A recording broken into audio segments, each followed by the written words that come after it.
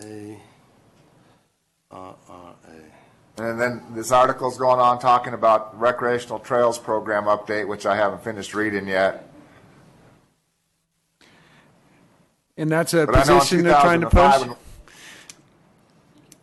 Well, in 2005, when I was in D.C. and we got the Forest Service to agree that snowmobiles did not need to be in the same class with OHVs, and the head at that time, agreed with us. But now it's being pushed that they want snowmobiles to be in the same categories with off-highway vehicles, so they'd be restricted to designated roads and trails instead of open riding. Okay. And the Forest Service lost this would cover Forest Service lands, which most of the snowmobile trails are on. Right. And they lost the court case, so now the Forest Service has to come up with the rules. So you need to be on the ground floor of that. Okay. Okay. Yes. Good news for all. Yeah. That's where it's all going. Yeah. So.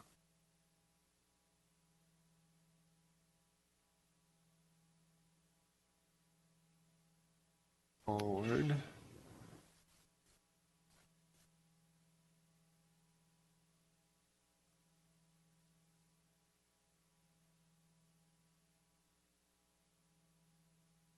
Two.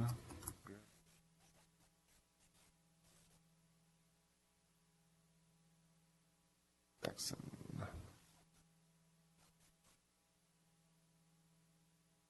All right, so I sent it to you guys both.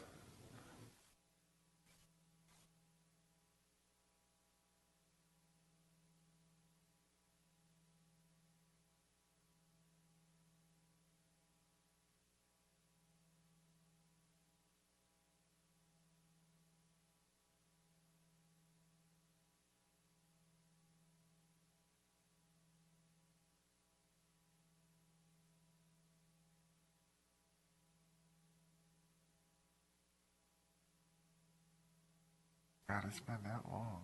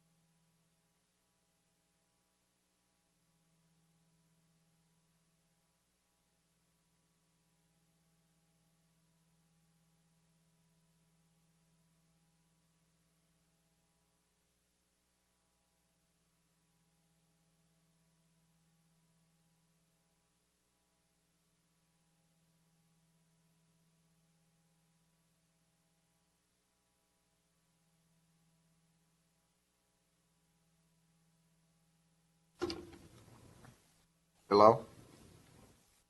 Terry?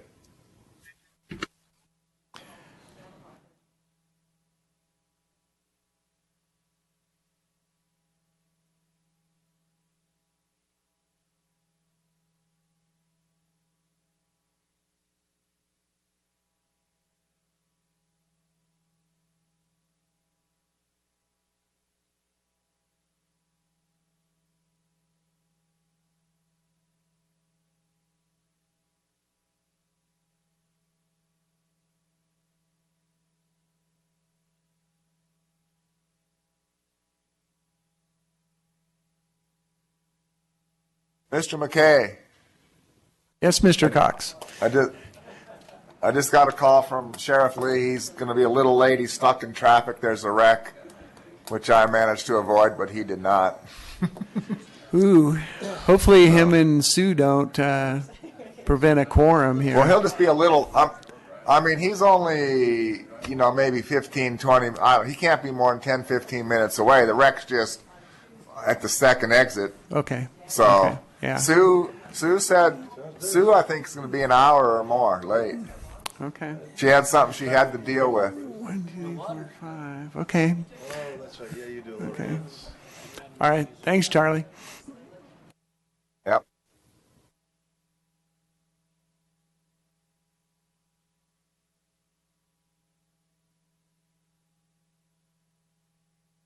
Do we know if I can't see Elko? Is anybody in Elko?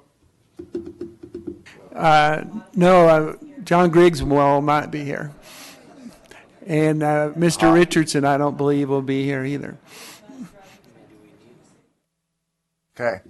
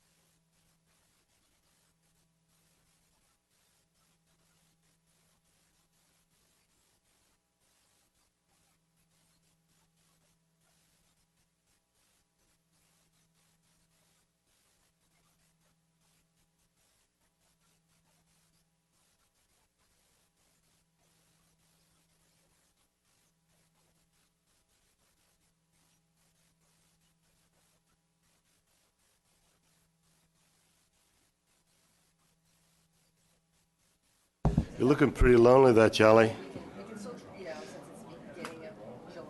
Well, hopefully Mr. Lee will be drifting in.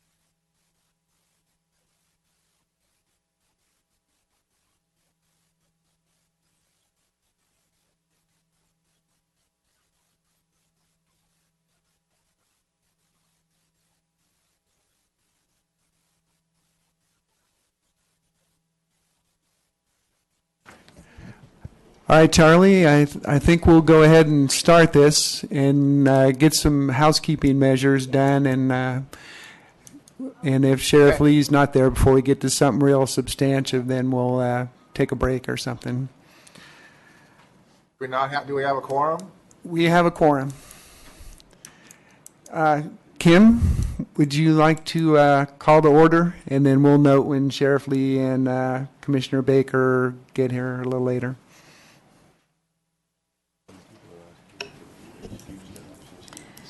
Commissioner Cox, Present. Commissioner Elmore, Present. Commissioner Giroux, Present. Commissioner Jackson, Present. Commissioner Lambert, Present.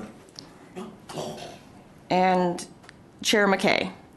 Present. And for the record, I've excused Commissioner Lee and Commissioner Baker until they arrive later this morning.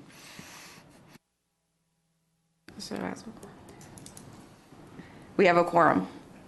Excellent. Thank you very much. Next time, be Pledge of Allegiance. Michael, can you lead us in the pledge?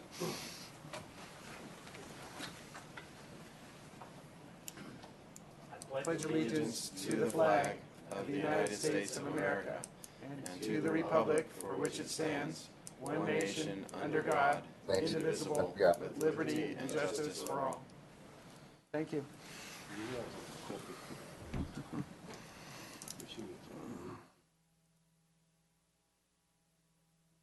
Okay. Next item is public comment.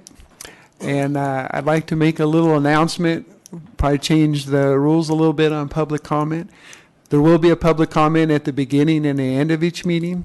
However, if you have public comments specific to an item on the agenda, I would encourage you to speak at that moment. It'd probably be more productive for us and yourself. So, small change in procedure.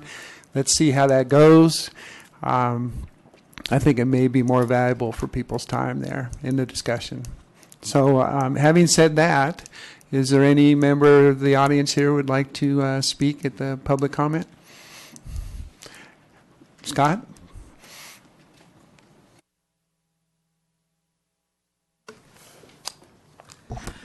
This is Scott Gers with the Nevada Trail Stewards. Good morning, Commissioners. Thanks for having us today.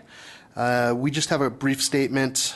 The Nevada Trail Stewards supporting organizations and groups strongly reiterate the OHV community's distaste for a subjective grant awards process.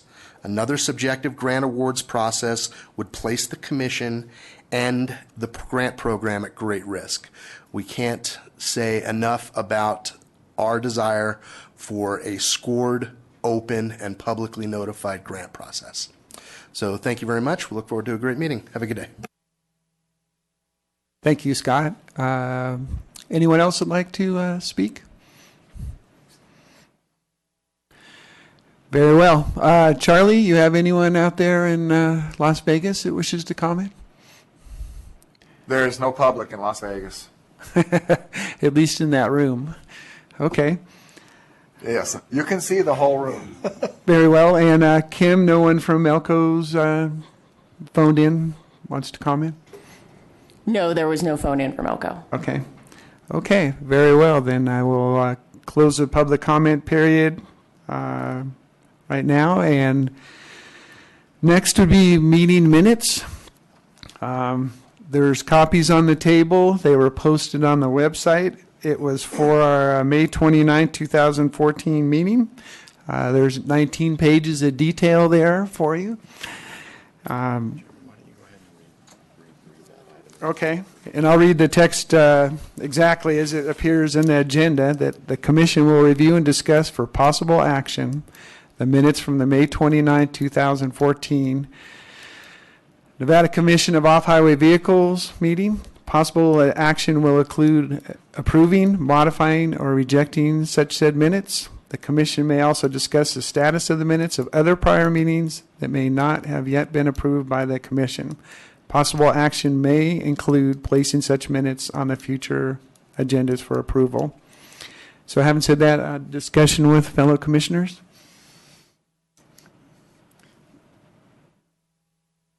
I would move that we approve the minutes of May 29th. Very well. Do I have a second? Second by Lambert. Very good. Well,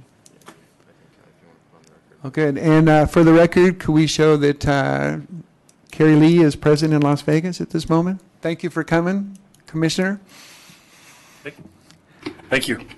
It's been moved and seconded. Is there any further discussion on the May 29th minutes? Are they thorough enough? Any omissions, corrections? Very well. Hearing none, I will call for the vote. All those in favor of approving the May 29, 2014 meeting minutes signify by saying aye. Aye. Aye. Aye. Aye. That's unanimous. Very well. Thank you very much. Before we move on, Chair. Sure, go ahead, Commissioner Jackson. Paul Jackson for the record. I'd like to note that the February minutes, which we've been long suffering over, are not, we cannot approve those. And if the Chair would give us an explanation of that for the record. Yes, thank you, Commissioner Jackson. I was going to try and spend a little more time researching the issues surrounding the approval, disapproval of the minutes and schedule them for consideration at our next meeting. Is that an acceptable outcome? That's fine.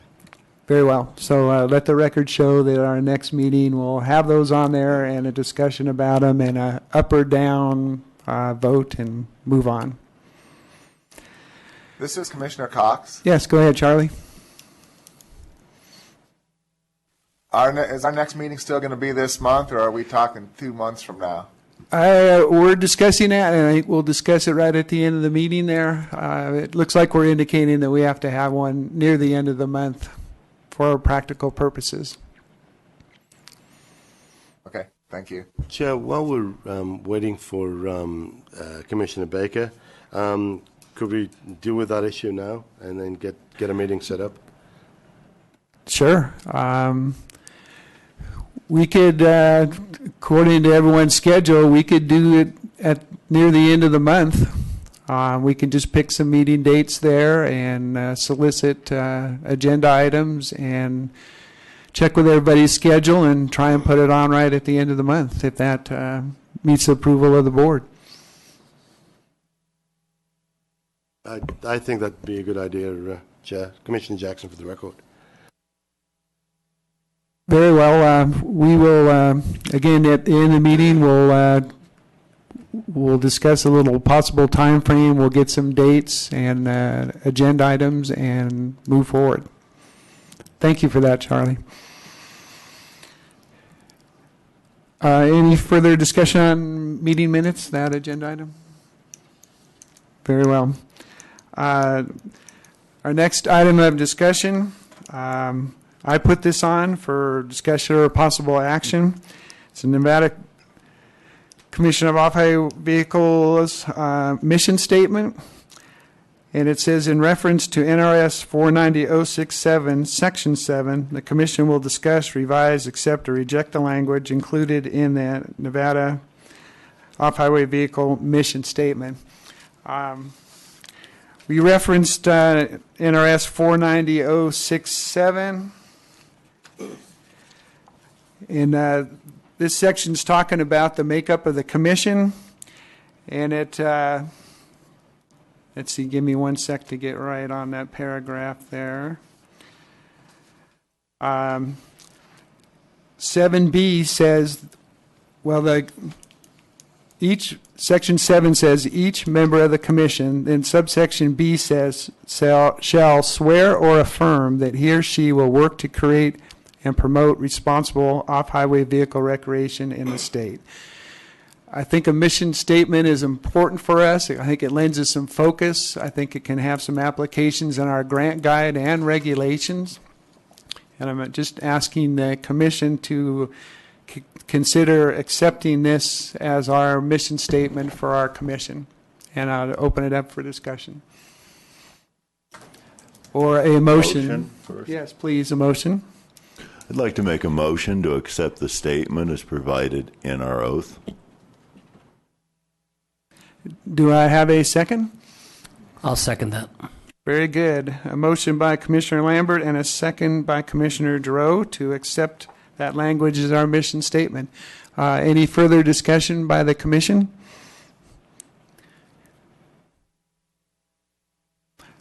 Any further discussion by the audience? Is that acceptable focus? Okay, I think I'll have some good applications down the road. So hearing no other discussion, I will move this to a vote. All those in favor say aye. Aye. Aye. Aye. Aye. Aye. Okay, and I waited long enough for the first time. And any opposed? Very good. Thank you very much. Okay, now we probably get to a little more lengthy discussion here. The development of administrative regulations for discussion or possible action. And I'll read the legal text here first, and then we can start from there. The Commission will discuss proposed regulatory language primarily related to the OHV grant process, which was developed at the May 13th, 2014 meeting of the OHV Regulations Committee. Possible action by the full Commission may include further development, modification, amendment, and/or removal of any or all of the regulatory sections which have been proposed to date, and/or addition of further sections the Commission may discuss and deem proper.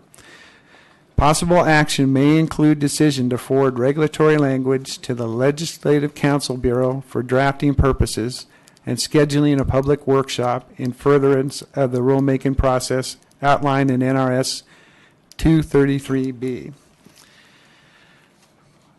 And I think there's copies on the table of our grant regulation process that was developed at this May 13, 2014 meeting, which may be a good template for guiding the discussion. We can go through item by item with any objections, etc. Is that process acceptable to the Commission? Very well. Item 1, is there any discussion? And this can be, public can also weigh in on these topics as we go through them now also. We'll probably try commissioners first and then have the public interact if they wish, and then back to the Commission. And let's see how that process goes.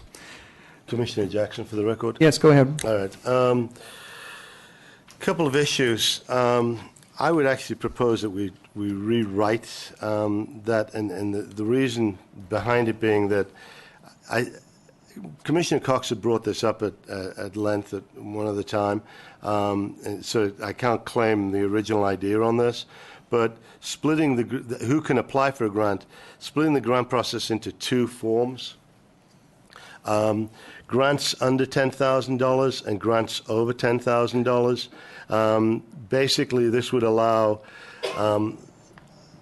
first of all, it would allow for grants over $10,000 for us to put reasonable restrictions on who can apply, but also without cutting out smaller clubs or other associations who may just be getting going or haven't been established as well as they could be later.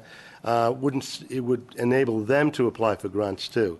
So basically, it would be who can apply for grants under $10,000, any club, nonprofit, school, institute of higher education, government agency, local, state, or federal. And then applicants for grants over $10,000, any 501c3, any 501 federal tax-exempt club or organization, schools, institutes of higher education, or government agencies, local, state, or federal. Very well. For purposes of discussion, do we have a second on that proposal? I didn't make a proposal. Okay. All right. Well, then we can keep it in the discussion level. Any further discussion by other commission members?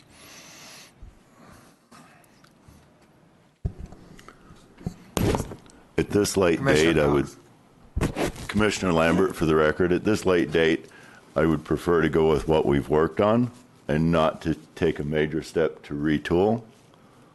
I think what we've worked on works. So I do not support this. Thank you. Commissioner Jackson, for the record, before I make a motion, I would accept any other help on this language. We can incorporate the language it already is in the section 1, which is the language about good standing with recognized Secretary of States in the state where the corporation is organized, and must provide proof. So I would basically say we would delete line 1 and the first 3 words of line 2, the first 4 words of line 2, and replace them with the aforementioned language. We can discuss it some more, or do you want me to go ahead and make a motion? Would anyone like to discuss a little more before there's a motion made? Let us know what your feelings are. This is Commissioner Cox. Yes, go ahead, Commissioner Cox. Whether we do it here or whether we do it later in the document, I do think there needs to be some separation of amounts of money people apply for, whether we just keep it at the simple $10,000 level or if we try to incorporate small, medium, and large grants. But there does need to be a distinction someplace in this document. Yeah, it's a good point, Commissioner Cox. I was kind of leaning whether here or later in the grant regulations would be a better place to have that language. This is Commissioner Lee. Go ahead, Commissioner Lee. Hey, well, so what's the point, I guess, of having that? Is there going to be a simplified application for something less than $10,000? What are we trying to gain by separating the grants? I could see if there's a simplified application that they want to apply for that's a lot easier to fill out and it's less than $10,000, so be it. But why? What's the point here? Commissioner Jackson, for the record, Commissioner Lee, through the chair. That is kind of the point. We want to make it, and it's my view, and I think the view is shared by a couple of other commissioners, that we want to make it easy and reasonable for certain groups or groups that aren't as sophisticated as other groups to be able to get on the ladder, to start being able to do this. A club, for example, may have a good idea on a trailhead, but the club's not organized as a nonprofit or is a little bit more loosely organized or maybe not as sophisticated as, say, a larger club. This would allow those smaller clubs to be able to get in. It would create a space for them. And then obviously if they're successful in that $10,000 grant, and they come back to us 2 years later or a year later with looking for a bigger grant, we've obviously got a track record at that point that we can look back on. But I think this is the correct place to put this, and I think that we should further expand on it, possibly further into the regulations. But this will give us a good basis to start with. This is Commissioner Lee. Commissioner Jackson, I'm not opposed to this, but are you going to come up with another application then at this late in time? Are we going to come up with another application that's going to be quote unquote simplified? Or, I mean, it just seems like if we do this, then we're preparing ourselves for more work. I'm not opposed to it. I'm trying to get my hands around this after we've already, come up with the application. Are we going to have to come up with another one now? It seems like a lot of work that I'm not opposed to, but I'm just trying to, get it all straight in my mind. I think it would be relatively easy to streamline our present application. And again, just because we have this in regulations doesn't mean we have to use it the first time out. We may choose not to use this in our first go-around. But at least if it's in the regulations, it gives us the opportunity to be able to do it. And again, we can always change the amounts later on. But this would, just for the sake of argument, we decide not to do it this time around because we want to get grants out. But next year when we're doing grants, or maybe halfway through the year, we want to give out some smaller grants because we have some money, we'd be able to do it. And quite honestly, I mean, the application, it's just a matter of taking some things out of the application. I don't think it's going to be a lot of work. But I do see your point, sir. Thank you. Commissioner Lee again, sorry for. Well, I think if we're going to put it in there, we need to be prepared to use it, because if we put something in regulation that then we don't use, I think we're going back to the same places we have been in the past. I think if we're going to put it in, then let's put it in and let's use it. If we can simplify the application, so be it. I'm not opposed to it. I think it could be a good idea, especially for if somebody was requesting a small grant for maybe some overtime for enforcement or something like that may only be $3,000 or $4,000. I think it's a good idea, but I think if we approve it today, then we need to be prepared to have it go in effect.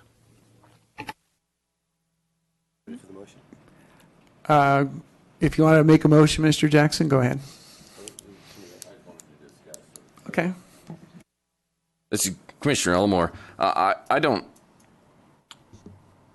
actually am in favor of splitting it. I like the concept of a simpler, more efficient, quicker, allows us more flexibility in let's call it application process A, and then something for application process B for over $10,000. I think that's smart and would afford the commission a lot of protection in down the road. But I also think that if we do split it, I think discussing it now under who can apply, if we're going to send people on two different paths, the sooner that they know which path they're going down, the better. So I would rather state that early in the regulations as opposed to later, so that they know where to go and that they're doing it right, as opposed to working on it and then going, oh, I'm supposed to be over here. So I would be in favor of stating it earlier rather than later. Thank you. Okay. The motion, and I have a written copy for...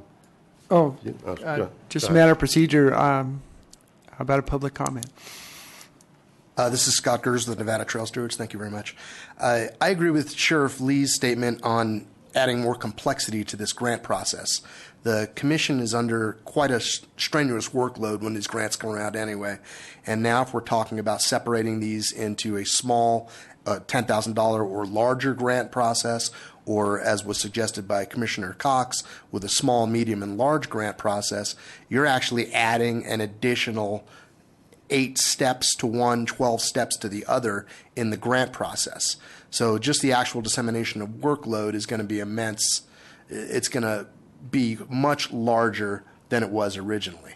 The concept of breaking these grants down into different categories is I'm not seeing a big benefit by it. The application is a fairly streamlined application as it is. Most clubs that I've spoke to have been able to apply under the application process that the commission already agreed on. The commission spent quite a large amount of time going through this grant process, the grant guidelines and the grant book, and actually had a very good grant program online. The problem with the grant program was changing it from a scoring to a subjective grant award. Other than that, the grant process seemed to be very streamlined and seemed to work out fairly well. I would strongly be against breaking this into another 8 or 12 categories with different dollar values allocating into different categories. Thank you for your time. Thank you, Mr. Gers. Commissioner Jackson for the, nobody's suggesting. Go ahead. Yeah, go, I'm sorry. Yeah. Commissioner Jackson for the record. Nobody's suggesting breaking this down into 8 or 9 categories. It's simply, more than anything, it's the qualifications and making the qualification process easier for smaller groups. So I'm going to go ahead with the motion. This is Scott Gers again. If you're breaking it down into a small $10,000 grant and then into a larger grant, then you have law enforcement, education, you have each grant category times 2. If you're going to break it down into small, medium, and large grants, then you have each category times 3, 8 and 12 separate categories. I'd like to go ahead with the motion, sir. All right. Go ahead, Paul. The motion would be to remove number 1 and replace it with who can apply for grants, who can apply for a grant. Under $10,000, any club, nonprofit, school, institute of higher education, or government agency, local, state, or federal. Who can apply for grants over $10,000? Any 501 federally tax-exempt club or organization, school, school, institute of higher education, or government agency, local, state, or federal. The agency, the entity must be in good standing and in the state that it's organized, in which it's organized, and must be in good standing if a corporation with the Secretary of State of the state in which it is organized. They must provide proof of legality if asked by the scoring committee. So under the... Okay, we have a motion. Do we have a second? Commissioner Elmore will second for discussion. All right, for discussion, further comment? Commissioner Lambert? Yes. The Silver Flume program in the state of Nevada is frequently broken. They have had a great deal of difficulty in even returning phone calls. We open ourselves for liability. I would say that if their corporate status has been revoked due to fault, that might be acceptable. But to say that if it's not in good standing, given my current experience with the Silver Flume in particular, and the phone system throughout the state of Nevada's corporate offices, it's unacceptable. I would ask if a friendly motion be put in place that it were to be only disallowed if it was revoked. That would be acceptable. But currently, they have too many deficiencies over there. That part, Commissioner Jackson, for the record, through you, Chair, to Commissioner Lambert, that part of the language is taken straight from the language which was agreed to by Commissioner Lambert at the committee hearing. It's taken straight from that. So it was language that he already approved. When you opened Pandora's box, though, I didn't like it then. I don't like it today. And and again, notwithstanding, any corporation should be in good standing with the state. And I've opened many corporations in this state, and in fact, I sit on the board of at least 2, and we've never had a problem getting problems resolved. Ross Miller has been very good. I mean, I don't know about in the past few years, But certainly over the last 7 years, Ross Miller has done a really good job in making sure that corporations can get registered and can be in good standing when they should be in good standing. So I don't think it's a valid point. Thank you. Right. Would the presenter of the motion be amiable to one small change? And that's the last line of this number 1. And it would read instead, they must provide proof of legality to the scoring committee, not if asked for. I mean, it's pretty easy for them to run a copy of their incorporation papers. It's easier on the scoring committee. I will be happy to accept that friendly amendment. Very good. Is that amiable to the seconder? Sure. Okay. Yes. Commissioner Lambert, go ahead. I'm afraid I'm dragging from lack of sleep. If indeed we need to look at whether or not they have proof of legality, that should just be put in the actual grant application guide and points removed if they don't have it. I mean, to have somebody ask for something that we could ask for in the beginning, provide in the application, would be counterproductive and counterintuitive. Make it part of the application.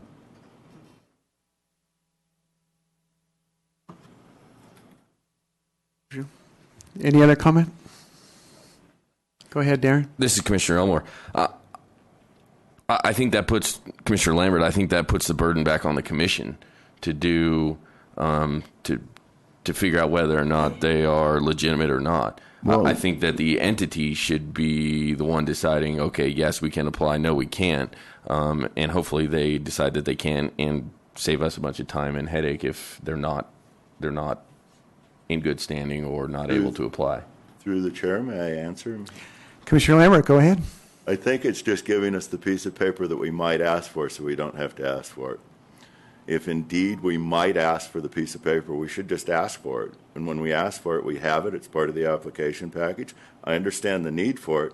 I don't understand why you would wait till somebody was in the corner of the box to ask for it when they could do it over a period of some amount of time. I don't see it as a big difference. It's just one's asking for it because you know you might want it, and one's asking for it because you decided you might want it. I know I might want that. I encourage us to have it.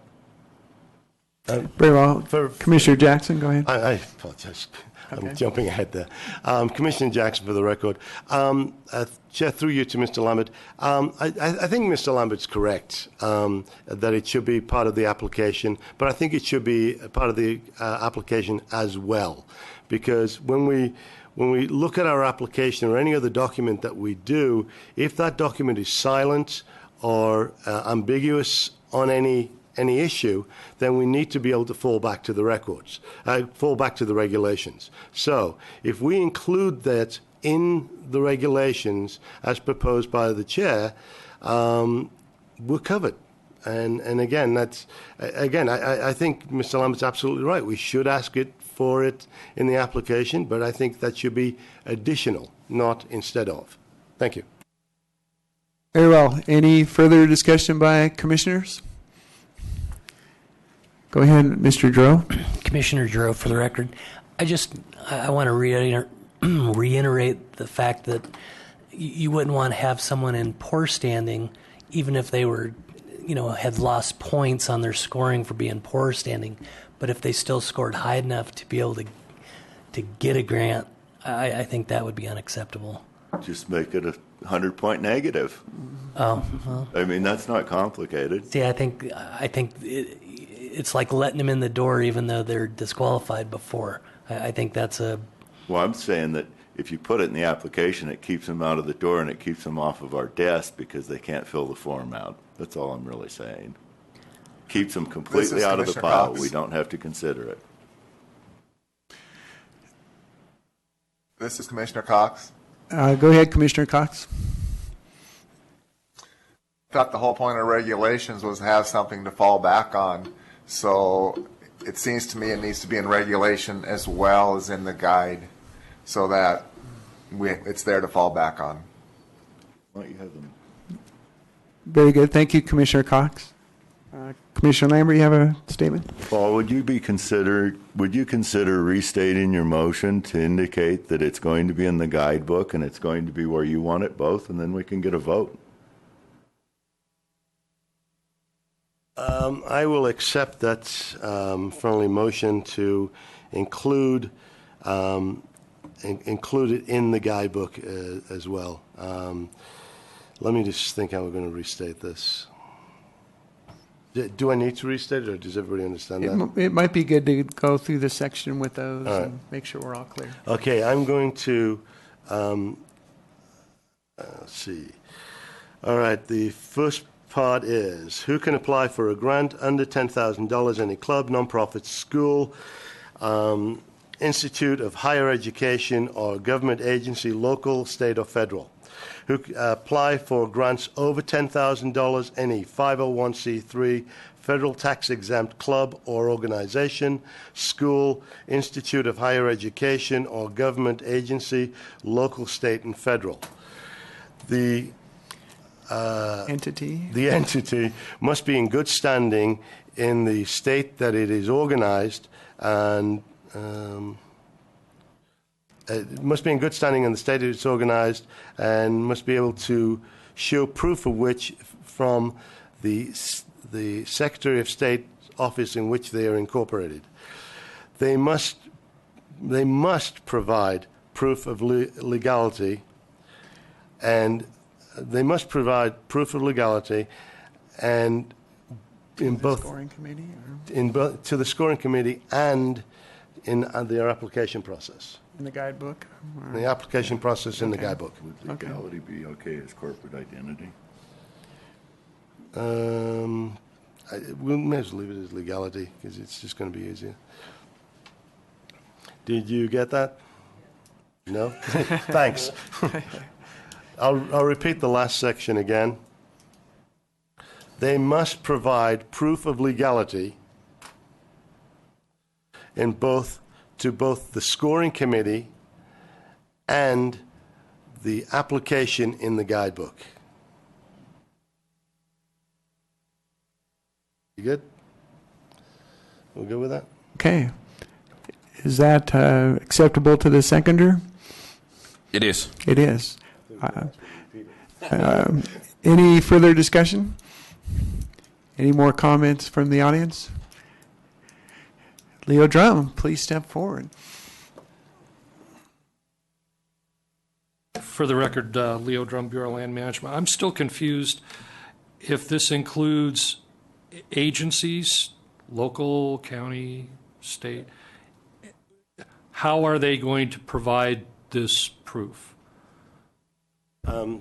Chair, through you to Mr. Drum, Paul Jackson, Commissioner Jackson, they don't need to. Only corporations need to.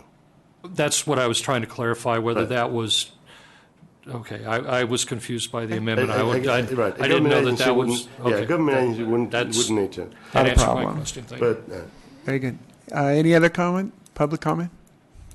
Very well, then. I will call for the motion. All those in favor say aye. Aye. aye. Aye. Aye.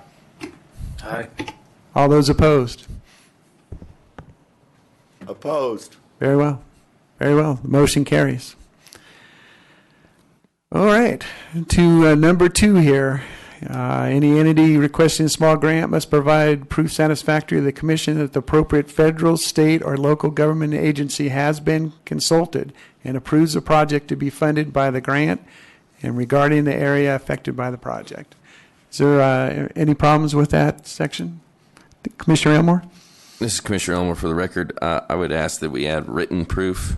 They substantiate written proof. They can't just say, oh, yeah, I've got verbal proof. I think that's an excellent suggestion. Thank you. I think we already have that because we require a letter of support from the land agency. Proof satisfaction. Yeah, actually, I see no harm in Darren's addition there. It just clarifies it. So, Okay. Any other comments? Is there any objection to that friendly amendment? Chair, would you like me to read it with my added word? That would be wonderful. Thank you. I'll make a, as Commissioner Elmore, I make a motion that we change number 2.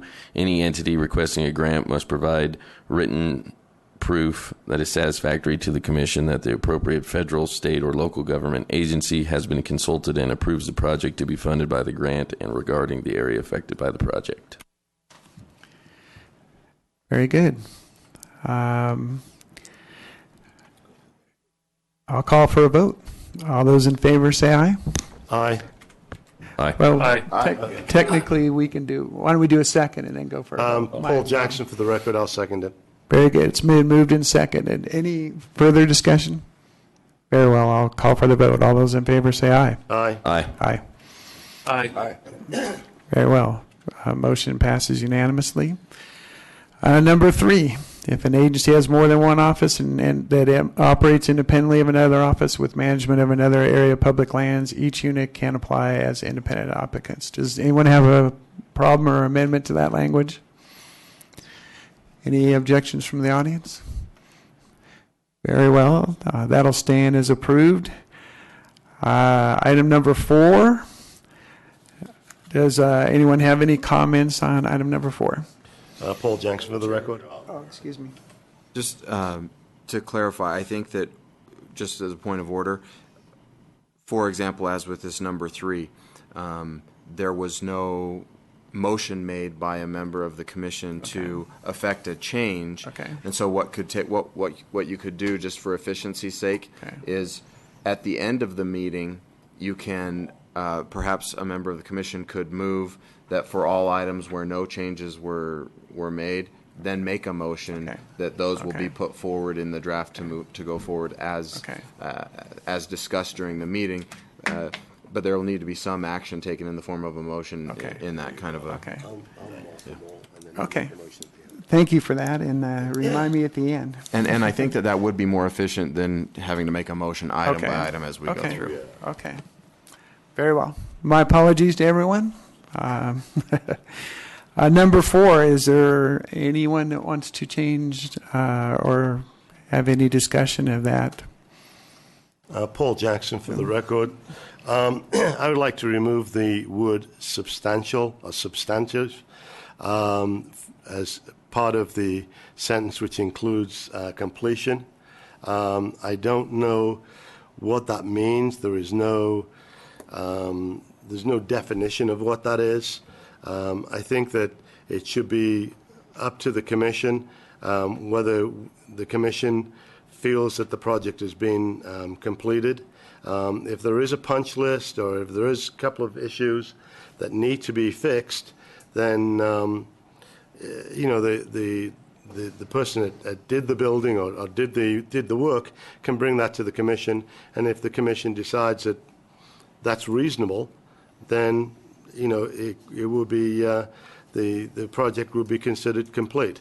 But substantial or substantive or in any other sort of verbiage before completion would only mean that we could be sued, and it would give an attorney leg to stand on. They'd be able to say, hey, we substantially completed it. Well, what does substantially mean? Well, in my definition, again, it's a can of worms. Yeah. All right. Thank you, Commissioner Jackson. Commissioner Lambert? Substantial completion is a term that's been long used in the construction industry, and the reason that it's used is to eliminate subjective behavior and lawsuits. Substantial completion is defined. Subjective behavior is undesirable in this. I encourage us to retain substantial completion, not substantive, as it was written here. Substantial completion is the word that's used in construction law. We are not in a position to rewrite construction law. Thank you. Okay. Any other commissioners? Hang on. Commissioner Elmore? This is Commissioner Cox. Hang on, Charlie. I'll get to you just after Commissioner Elmore. Commissioner Elmore, for the record, I guess if I'm just trying to think through this, if we get an organization who is doing a great job and is doing very worthwhile projects, I guess I don't know why we would want to necessarily limit their ability to keep applying for worthwhile projects. And I guess all I would really want is to be able to ask for a status report of the previous grants. and that I don't want people to feel as though they're excluded because they were awarded a grant in the previous grant cycle. It might be a multi-year grant that's very worthwhile, long-term project. And really, I want to know is that they're still moving forward and they're making progress. So I would just simply ask that they provide a status of previous grants if asked by the commission. All right. Thank you. Commissioner Cox? Well, I guess that opens up two subjects for me. I think, one, the reason that this was put in to begin with is because we have people in other areas of the state, RTP especially, that keep applying for grants and never complete the project. So to me, complete is complete, whether there's a punch list or not. When everything is complete, it's complete, and then they can go apply for another one. Now, I don't think we've addressed multi-year grants any place in this document, and I seem to think we need something to address that. You know, because if we have an organization who does good work and they come up with a multi-year project and then they have another smaller project that they can complete within a year, I think that's something we need to look at. But this part was put in so that we don't have people getting grants and never completing a project. And so I think no substantial, nothing. When it's complete, it's complete. End of story. Commissioner Lambert? At this point, I would like to point out that there are often issues involving engineering and other issues. Substantial completion, you can even find letters and documents showing you that substantial completion is a well-defined term. There are forms to do that. The reason that it's done is because we can be held accountable for putting rules in place that do not allow the project to complete or impair the project. BLM could take longer to get a document back, and that document could be required. Substantial completion, I will stand very strong on. It is the nature of construction. It is the nature of the construction loan industry. The reason it was put in place is to manage the construction loan industry. Thank you. Very good. Commissioner Jackson? Commissioner Jackson, for the record. When I had a house built or when I had work done on houses that I own, and unfortunately I do a lot of that. I've done 14 bathrooms in the last 7 years. It never says substantially complete. It says complete, and complete to the satisfaction of the person paying the bills. Without a definition, and I asked Mr. Lambert on a sidebar, sir, I've got the floor. I asked Mr. Lambert as a sidebar if he could offer some kind of definition. Without a definition, this is just going to get us in trouble, because somebody's going to come along, and there are disreputable people in the world, and somebody's going to come along and say, "No, we completed it. We didn't do it all, but it's substantially complete. Give us our money." And we're stuck saying, well, no, it's not complete. They hire an attorney. The attorney says, well, what's the meaning of substantially? As far as my definition is concerned, it's substantially done. And we're stuck in a legal fight, which we don't want to be in, and we don't want to have to pay for attorneys to do.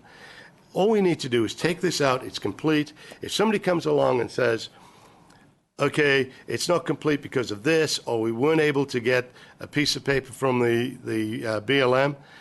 We're a commission of reasonable people, and there are 11 reasonable people on this commission, and we can make a decision as to say, yes, you're right, that's not a problem, and we can go ahead and waive it and get them paid either in full or part. And I think that would be a much more reasonable thing to do than to put a legal anchor around our necks and basically giving somebody an excuse, a reason, and the ability to sue us. Thank you. This is Commissioner Lee. Go ahead, Commissioner Lee, and then Gary, I'll get. I like substantial completion. I understand where Paul's coming from. How about that the grant applicant being able to show current progress of their grant? It's still going to have to be a vote whether we choose to accept it or not, but I don't know. As long as the Commissioner Jackson, for the, I'm sorry. Commissioner Lambert, and then I'll get to you, Paul. Go ahead. Okay. So we now know how a homeowner hires a contractor. I can tell you for sure, when contractors hire contractors, they can't get a contract signed without the word substantial completion. I will bet you a dollar bill that DOT does not hire a highway job without the word substantial completion in the contract. It is a well-known part of construction finance and law. It's extremely well defined. It's in place for a reason. And despite continuing to say that we will be at liability for not using those words, I assure you my opinion is, and I will not speak for we, for I may only speak for I will not say that we as a commission have more risk. I'll tell you that I believe that our risk greatly improves without substantial completion in these contracts. It has nothing to do with homeowners contracting with homeowners. It has to do with the business of business. And in the business of business, substantial completion is well defined. Thank you. Commissioner Jackson. I would be comfortable. I think Sheriff Lee had a good point, and I would be comfortable with that. And if it would be okay with, I'd make a motion on this. But allowing this, but by a vote of the commission. So it's not not cast in stone substantial completion, but by completion. What was the word you used, Sheriff Lee? I just said current progress. Current progress.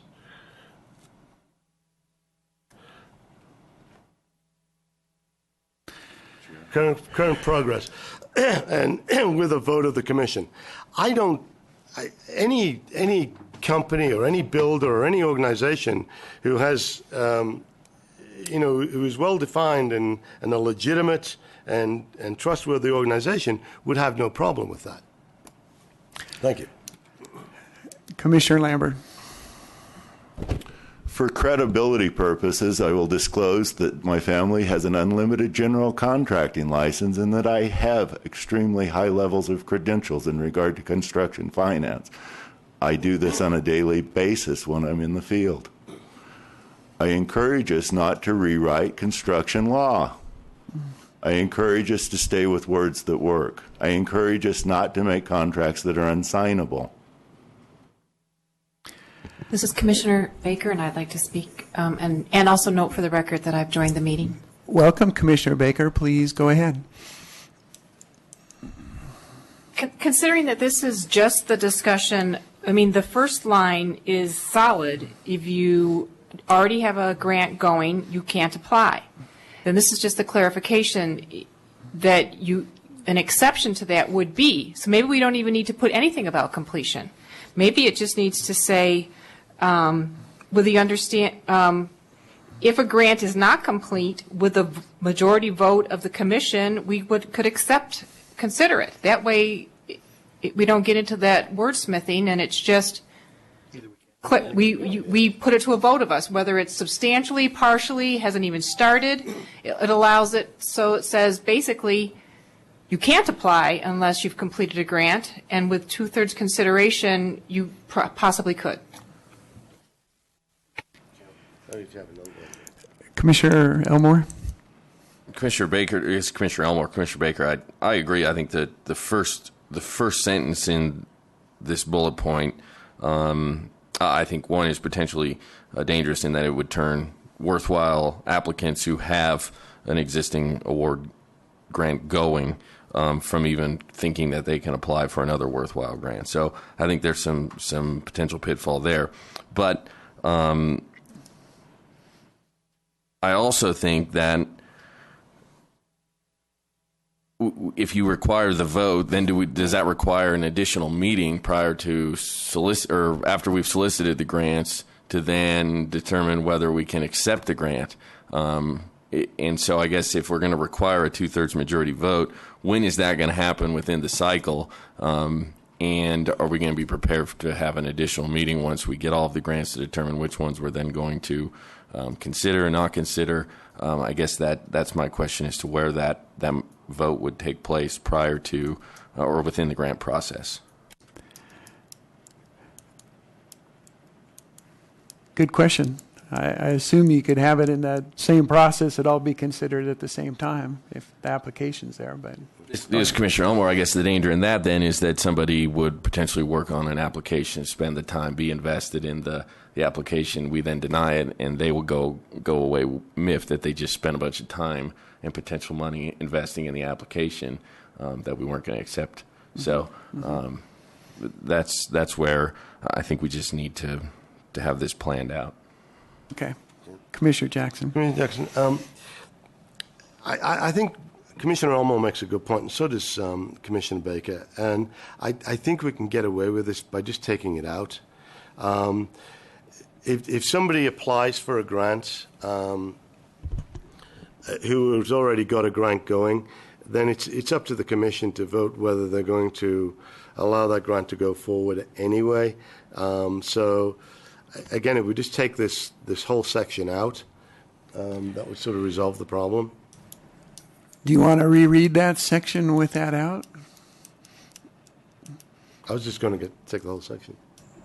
You're going to get Commissioner Elmore. I think that we do want to be able to ask applicants who have a previous grant approved to provide a proof of progress, as Commissioner Lee stated.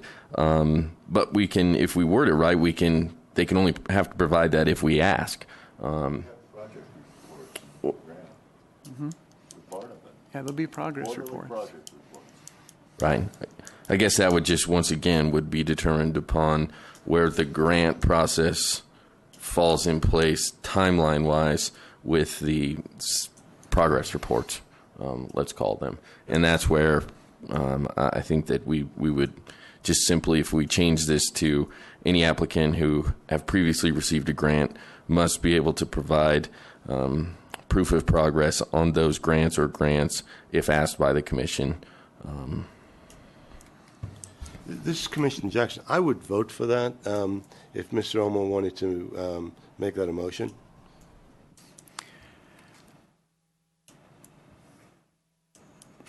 Okay, this is Commissioner Elmore. I'll make a motion that for bullet point 4 under eligible applicants, any applicant who have previously received a grant must be able to provide proof of progress on those grants or grants to the Commission or grant body if asked. No, don't even put it asked, just so they know they've got to produce it. I apologize. That's fine.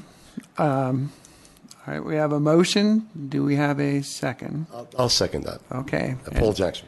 And now discussion, that motion. And we might as well, you've been up here long enough, Scott. How about a comment on that? For the record, Scott Gers, Nevada Trail Stewards.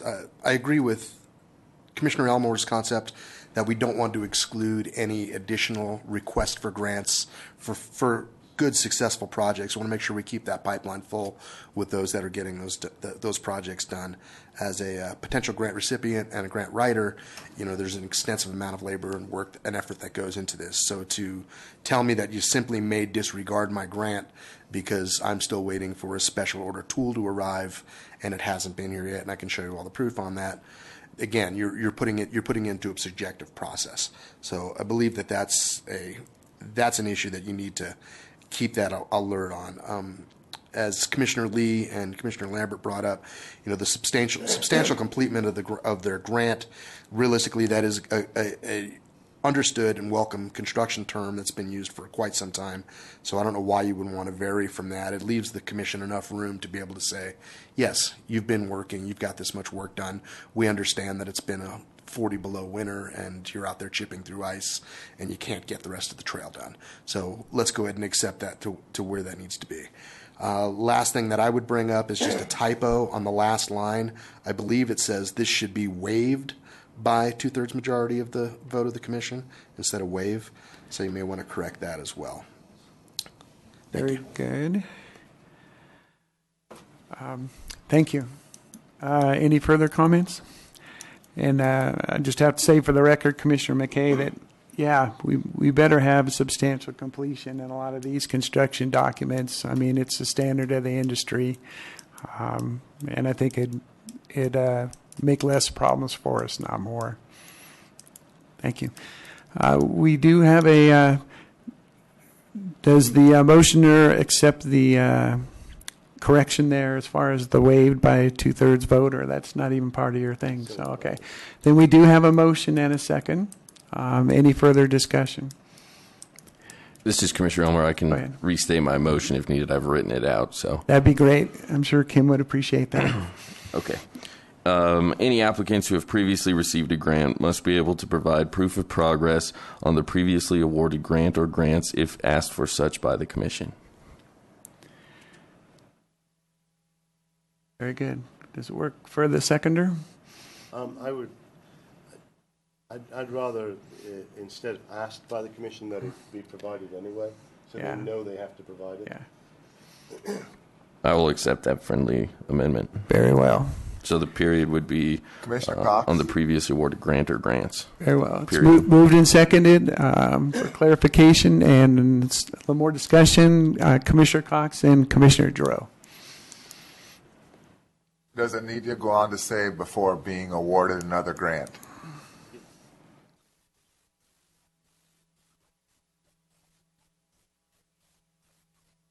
This is Commissioner Elmore. I guess I don't necessarily think so. I think that that this bullet point would spur them to provide, if they're applying for a grant and if they already have one in the pipeline, this spurs them to provide proof at the time of the application. If nothing else, we get another idea as to where they're at on the previously awarded grants without having to have one of the formal progress reports. So I don't necessarily think that it does. Okay. Commissioner Giroux? Commissioner Giroux, for the record. If I understand that right, we're still going to then include, with the understanding that some grants are multi-year grants and the applicant being able to show substantial completion to the grant, this could be waived by two-thirds majority vote of the Commission? That is incorrect. I just think that that verbiage is unnecessary, and that they simply have to provide proof of progress on the previously awarded grants. End of story. It doesn't subject us to having to have a vote at any point in the application process to figure out whether or not they can apply. Commissioner Giroux, go ahead. Yeah, I guess my only concern with that is by not giving us a point to where we could actually waive by two-thirds majority, it could end up, having a good project that for some reasons, been stopped by maybe something out of their control. Again, being a reasonable, businessman, I know how things come up. You'd hate to penalize, say, a really good applicant that has other projects that would be good for us as well. It just seems like that gives us a little more latitude to, just use our common sense to do what's best for the community. This is Commissioner Elmer. I guess my thinking is that we're simply asking them to provide proof of progress. If they come to us and say, you awarded us this grant, this is the status, this is the hiccup, and they provide reasonable proof that that is indeed the case, I think that's going to make sense to us, and therefore they can still apply for another worthwhile grant. It's not going to require a vote. I'll just state that I am leery of requiring substantial completion somewhere within this bullet point. It may work for the construction industry, but we're not in the construction industry, and we're trying to make this user-friendly for smaller groups, clubs, etc. And I just think that it's unnecessary and complicating. Very well. Any other comment? Okay.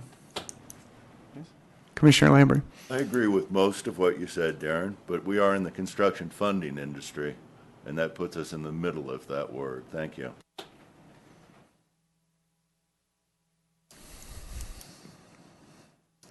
Any further comment? Very well. We have a motion and a second on the floor. I'll call for the vote. All those in favor say aye. Aye. Aye. All those opposed? Oh, excuse me. Keep going down there in Vegas. Aye. We said aye. 3 ayes here. 3 ayes. Okay. Opposed? Can we have the motion restated cleanly one time? Darren, one more stab at that, please. Commissioner Elmore, any applicants who have previously received a grant must be able to provide proof of progress on the previously awarded grant or grants, period. Aye. Very well. Motion carries. Thank you. Number 5, is there any comment on that or any proposed changes?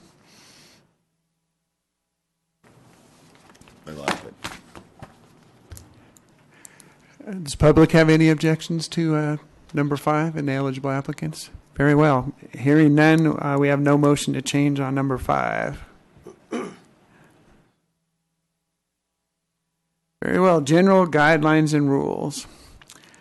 I'm sorry, Nathan Hastings, for the record, just to go back to number 5. As far as language in a legal reading kind of a angle on this, it reads, an organization is deemed eligible for projects on public lands when a written agreement exists between the nonprofit organization and a public land management agency. So they need to match. They either both need to say organization or they both need to say nonprofit organization. But if one says organization and the other says nonprofit organization, you're specifying in a way that could result in some kind of confusion and foreseeable problem in the future. So just that you might want to clean that up. All right. Thank you, Nathan. Commissioner Jackson. Commissioner Jackson. Commissioner Jackson. This is Commissioner Lee. 1 second, Commissioner Lee. Go ahead, Paul. Commissioner Jackson, I would make a motion that we remove the words non-profit from the beginning of the second line on item number 5. All right. Second. Very I'll well. second that. All right. It's moved and seconded. Further discussion, Commissioner Lee? Well, all I was going to say is, why doesn't it say just the applicant? That's what we're saying in all the rest of them. Why doesn't it say the applicant is deemed eligible? And then that should be agreement between the applicant and the public lands. Just say applicant. This is Commissioner Jackson for the record. I accept the friendly amendment put forward by Commissioner Lee. I restate my motion to say we will strike the words non-profit from the beginning of line 2 in section 5 and replace them with applicant. Also strike the second word on line 1, organization, and replace it with applicant.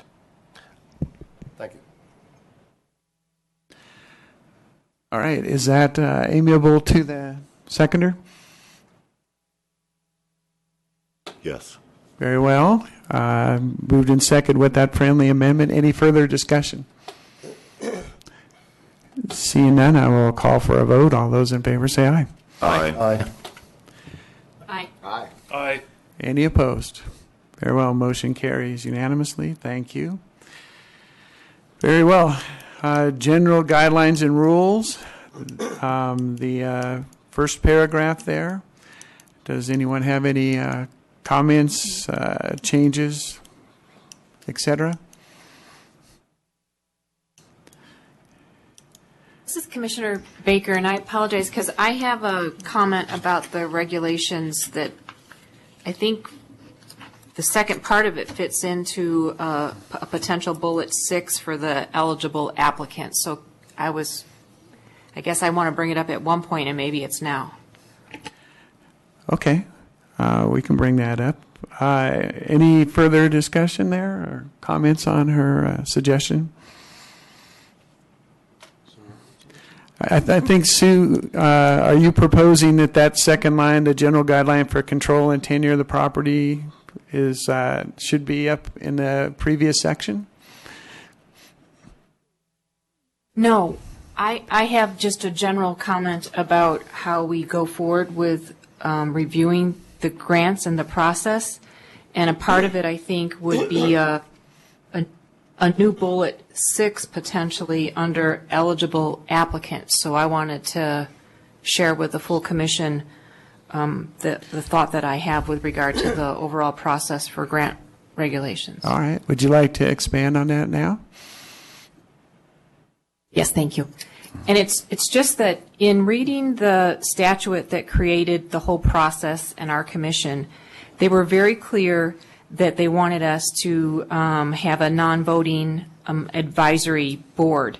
And they were very clear that that was specifically for helping us evaluate the grants.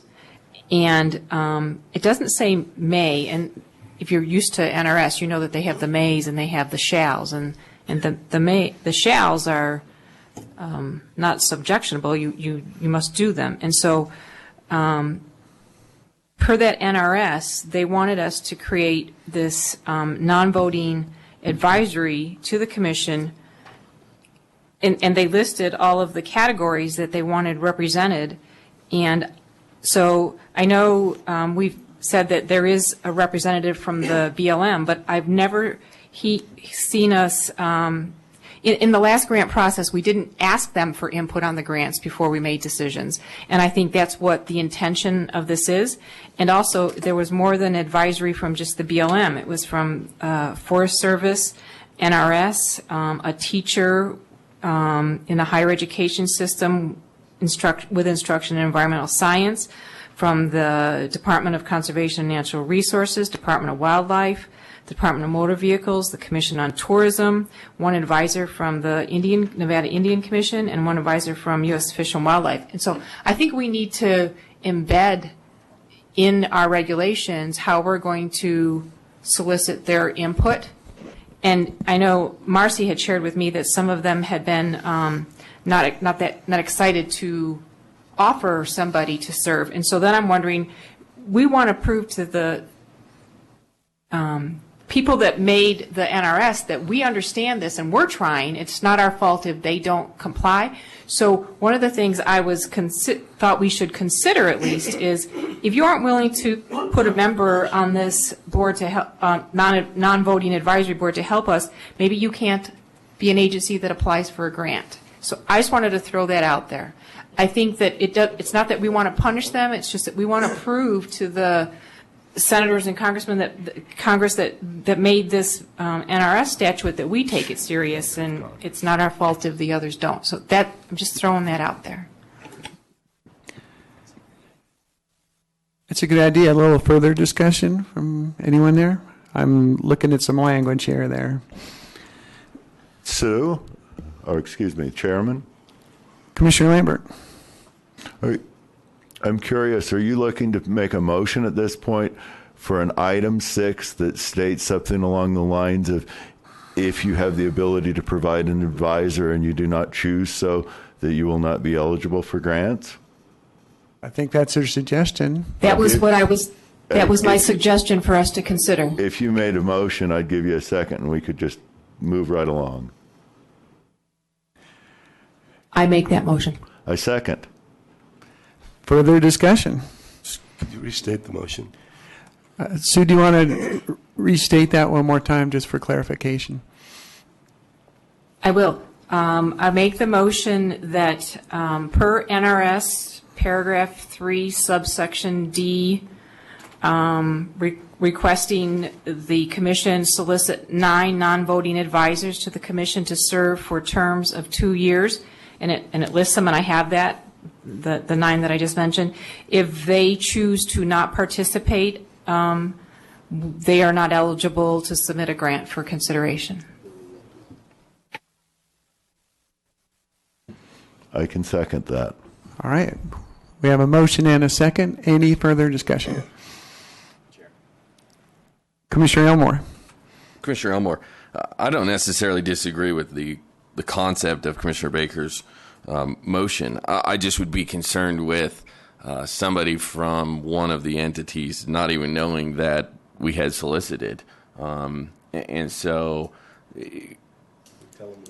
Yeah, I mean, I guess it's an issue of if they don't necessarily know, and I don't know the last time we sent a letter out soliciting it, or whether that came from the governor's office. I guess I would want to be clear that they had been formally solicited to provide a representative before I would exclude them from necessarily receiving a grant award. That way the right hand knows what the left hand is doing, and we're not once again turning somebody off who legitimately didn't know that they had been solicited. Good point. Thank you. Commissioner Jackson.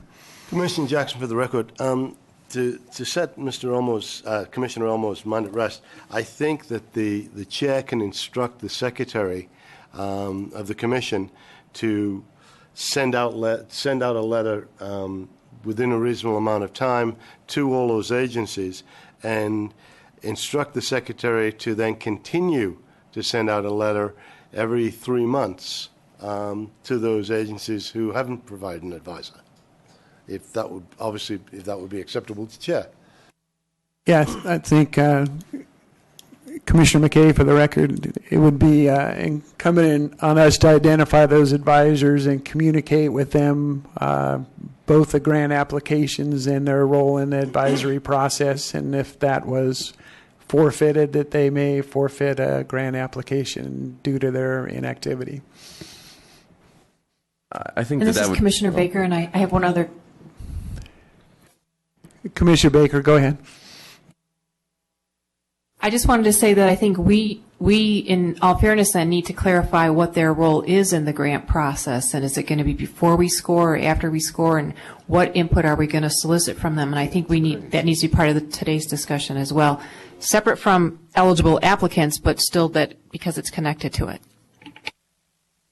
I believe as a procedural matter, it would be once the grants are submitted to us, they would be forwarded for review, and their review would be part of our scoring review process. Commissioner Lambert. I have definitely used many of the advisors in the past, and I believe the word advisor informs us as how to use them. I pick the phone up and call them when I need to talk to them. So I think that that's not only covered, but it's very open to us today, so if that helps. I know that I talked to a few during the grant process just to get a general feel for it. They tend to be very open and available. Fish and Wildlife's totally easy to work with, as is the BLM in regard to this. And I have to say that Forest Service has been highly available also. So it's strictly a matter of perhaps generating a phone list, which the chair could have us done, as I think I got him some pieces so that he knew who they were the other day, and we'll go forward. Thank you, Commissioner Lambert. Commissioner Baker. Go ahead, Commissioner Baker. I'm scrambling to find that section of the NRS because I almost think they embedded language within it on how we utilize them. And I apologize, I don't have that right in front of me, but when I find it, I'll let you know. This is Commissioner Elmore. It's NRS 490.068, primarily subsection, well, it's, yeah, 068 is where it discusses the non-voting advisors and their role.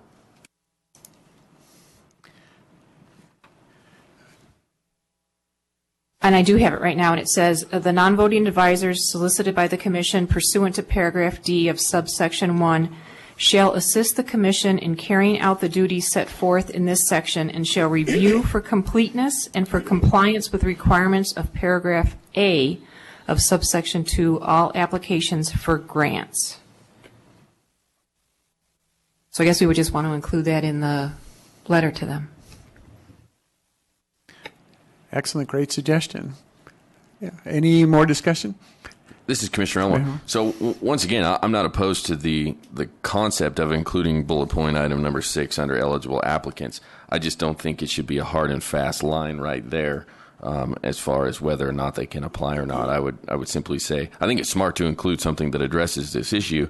Maybe it's something along the lines of applicants who are listed in NRS and who have been solicited for a non-voting advisor who haven't provided one are subject to denial or rejection or something along those lines. Yeah, we're close. Commissioner Lambert, go ahead.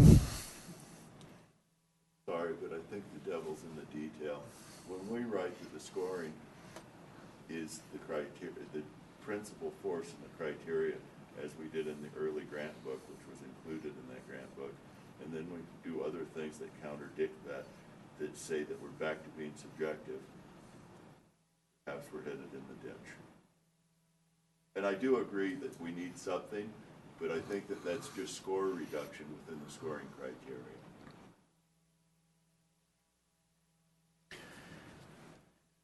This is Commissioner Elmore. Once again, I feel that if you let them get that far, they will still have invested time, energy, etc. And when they invest that, then find out, oh, okay, I was supposed to, or I needed to do this, or I'm really not eligible, they can walk away with a sour taste in their mouth, as opposed to if we stated early and they go, okay, I need to do this, they can go do their homework before getting down that far along the path. Chair? Commissioner Lambert.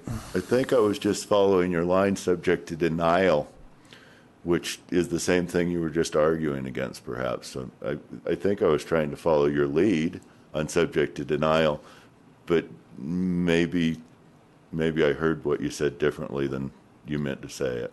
I could have misunderstood you.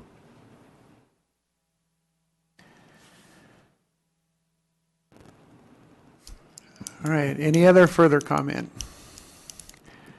I think Commissioner Baker. Go ahead.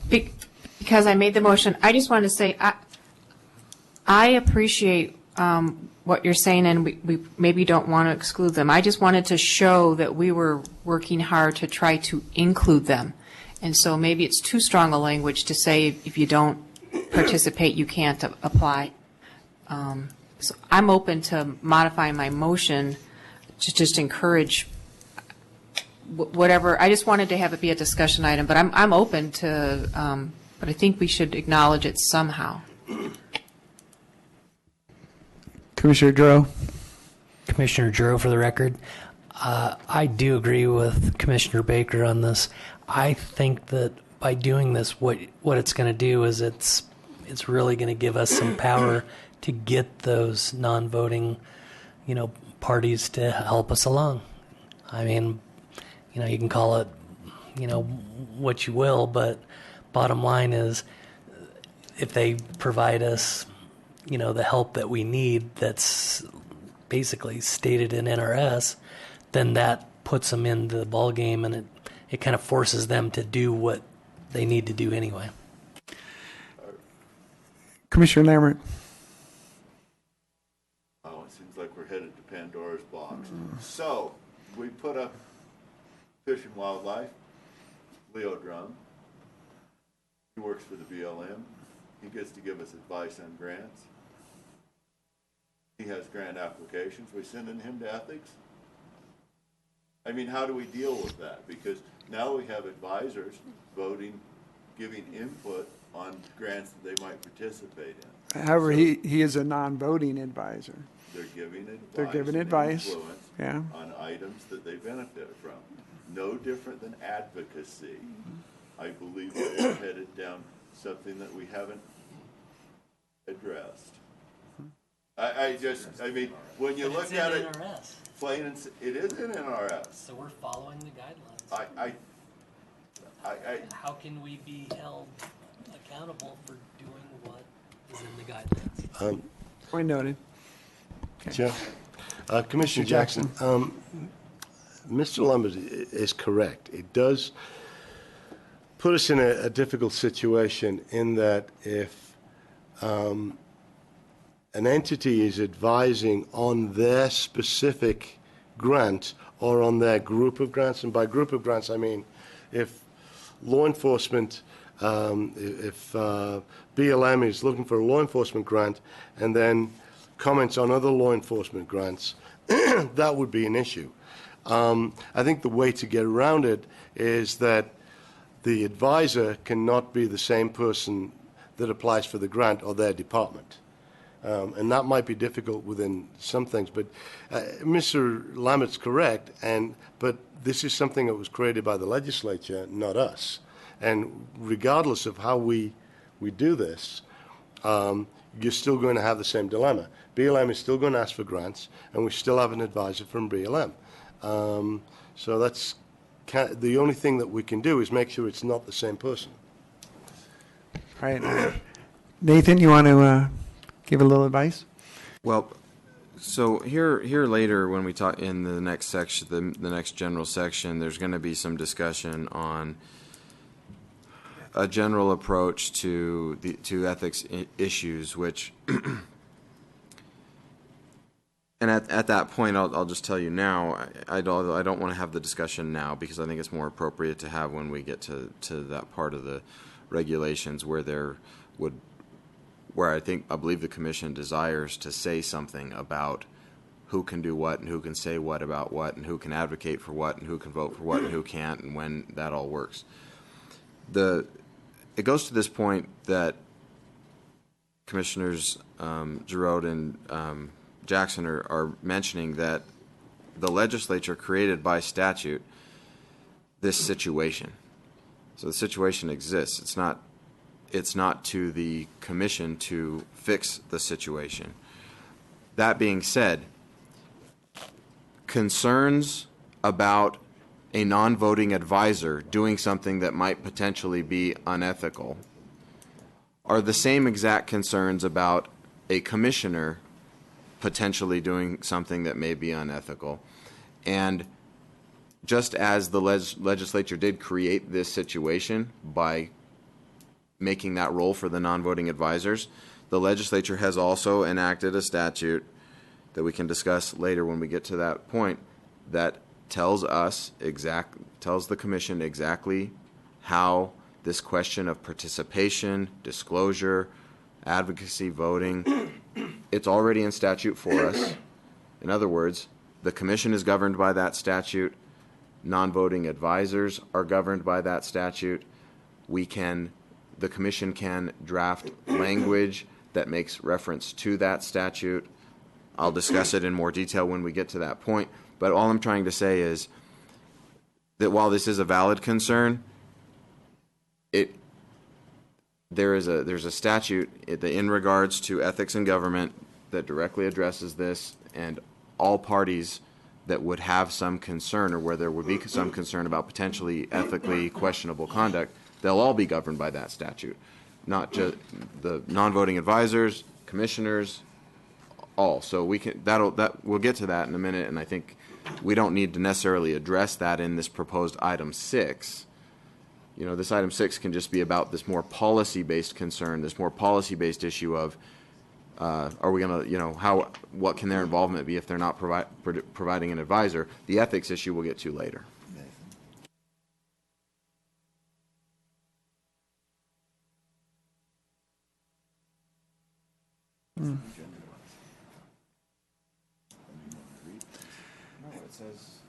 All right. I think Nathan's provided us some good advice, and I think a little later when we discuss ethics in a more general context, it'll become more clear. We do have a motion and a second. I'm going to call for the vote. All those in favor say aye. Aye. Aye. Aye. Aye. Any opposed? Any opposed? Very well. Motion carries. All right. Chair. Yes. So can I propose that for the next full commission meeting, we have a draft letter soliciting these non-voting advisors drafted for approval? Yes. You can. The commission can't take action to do that in this meeting because it wasn't agendized, but the commission can agendize for the next meeting to authorize a letter to go out and whatnot. Okay. Good enough. Once again, the wheels move slowly. So Yes. Yes. Clarification, Chair. Commissioner Jackson. Do we need any kind of motion or action by the commission? Can the chair just request a letter be put together and sent out? I was thinking about the same thing, and it's a little slippery and confusing to me. Where's the line where you say the statute mandates that the commission develop regulations for the grant process. And so we say, oh, we're just going to do what the statute told us we could do. We'll do it administratively. No. I mean, obviously, that's a clear example where no, that doesn't work. So the statute says there's this non-voting advisory group. Work with them as in this process.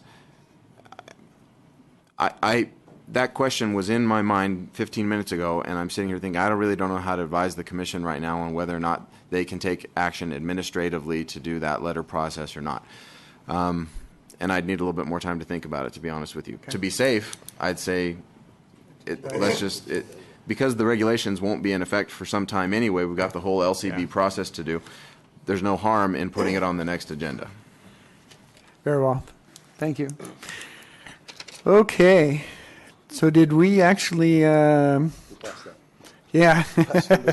We passed number 6. On the general guidelines and rules, number 1, did we...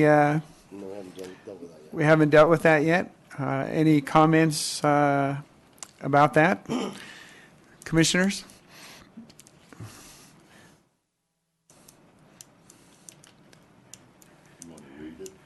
I could read it for the record. Applicants can be eligible to be awarded grant funds either by ownership, lease, easement, special use agreement, or long-term interest in the property at the time of submitting any grant application.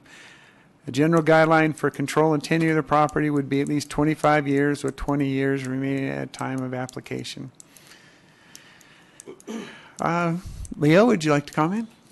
Yeah, for the record, Leo Drum, your BLM non-voting advisor. Yeah. This is sort of tied in with number 5 about projects on public lands when a written agreement exists. And I would just request that the term special use agreement in item 1 under the general guidelines be stricken and just use the word agreement for both Forest Service and the BLM. A special use agreement is a particular type of agreement that wouldn't be applicable in this situation. So just using a general term for us would be a little bit better, and that way it would eliminate any kind of confusion. Should we add a MOU in there as another category? No, just leave it agreement? That is a type of an agreement, okay. So if you could just keep agree. And then the other thing I would suggest is the last line about the control and tenure. That really seems like it should be down in number 3, where it addresses control and tenure in there. And just keep that one simple. There's no reason not to leave it in both. As long as it says the same thing, don't conflict. Okay. Mr. Drum. Go ahead, Nathan. Quick question. It's Drum, right? Yes. I'm sorry. Special use agreement and agreement as 2 options that would be discussed. Just an idea here. What the term use agreement without the word special, what does that mean to you in the context of your concern? That implies a specific use of public land for an activity or a certain purpose. Right.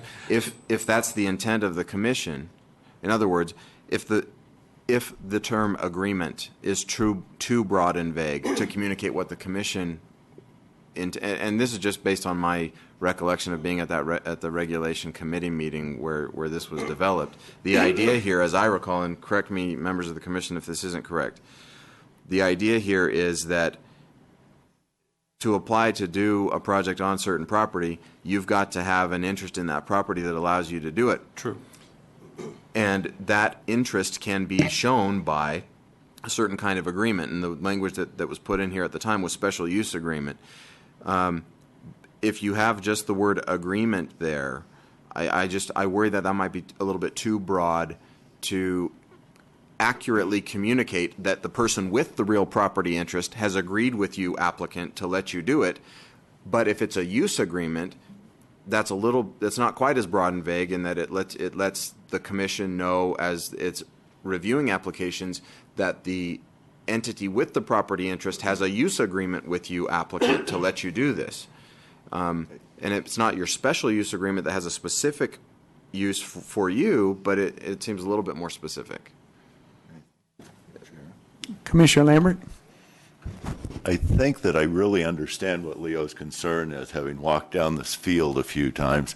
The problem is that we have the Indian Affairs, we have the BLM, we could have state parks, and they all have different terms, and their terms are well defined and written in law at this point because they've been around so long, and like writing regulations as we seem to need to. So the word agreement will not exclude the Indian Affairs language attorney. It won't exclude the Forest Service. It kind of, because we could be on military property even. I like that term to be a little bit more open than what you might normally like, because we're going to exclude somebody that we really need a deal with. Maybe it might be for 30 feet of easement, but we're going to need that deal. Once again, Leo Drum, BLM. Typically, a use agreement implies some type of a land action, like a right-of-way or an easement or something like that. And we would probably not be issuing that type of an agreement for, let's say, a trail project. If somebody wants, let's say we've completed all the NEPA and we want a trail built on public land, and we have an organization that applies for a grant and wins that grant, and they're going to construct that trail. We would have probably an MOU with them that allows them to do this activity, but we're not going to convey any rights or special uses through that. That's the only thing that, when I see things like that, I just want to make sure that we're really clear that we're speaking the same language. If our landspeople was to see something like this, they would look at this as a land action, and that's why I just said, maybe keeping it general, or exclude, at least exclude. You seem to have covered federal land in the previous, in number 5 above, and maybe if you make this specific to private property or something like that, then that might clarify that a little bit. Thank you. Any other comments on number 1 under general guidelines and rules? I think that's an excellent suggestion. Does anyone have an objection to just leave it agreement to keep it as broad and useful as possible? I'll entertain a motion to that effect. Commissioner Jackson, for the record, I would make a motion that on number 1, the top line, we strike the word special.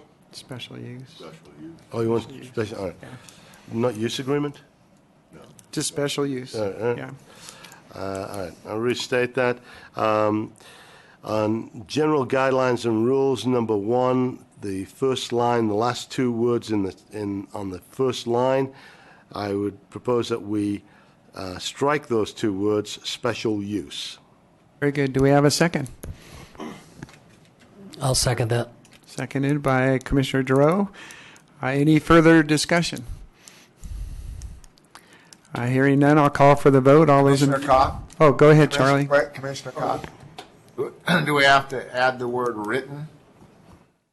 A written agreement?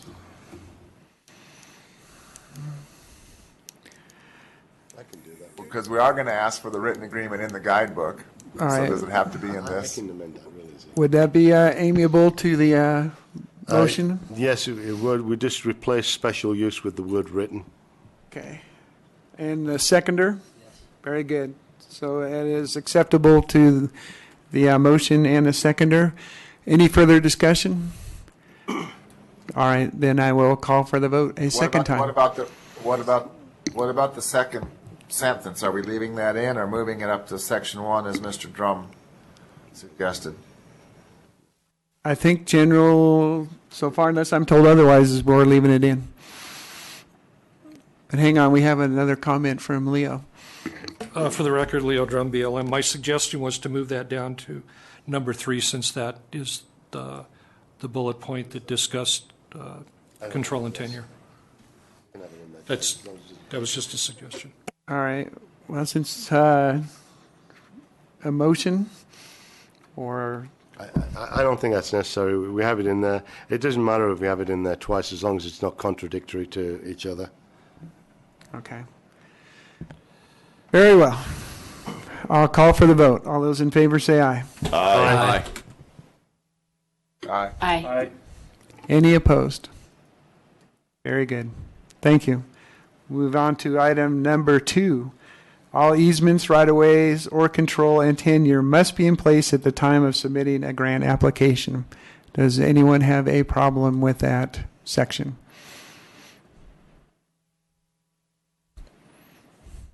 Anyone in the public have a problem with that section?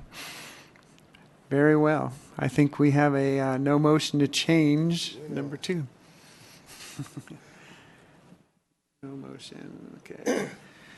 Number 3, the length of tenure must be sufficient to complete the project and meet the program requirements for ongoing maintenance and operations. A general guideline is 25 years. Commissioner Lambert, discussion?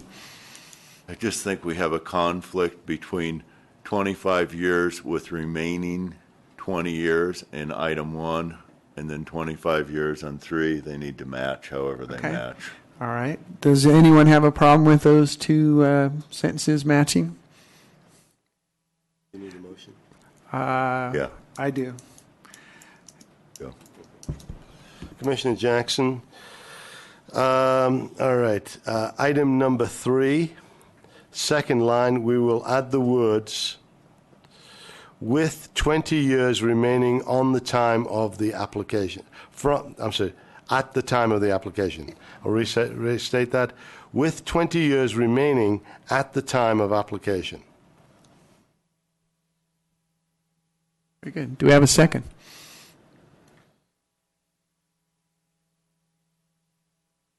Sure. I'll second it. Good. Commissioner Lambert seconds that. Any further discussion? Any further comment? Very well. I'll call for the vote. All those in favor say aye. Aye. Very well. Aye. Aye. Very well. Motion carries unanimously. Number 4, the grantee is responsible for the continued operation and maintenance of funded facilities. Any discussion? Commissioner Leo? I'll say Commissioner Drum. I'm getting used to you. For the record, Leo Drum, Bureau of Land Management. I would suggest that you put the grantee is responsible for providing documentation of the continued operation and maintenance of facilities. And I suggest that because once a project is completed on public land, it becomes the responsibility of, for instance, the BLM to maintain. So if you have created a trail or a trailhead, we're going to incorporate that into our facilities maintenance system and put that on a regular maintenance track. So the group that actually constructed that may not be the ones that are going to be maintaining it. So I'm just suggesting that maybe just by providing documentation that say, the agency is going to continue the operation and maintenance of that.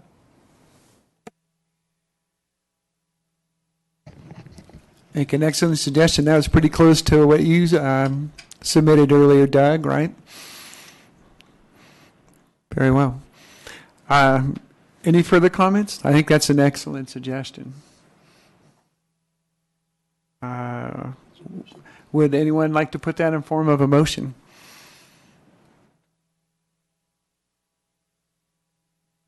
Okay. All right, Paul Jackson for the record. Mr. Drum, would you be kind enough to step back up so you can...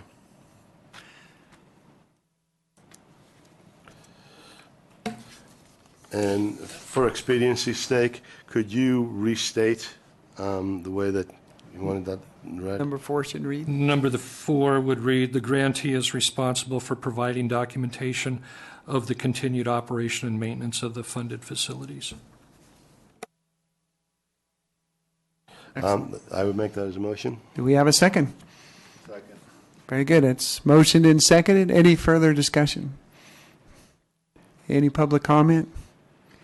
Very well. I will call for the vote. All those in favor say aye. Aye. Aye. Aye. Aye. Very well. Motion carries unanimously. Number 5, an awarded grant must be completed within 2 years after it has been awarded. Some discussion on that point. Anyone have an issue with that?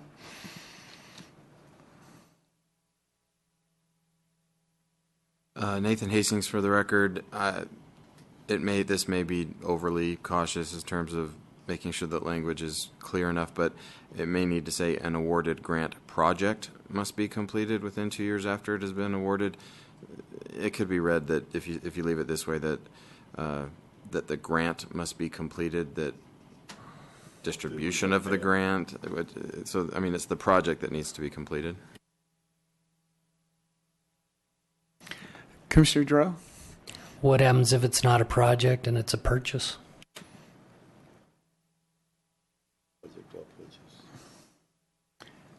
It's a good question. Are you ready for a motion? Commissioner Elmore? Commissioner Elmore, I just, I'm going back on my thinking here, but I hate to see us limited without some flexibility on the back end. So can we add in unless the commission approves otherwise? Correct, or just to give us some sort of an out. Once again, somebody's really trying to make progress, do it, but there's some sort of pitfall that's beyond their control, hiccup. I would hate to see us really limited to the completion of a good project for unforeseeable situations. Very good. Would someone like to, any further discussion? Yes, ma'am. And please state for the record who you are. And for the record, Michelle Hamilton, Department of Public Safety. We are a granting agency, and in some cases, you might want to consider a provision to have some type of an extension to the grant. Okay, so we could have something like, unless the commission approves an extension? Something, we usually, within 90 days out, Approved by commission, okay. they have to come forward with a compelling reason. Okay. Not wait till the end of the grant period and say, oh, by the way, we can't spend the money. But they've been reporting all along, and they've had trouble hiring staff, they've had trouble with weather, they've had trouble getting permits, something along those lines. I would think that you would want to have something in place to do that, and then if they really aren't doing the grant, then you just deny the extension and close the project. Okay. Thank you. Okay. Commissioner Elmore? Commissioner Elmore, Michelle, can you maybe wordsmith that for us, how you would, or how it's handled in your world in regards to an extension? I have a proposal for the motion, and if it's not adequate, then we can, would that be okay? Sure. If it works for them, Go works for for it. me. Go All ahead. right. Paul Jackson for the record. Under General Guidelines and Rules, number 5, an award grant, and then we would add project or purchase must be completed within 2 years after it has been awarded, unless approved by the commission. Unless extension approved? Okay, I can add that. Unless extension approved by commission. I'll second. We have a motion and a 90 second. days. Mr. Cox, Go ahead, Charlie. Michelle brought up a 90-day prior to. Do we need to include that in there? Are we going to wait till the end of the grant process? Commissioner Jackson, for the record, I think we need to just leave some flexibility in that. We can always say no.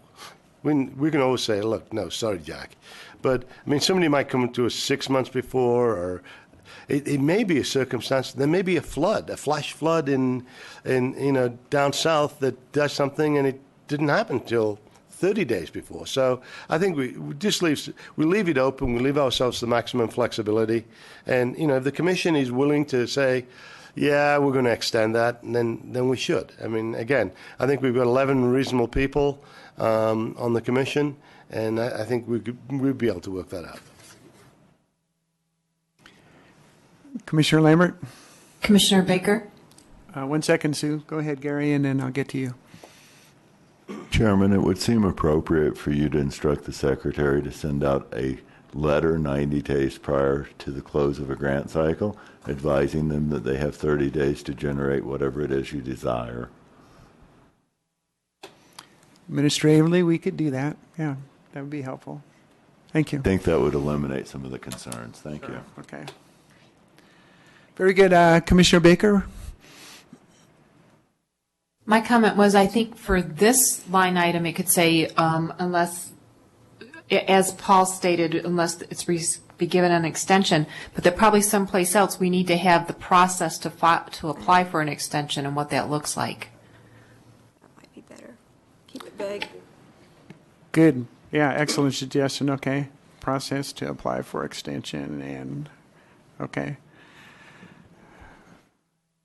Very good. Thank you. All right. Any further discussion? We do have a motion and a second. I'll call for the vote. All those in favor say aye. Aye. Aye. Aye. Aye. Aye. Aye. Motion carries unanimously. Okay, this one ought to be an interesting one. Number 6, the scoring criteria. And let's go for an editorial right there, is to be the sole criteria for judging grant awards. Might as well start the discussion. Anyone have a problem with that? Commissioner Baker wants to speak. Commissioner Baker, go ahead. Actually talked to Marcy about this. The MSHCP has millions of dollars and they do the grant process. And she said that they started out without scoring and they went to a scoring process just to remove any selective criteria. But what they did was then gave a cap. If you didn't receive a certain score, you didn't get funded. And I sort of like that because I'm thinking about, and it's helpful in these guidelines to think about the grants we already had. So like the one where the 2 gentlemen had the little flying saucer thing. We all thought that was cool. It might have passed, it might have gotten a grade, and it might be in a category that there's still money, but none of us wanted to fund it. And so I think it would have scored, and it would have scored low. So maybe if we put a cap on the score, like if you don't get anything higher than an 80 or an 85, you can't be funded. Maybe that will help it so that it is just based on score, but that we wouldn't score anything that was so low that nobody was really excited about awarding it. So I just wanted to throw that out there. Thank you, Commissioner Baker. Excellent suggestion. Any discussion on perhaps putting a passing score on this also for quality projects? Commissioner Elmore. Commissioner Elmore, for the record, I guess I would be hesitant to not allow us to partially fund a project and not necessarily award the full amount, but to partially fund a project that didn't meet an 80 or 65 or whatever. Maybe cut it off at 70 and then satisfactory? I just think that they may fill out their application, do everything. We determined that funding the full grant doesn't necessarily make sense, but there might be value that can come from a portion or very small portion of it. And so if they didn't necessarily reach that cap, it would automatically exclude them, I think, is once again limiting. All right. Any further discussion? Paul Jackson. Commissioner Baker. Hang on, Sue, 1 sec. Paul beat you by just a second. If we put a cap where something has to reach 80 points, I mean, this is I've got a lot more other problems with this section, but just dealing with the cap thing, basically what that would mean if 2 commissioners decided to, say we had 10 people at the meeting, for the sake of argument's sake, 2 commissioners turned around and gave it zeros. That means that 2 commissioners could block any grant. So, and that may be a good thing and a bad thing, but I mean, it would mean it basically give the commission or two commissioners veto power. So, again, that may or may not be a good idea. But I've got some other comments, but we'll wait until we move on. All right. Commissioner Baker? I just wanted to comment on Commissioner Elmore's point, and I'm hoping that with any of the grants, we would allow a process that lets us talk. So like as an example, in quite a few of the grant applications that we reviewed last time, like I'm going to take the example of the one where we had the 2 Conex boxes for storage. I didn't like that grant at all, but when we were all talking about it, it made sense to fund it, and we all talked through it. We got it to let's do it for one, but then let's put the banner out so that we can use that for advertising. Then I liked it. And if we're not going to be able to have that discussion in this process, I think that that's hurting everything. And like as another example, the one applicant that was going to do, I think they were going to do trail mapping, and they were going to pay their volunteers. Remember? And like, they thought, I thought that was part of the process. We were just going to put that money in our kitty because the volunteers weren't going to get paid. And we said, well, you would be okay with us awarding the grant less paying those volunteers? And they said, absolutely. So we awarded it down. There was another one that applied for 2 ATVs, and we only wanted to award for 1. So I don't see the scoring as directly related to that whole negotiation. But if we don't have something in there to build in the negotiation separate from the scoring, I'm asking that we would, because I thought that was huge for a lot of the grants. We had that discussion and negotiation. Commissioner Baker, if I can add to your comment, perhaps in addition to this first line, we can have that the commission can impose any special conditions it wishes. And we could list them down there, yeah. Okay, it's a little later there, but go ahead. Any further comments on Sue's comments? Commissioner Moore. I absolutely agree, Commissioner Baker. I guess maybe I misunderstood your original thinking behind having the cap. My concern with having the cap is that if they didn't reach the threshold, it would prevent us from being able to discuss and approve a partial portion of the grant. That was my potential pitfall in having a cap, is that it wouldn't allow us to have that discussion, where I think the real value came out of the process that we've gone through. And so that was my fear in having a cap, is that I didn't want it to be the end all on whether or not a grant could be awarded or not, in full or in portion. And my only concern is the exact opposite. If it's only going to be scored and it scores a 25 and we've got money in that category, where's the provision that allows us to deny it? So exact opposite concern from my end. And to build on Commissioner Baker's thing, we may have to have in here that the commission has a right to refuse for any reason at grant proposals. It's subjective, but somehow we do that. And I know it's contentious. So, yeah. I believe if we're doing our job, Commissioner Lambert, for the record, we will have adequate applicants. We will advertise our job, and we'll get some work done in the field, and the applicants will come, and the quality of the projects will improve over time. Having looked at many, many states and the problems they've had, subjective has always been the problem. Subjective was the problem in California.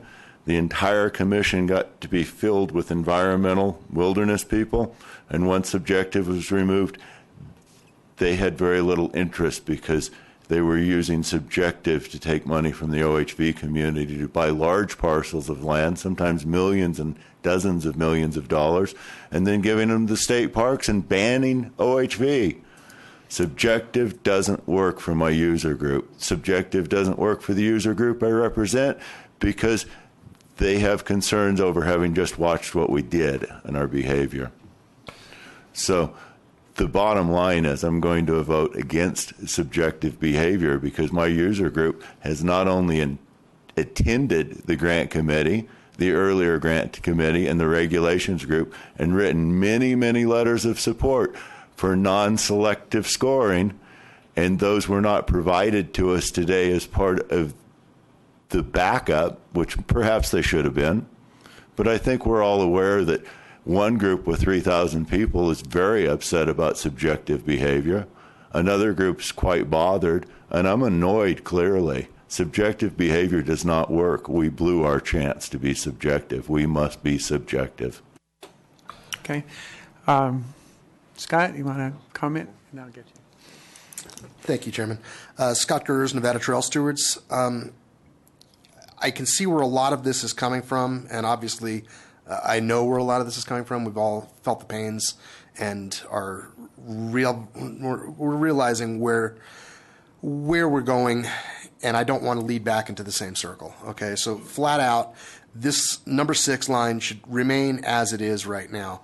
As far as Mr. Elmore agrees and Ms. Baker agrees, there should be a cap on the grade. If you don't make a passing application, if your application doesn't get 60%, 50%, whatever the case is going to be, where are you going to go on that? You need to talk to that applicant. You need to be able to get them to adjust that application and make it fair to where the commission wants to see it. As far as Mr. Jackson's statement continues, where there's 11 reasonable people on the commission, he stated in the same sentence that 2 of them would be able to come in here and vote zeros. And if 2 people out of 10 or 11 vote zeros to veto a grant, there's obviously some more coercion going on here. We've got some larger issues with ethical behavior than we do with a simple scoring piece that needs to be put in place. A scoring portion of this grant needs to be put in place so the commissioners can be responsible to the public openly. So those 2 commissioners that voted zeros when the other commissioners voted 90s or so can actually be brought out and say, I don't understand. Why is this so far off from where the other 8 or 9 commissioners thought? So be very cautious of where this is leading. We want to make sure that this is as open as possible. We want to make sure that a scoring sheet is simple. You can put what you want into the grant guidelines and requirements on the score sheet, but it should be followed. It must be followed. This cannot be another subjective process where we're taking the state's money, the OHV user community's money. We're taking that money and we're basically saying, I'm going to spend it any way I want. It's not the way that this is meant to work. You're going to be held responsible. The commission is obviously under a magnifying glass. We all are. We want to make sure that we're clear on that. Let's not lose sight of where we're going. Thanks for your time. Thank you, Scott. Commissioner Jackson. Commissioner Jackson, for the record. I think we're all agreed. I don't think there's anybody on this commission that doesn't agree that score sheets should be made public. And I think that's a good idea, because if one commissioner scores a 70 and everybody else scores a 90, then obviously there's an issue here. But I believe that the commission should be able to vote on this, and whether a grant is funded or not should be from a vote of the commission. We have 11 reasonable people on this commission, people who are appointed for good reason, people who come from different areas, whether it be snowmobiling or ATVing, and they have to qualify to be from those areas. So the likelihood of us having 11 environmentalists or 6 environmentalists who hate ATVs on this commission is virtually impossible. So again, this should be done by a vote of the commission. I believe, and I agree with the rest of the commission, that the score sheet should be made public, and anybody scoring a sheet should be able to back that up, should be able to say, this is why I scored this as a 70 or a 65 or a 90. And there should be, there should be public accountability. But the bottom line is that we need to be able to vote on this, and each commissioner should vote their conscience and the way that they feel or how important this grant is. We can be brought into pitfalls. If, for example, there's a bad grant or a grant that looks like it could be subject to fraud, we're stuck with it. If it scores high, we're stuck with that grant. Again, we're not talking subjective scoring. We're talking about scoring based on a reasonable criteria, and I think that's very important. Is a very important point. And again, I believe the commission should vote, and I would basically make the suggestion that we have on here. We do have the scoring. The scoring is made public, but the final decision is a vote of the commission, up or down. Thank you. Any further discussion, commissioners? Yes. Go ahead, Commissioner Lambert.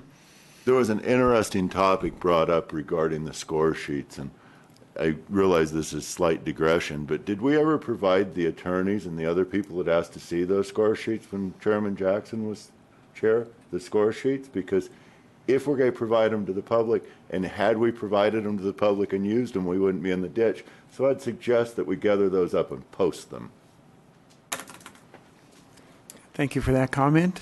Other commissioners down in Vegas? Mr. Gers? Yes, a follow-up to Mr. Jackson's comment again, trying to lead this back into a subjective concept. That is the way the original scoring criteria was set up, the way that the original guideline was set up was to use the scoring criteria. There still hasn't been an adequate explanation on why the scoring criteria wasn't used for the first grant round. So it's very concerning to the trail stewards, to the OHV community, all the organizations that we represent, all the clubs that we represent, that this not be able to happen again. I will fight this tooth and nail to make sure that this scoring criteria stays in place. Okay. The fact that they're still pushing at this point, after the debacle that this grant process had turned into, it's quite upsetting to me. I'm stunned that we're still having this conversation, to be honest with you. Thank you. Very good. Commissioner Lambert. I want to thank you for your time and to bring that up, Scott. My real issue with this is that this board and commission actually was about to approve something that the first thing approved was something that I scored in the 40s, and that we became so subjective that we were about to buy a side-by-side for something that scored in the 40s without a single support letter. So they would have missed 20 points right off the top. I can't say it strongly enough that California went in the ditch and Nevada went in the ditch because they thought they were capable of subjective behavior when we're expected to behave professionally. We have never provided the score sheets to the public or to the commissioners, although I've requested them. Obviously, there has been room in the past to withhold public information from the public. It's unacceptable. We need to use the score. Okay. Okay. I appreciate the points you made up. My job is trying to move forward and get some consensus here. Is there anyone? Commissioner Cox. Go ahead, Charlie. Then I would go back to Ms. Baker's criteria of having a threshold. If this is going to be solely on scoring, then I would think we would need to set a threshold for a passing grade, 75%, 75 points. Granted, we're going to rewrite the guideline book, and so we'll have further discussions of how we're going to reach that. But then if it's going to be solely on scoring, I would suggest that we set a threshold. If I understand you correctly, you would leave the scoring criteria is to be the sole criteria for passing grant awards, and the commission will set a 75% score for awards? Right. That way, if there's totally a grant that totally does not score good, it just won't. Yeah. It'll be the end of it. Or the commission can set a passing score each grant round for award? I'm just trying to get some specificity there to the language. I think we should just set it. My suggestion is 75 points, and in the future, if we need to change it, we can change it. But I don't think we should leave it open at this point, as we're going to change it every round. Okay. Would you like to make that as a form of a motion?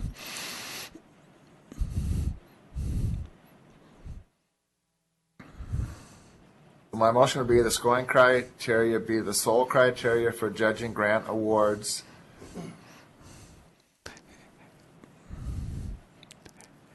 With a scoring threshold of at least 75 points or higher to be funded. You could say at least 75%. Yeah. Very good. Yeah. Do I have a second for that? Yeah, well, we can discuss right after the second. What's that? I'll give him a second for the purpose of discussion, Very good. followed by a friendly amendment. Friendly amendment? Fire away. Charlie, I'm concerned about the 75%. Somebody that is unable to get letters of support from the community is instantly out. Seems like you get to stay in school at 65% probably. We have single 25% criteria items. It would have completely thrown many people out very early on. For instance, Wilderness, having no supports for Friends of Nevada Wilderness, would have taken 20 points off the top. Are you sure you only want to leave them 5 more points to be thrown out? I would suggest we use a friendly amendment of going to 65% for total cutoff. But in the scoring criteria, you didn't get points for how many letters of support. You can have 1 letter of support or no letters or 100 letters of support. It's only worth so many points. And we have to rewrite the guideline book, and at someplace else in here, it says no one category will be more than 10% or 10 points. So, yeah, I'm open to flexibility, whether it's 65, 75%. That's irrelevant. Because we're going to have to write the guidebook to give us more opportunities to give points in different areas. It was an accept or deny request. I would accept. Why don't you guys split the difference at 70? You just accepted it. Done. All right. I would make it a friendly motion. I would make a motion that I couldn't vote for something at 65, but I could vote at 70. So I'd make a friendly motion that you move it to 70 points. I agree.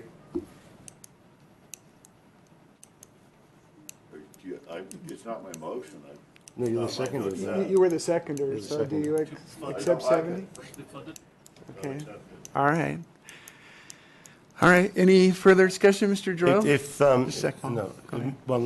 To this point, if Mr. Cox would restate the motion, I will be happy to second it.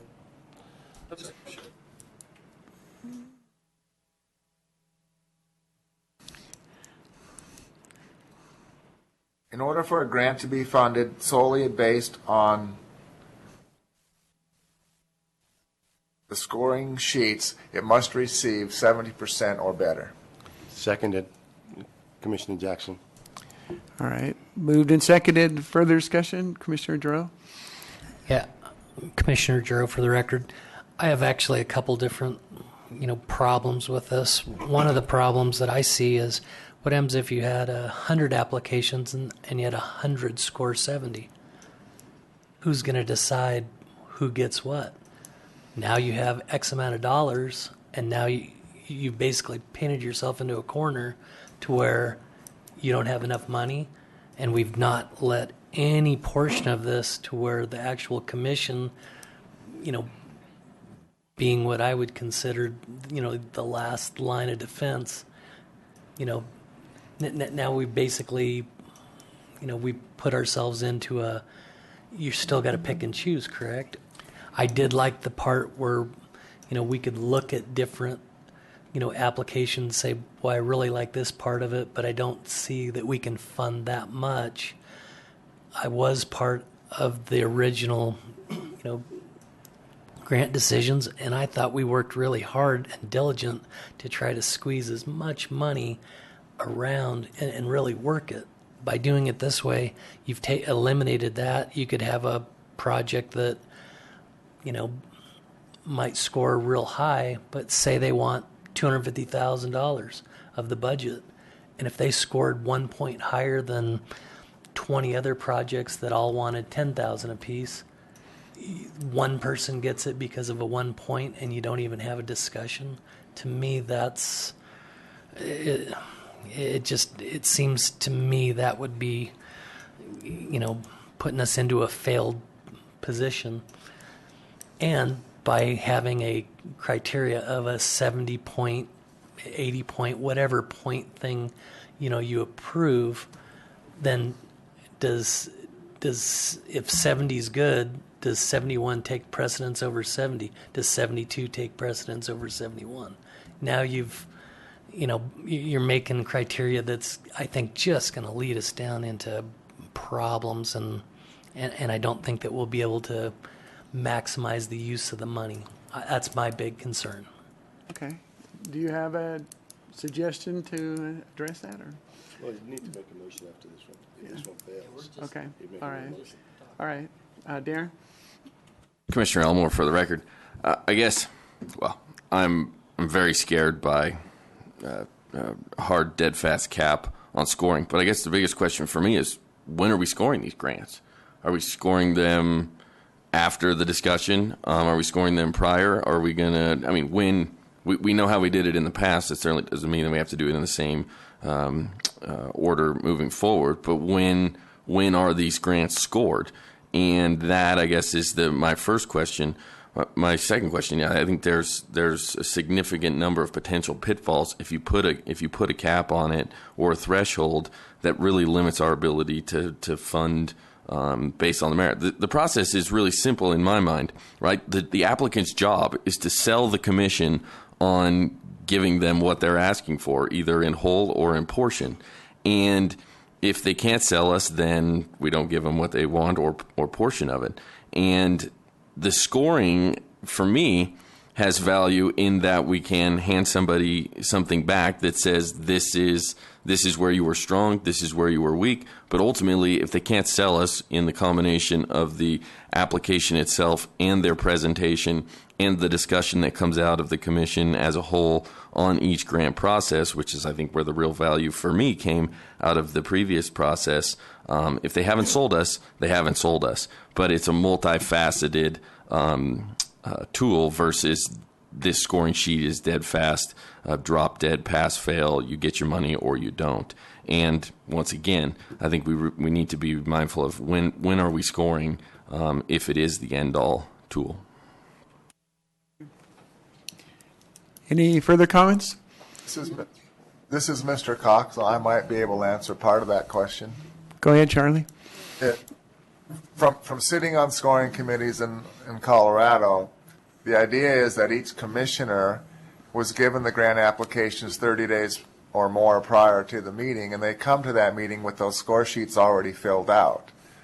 We then give the applicants a time for make a presentation in case we have questions or something, and during that time, we can change our score. At the end of that presentation, each commissioner should have that score sheet filled out, and it gets turned in right then and there.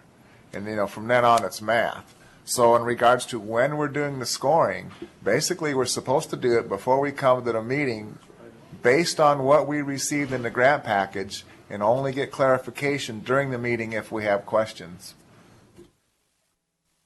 Then during the awarding process, that's different. Then once we know who scored top and who might get funded, then during the award process is when we ask them, okay, you applied for a 1,000 cc machine. Would you be willing to do it with an 800 cc machine so that we can make that money last longer? But if they come and say, no, we got to have the 1,000, then that's what you got to fund. So that's some of the reasons why we need some flexibility. Okay. Scott, go ahead. Thank you, Chairman. Scott Gers with the Nevada Trail Stewards. Commissioner Cox, what I've seen, and I agree with you how the scoring has gone, is most commissioners will come in and they'll actually have reviewed the grant. They'll fill out their preliminary scores. When they come in, they'll go to the presentation, and then they'll have a final score that they may have been swayed plus or minus on those different categories during the during the applicant's presentation. And yes, commissioners being able to participate in that presentation and ask questions and possibly modify the grant with the applicant there is definitely beneficial to the OHV community. And that's the way that we want to see things run. You want to see the flexibility take place there. There should be the ability for the commissioners to say, I didn't like this part, can you do this? What about this part? Why are we going to have giant 200-foot pink blimps floating around in the Nevada desert? Okay, let's do something differently. Can you give me another suggestion? What's part 2? What's phase 2? You can modify those things. They can be done while they're there. I don't believe that picking an arbitrary number at this point that you're going to say is a pass or fail number when you don't even know what the scoring criteria is going to finalize out, and you're going to say that 75% of this is going to be a failing grade. I think that's unacceptable. I don't think that this item number 6 should not be changed. It should stay in its entirety. If something has to be added, it should be added in the handbook, in the guidebook, and be able to put that information in there. If there are items that need to be on the scoring criteria and need to be put in place, then they are to be put in the scoring criteria. That's where these items take place. And again, Charlie, as you stated, other states have done it this way. This is the way that grants have been non-subjectively awarded for years and for millions and millions of dollars. We cannot afford to have this same subjective issue pop up again. And as Commissioner Jackson has said several times now, that you can have a coercion going on with a couple of commissioners, which we've... Point of order, I never ever said coercion, and I'm really getting bored with you mischaracterization of my statements. So, Mr. Gertz, will you please bring yourself to facts?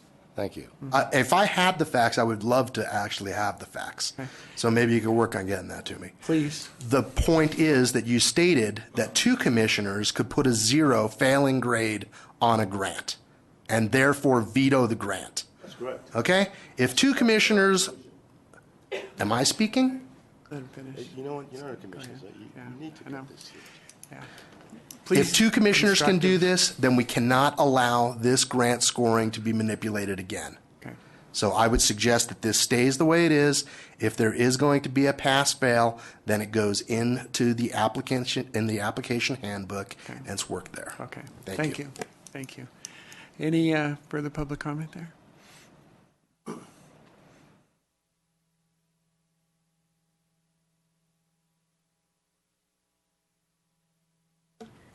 For the record, Michelle Hamilton, Department of Public Safety.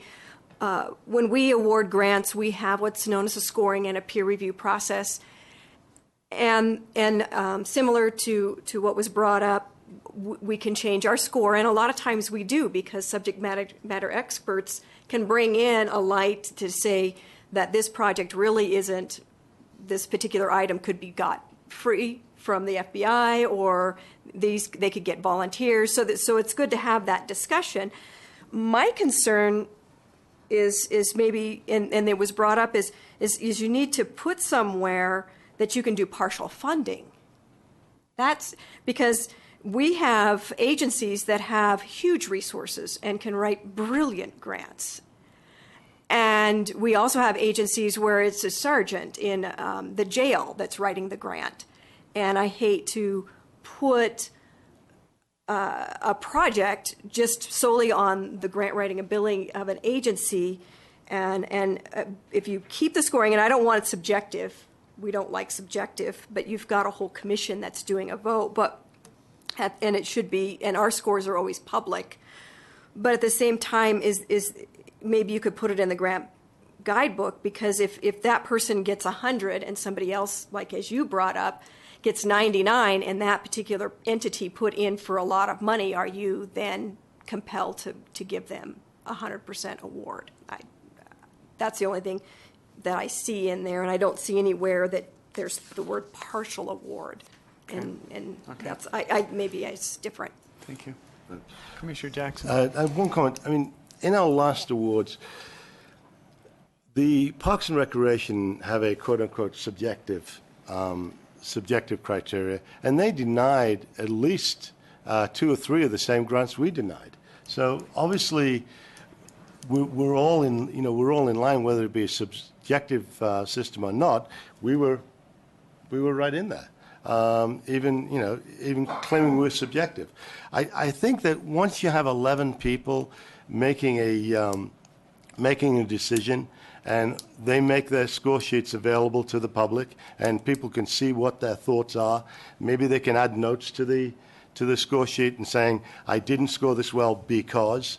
But if you have that situation, we then can fulfill the needs that Mr. Giroux and Mr. The concerns, I'm sorry, of Mr. Giroux and Mr. Elmore, and still be a fair system. Again, 11 people, it's very easy, very difficult to make 11 people do something wrong. Thank you. All right. Any further discussion? We do have a motion and a second on the table. I want to remove my support of the second. I don't see the reason for the timeline, having heard everyone talk. So I provided your second. No, the second was provided. Actually, there's a second one, Charlie, and then Paul was the second thing. Any further discussion, or should we call for the vote? All right, I'll call for the vote. All those in favor say aye. All right, you want to reread that, Charlie, there? Do I want to reread it? Yeah, just for clarification.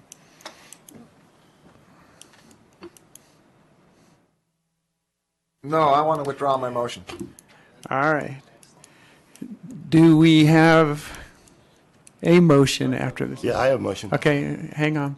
I'll let Gary go first, and then we can do that. Go ahead, Gary. Gary Lambert, for the record. Item 6 should be the scoring criteria shall remain the sole criteria for judging grant awards. That's the end of my statement. The support has been overwhelming by the public for that particular position. Thank you. For purpose of discussion, do we have a second to that motion?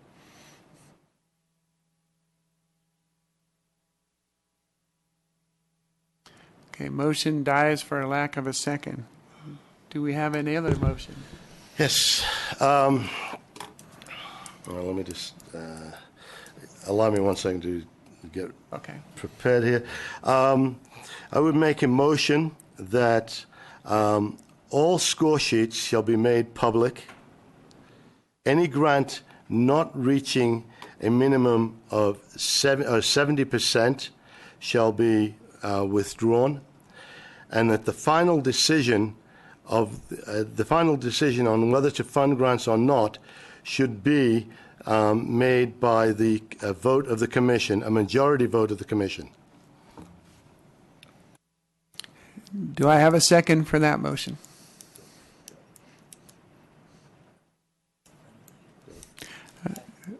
A friendly amendment by Mr. All right. For purposes of discussion, Charlie, you can second that. And a friendly amendment by Commissioner Giroux.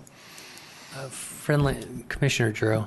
Friendly amendment maybe to bring down the requirement for a 60 and above.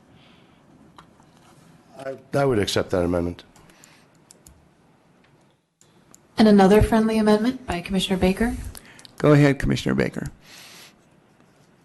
Just wanted to put in the wording for authorization for partial funding.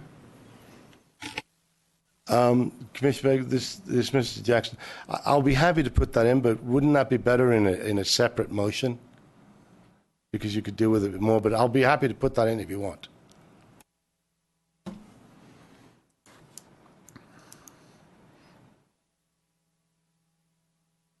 You mean a separate criteria, not tied to the scoring? I'm fine with that. In a separate motion, in a separate item.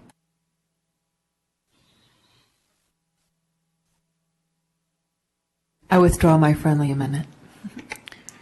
All right. Any discussion? Commissioner Elmore? Question, Commissioner Jackson, in regards to your motion. Does that mean that the 60 is required in order to be discussed? So in order for the acceptance of the grant or the application, excuse me, or is it a minimum of 60 in order for them to be awarded any or all monies? I would say 60 to be awarded any and all monies, but I mean, I'll work with you whatever way you want. I just think that the motion as stated was slightly ambiguous as to what the 60 got you. Okay, how would you like it to read, sir? I think that it needs to be, I don't like the idea of a cap in general, but I think that a 60 in order for the grant application to be accepted for further discussion, consideration. Okay. Is that acceptable to the seconder, those friendly amendments? Yes. All right. Any further discussion? Commissioner Lee. Commissioner Lee, go ahead. Commissioner Jackson, could you explain to me what exactly, because I guess I'm thick-headed today because I'm not quite understanding. Are you saying we're going to look at the scoring and then we're just going to take an arbitrary vote? Or I guess I'm just kind of unclear exactly where you're headed. I think basically what we're trying to say is that we would do scoring. It will be public. And our vote will be generally based on the scores. Obviously, if somebody gets a 90 and somebody gets a 60, we're going to fund the 90. But in the case of somebody gets 91 and somebody gets 90, but the 91 wants 250,000 and would completely wipe out the funds, we have the ability at that point to discuss and make a decision as a commission. So generally, it would generally be based on the scores, and the scores would be used as the main criteria, but the final decision would be a vote of the commission. But obviously, if somebody scores in the 90s and we don't support that grant, there's something wrong. But then everybody's scores will be public, and we can take it from there. But I don't think that's going to be. We have reasonable people on this commission, and I think that if it's within a few points, or something comes up that is ambiguous, or we need to make a choice somewhere, I just want to leave us room to be able to do that. All right. Thank you. Commissioner Lambert. I'm troubled by several items within this motion, but one that's just blaring is that we have not put a date or a timeline that we will put those scores up on the website. It would be totally unsupportable without that happening very quickly. I'm still very troubled by the direction this is headed. Actually, just a point of information, in the important date section in there, that the call for grants will be open for 60 days. At the close of call for grants, they'll be published on the website for review 30 days after the grants are published on the website. The commission as a whole will have a meeting scheduled to score the grants. Scored grants and proposed awards will be published on the website for 15 days, allowing an appeals process and a time for review.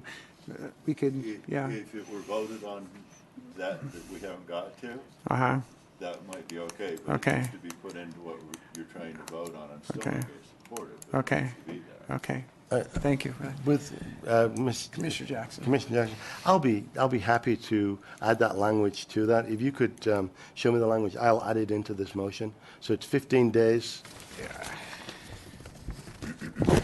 Yeah. Scores will be posted. Call for grants. They have 60 days. Close of the call. Grants will be published on the website for public review. 30 days after the grants are published on the website, the commission as in whole will have a meeting scheduled and score the grants. Scored grants, scoring, and proposed awards will be published on the website for 15 days, allowing an appeals process and time for review. I don't read that specifically says scoring sheets, so you may want to add that. Scoring sheets. Okay.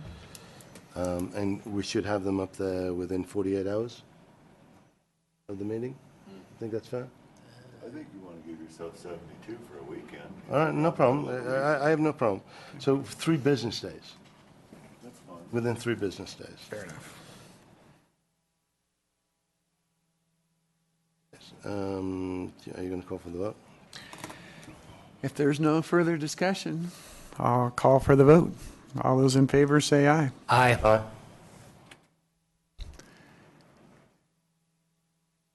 All those, go ahead, Charlie. All right, there's Well, 3 ayes. Can we reread the motion? Sure, I'll be happy Okay. to. Okay. All score sheets shall be made public within 3 business days of the, what would you call it? The grant, within 3 business days of grants being awarded, and shall remain there for 15 days. Any grant which is considered for funding must achieve at least 60%. Must achieve at least 60%. All grants will be voted on by the Commission.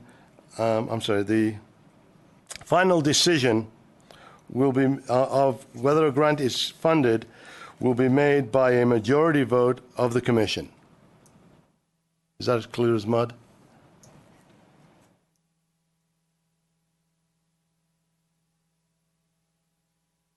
It's good. Yeah. Okay. So It doesn't work. you can have a comment to suggest how to make it better, other than maybe you're obvious. Well, I'm going to get to that. I mean, I just was going to point out what Okay. doesn't work in it. It Okay. doesn't work because the grants aren't awarded until the appeal process. So it's strictly a tiny item about the grant awards being the timeline that kicks off the 72 So maybe hours. something like initial scoring and then after the appeals process or something. Well, no, because then it's no good after the appeals process. It should be before the appeals process. What I'm saying is that your wording of award doesn't work because you're doing this before the appeals it just What would doesn't you want to work. use instead of award? Vote. Okay. But it, I mean, All right, it's law to do that. For those who didn't hear this, I'm going to substitute the word award with the word vote, because the grants aren't actually awarded until after the appeals process. So it will be the vote of the commission, and the score sheets will be made available within 3 business days of the vote and would remain on the website for 15 days.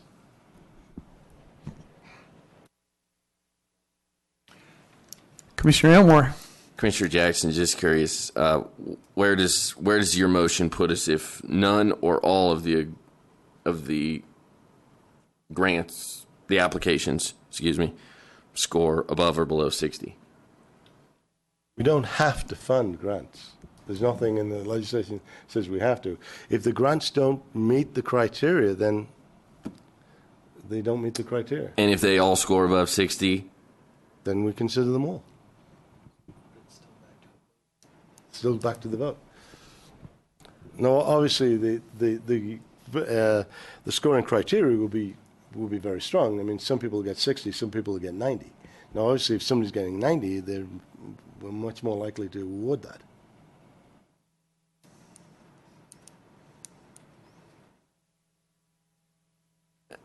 Follow-up question. That explanation makes sense. My follow-up question would be then, so we award entity X all of their money, and we award entity Y some of their money, but their score was higher. So then do we set ourselves up for a basis of appeal simply on the fact that their scoring was higher? Again, I mean, we would know that at the time, and you'd be able to bring that point up if we're discussing it. As we discuss it, if you say, hey, listen, why are we giving entity X 100% of their money and entity Y half of their money when entity Y scored higher? Then obviously that would be, and I don't think that's going to come up. I think we're going to discuss it as reasonable people, and we're going to have public comment, and I don't think that's going to be an issue.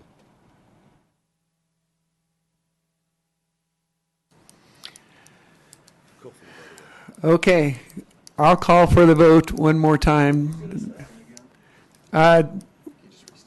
He just restated it, so he had a second. It's been moved and seconded and discussed. I'll call for the vote. All those in favor say aye. Aye. Aye. Aye. Aye. Aye. All those opposed? Aye. Nay. Aye. Okay. Was that an aye or an nay? It was an aye, I think. Oh, that's a nay? Sorry, it was a nay. Okay. Nay. All right. Well, now you got to 3 show of nays. hands. Yeah, it could be done. All right. We can go to what's called division. All right. We'll go for division. Can you call the roll, President?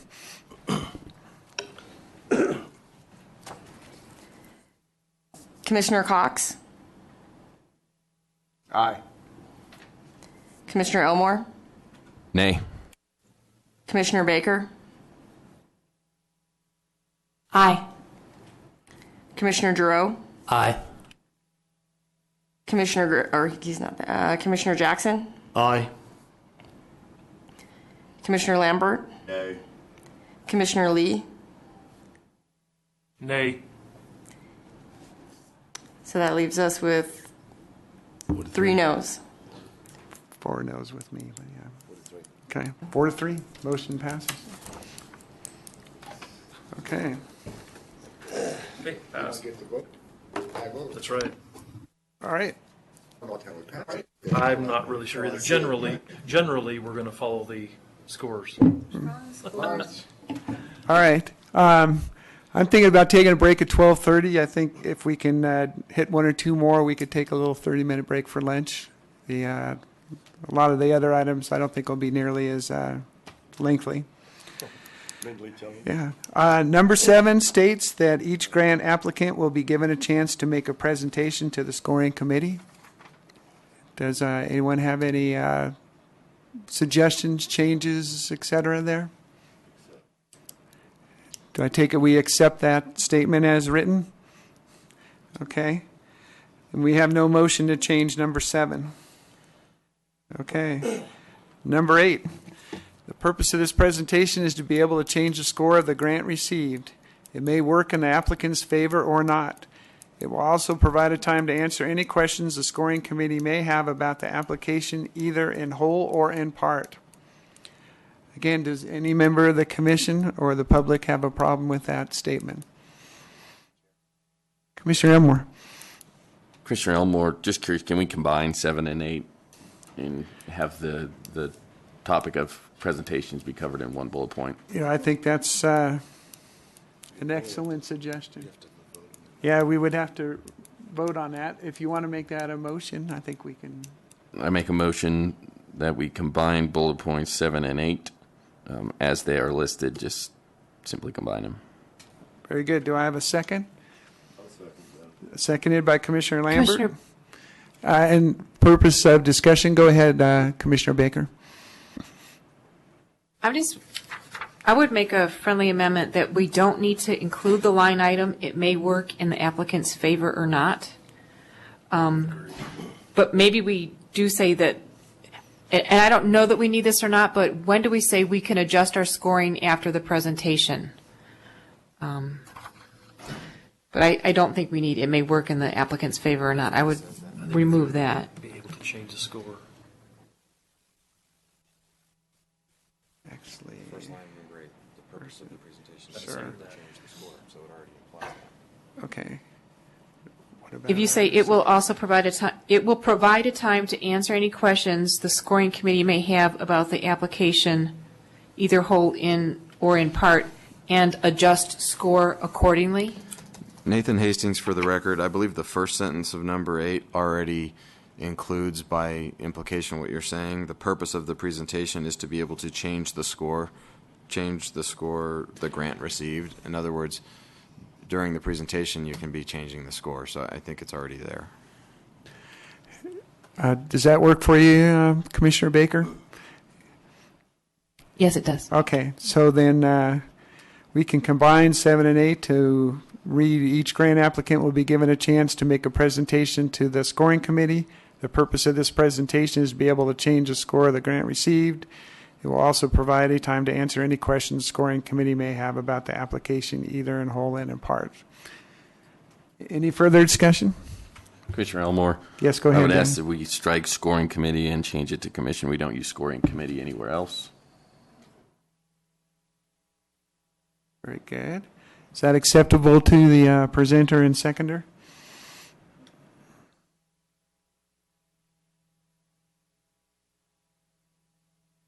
Do we have that motion?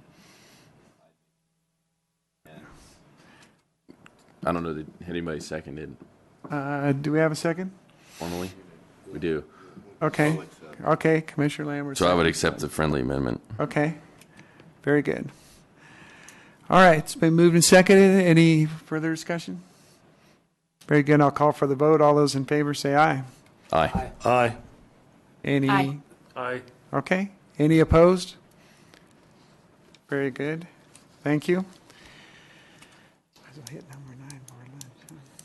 This 9 through 12, this may be where you want to take Okay. because I feel there's been some discussion. Okay. I think perhaps this may be a good time to take a half-hour break because 9 through 12 is probably all kind of related as far as the discussion goes. Can we have some agreement to take a 30-minute break, be back here in 30 minutes, and we'll go through the rest of this process? You don't need a motion. You can just. Very good.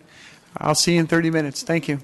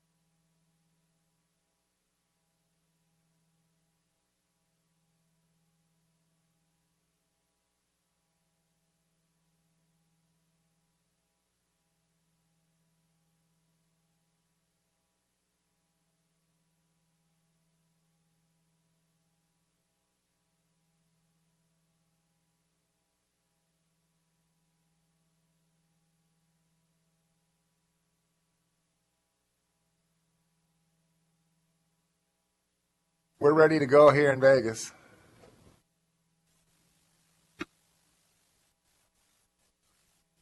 Very well.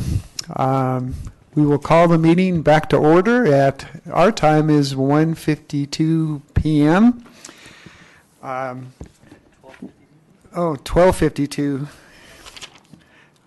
And I think what would help the body as a whole and the public, we have a couple of these, 2 or 3 of them, that are all related. I've asked our legal counsel to give a little overview about the ethics process and some of the distinctions in there. So I was going to turn it over to Nathan and give a little briefing to the entire commission, and then we can go ahead and tackle these things one at a time. So having said that, Nathan, go ahead. All right, Deputy Attorney General Nathan Hastings for the record. Here in the proposed language for grant regulations that the Commission's been going through, in the the meeting has reached the stage where the Commission is discussing items under general guidelines and rules, and and have reached number 9. Numbers 9, 10, 11, and 12 appear to be related to issues that deal with ethical considerations for, commissioners or advisors who would be participating in the process of grant applications being discussed and or ultimately voted on or scored. And I think it's important at this stage, before the Commission would vote on language it would want to put forward as to regulations on these issues, that I offer my opinion about, or just perspective, I should say. This isn't an official Attorney General opinion, but my perspective on how the law that is in place already addresses these issues, and my suggestion to the Commission that it incorporate broad language to reference the statute that's already in place as the governing standard, and reference the statutory structure for the way that commissioners and or advisors would conduct themselves, as opposed to coming up with your own regulations on these points. And let me say this to start out. There's legal doctrine that includes an idea called occupying the field. And the way that it most commonly is dealt with is in the area of conflicts between federal law and state law. If there is a certain field of or an area of law or of commerce where Congress, the federal Congress has authority given to it to act in that area, and it does so, and it incorporates law in that area, it is said to occupy the field. And in other words, the law that the federal government, the federal legislature would enact in that area occupies that field, and the states are not at liberty to go and make more specific law or other law that addresses those issues, because the federal government, which has the prerogative to do so, has occupied the field in that area. So as an example, I explained that. My sense is that, and I haven't done a ton of research on this, but that there's a similar thing going on here where the state legislature has enacted authority in the form of a statute, which is NRS Chapter 281A, which is entitled Ethics in Government. And by enacting that statute, the legislature has occupied the field of how ethics concerns and considerations are handled in government, in state government. There is a provision of Chapter 281A, which is, well, in the definitions provisions, it defines public officers, which members of the commission would be as it's defined. NRS 281A.420 is titled requirements regarding disclosure of conflicts of interest and abstention from voting because of certain types of conflicts, semicolon, effective abstention on quorum and voting requirements and exceptions. Having read this statute, my perspective, opinion, and suggestion to the Commission would be that this language is the only language the Commission needs for purposes of governing the conduct of commissioners as it relates to their involvement with the grant application process, as it would be, for example, addressed in these proposed regulations under items 9 and 10. And let me just give you a brief overview of what NRS 281A 420 talks about, and I don't mean to insult anyone's intelligence by implying that I don't believe that anyone already knows the statute, and that very well may be the case, and may understand it better than I do, but just as an explanation, this is what the statute does. Section 1 of the statute provides that if a public officer, which members of the Commission would be in this context, if a matter comes before a public officer which is regarding which the public officer or employee has accepted a gift or loan, in which the public officer or employee has a significant pecuniary interest, or which would reasonably be affected by the public officer's or employee's commitment in a private capacity to the interests of another person, that public officer shall not approve, disapprove, vote, abstain from voting, or otherwise act without disclosing first at the time that the matter is considered to the public and to the chair and other members of the body what that particular gift or loan or pecuniary interest or other commitment in a private capacity to another person is. So the first requirement is that if any of those three things exist, a public officer will disclose it in the manner described in the statute. Subsection 2 is, or Section 2 of the statute is not, it's related to campaign contributions. Subsection 3 specifies that in addition to the disclosure that's required under Section 1, a public officer shall not vote upon or advocate the passage or failure of, but may otherwise participate in the consideration of, a matter with respect to which the independence of judgment of a reasonable person in the public officer's situation would be materially affected by those three things that were specified in item 1. In other words, a gift or loan, significant pecuniary interest, or a commitment in a private capacity to the interests of another person. So the statute comprehensively already addresses the issues that are before the Commission here in the Commission's sense to this point that it should regulate on these issues. Let me real quick before yes, but let me get on one thing just while we're talking about this. Section 4 of the statute says that in interpreting and applying provision 3, which is the one that says when a public officer shall not vote or otherwise participate or advocate but can otherwise participate, it talks about a legal presumption. And it says it must be presumed that the independence of judgment of a reasonable person in the public officer's situation would not be materially affected by the public officer's acceptance of a gift or those other three things. It says where the resulting benefit or detriment to that person is not greater than that accruing to any other member of any general business, profession, occupation, or group that is affected by the matter. The presumption set forth in this paragraph does not affect. Okay.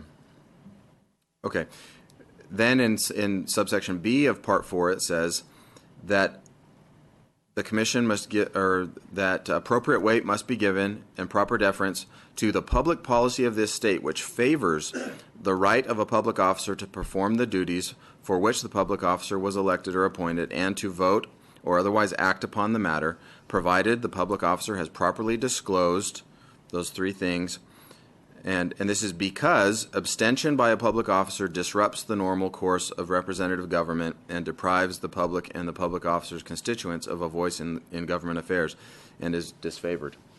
So, big picture, having read through all that, Section 1 of the statute says under what circumstances a public officer has to disclose to the public body certain circumstances that exist about that person's interests. Section 3 of the statute says, in addition, if independence of judgment of a reasonable person in that person's situation would be materially affected by those circumstances, they have to abstain from voting or advocating but may otherwise participate.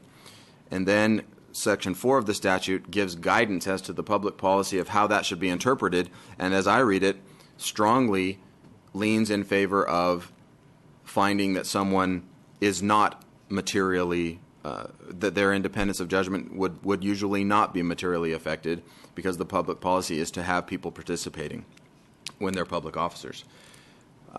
This statute is comprehensive, and it goes fairly into depth into these issues. My reading of it is that potential violation of ethical standards are governed by this statute, not by regulations that a public body would create. Items 11 and 12 of the proposed regulations here go into sanctions, and I would point out that here in the statute in 281A,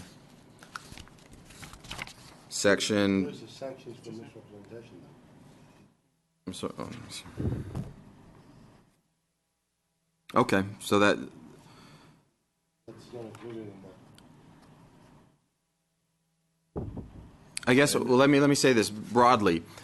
Sanctions, as they would relate to ethical violations that are outlined in the statute in 281A, are the prerogative of the Ethics Commission. We have no authority to do sanctions, do we? I'm sure we don't.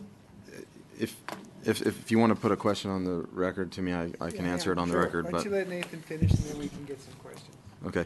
Anyway, long story short, items 9 and 10, my suggestion to the Commission would be to have someone move to do something like strike them and say something along the lines of, for purposes of requirements of disclosure of conflicts of interest and abstention from voting because of certain types of conflicts, members of the Commission will be subject to the requirements of NRS 281A.420, and leave it at that, and let the statute as it already exists be the standard for the Commission on these issues, as opposed to coming up with its own standard.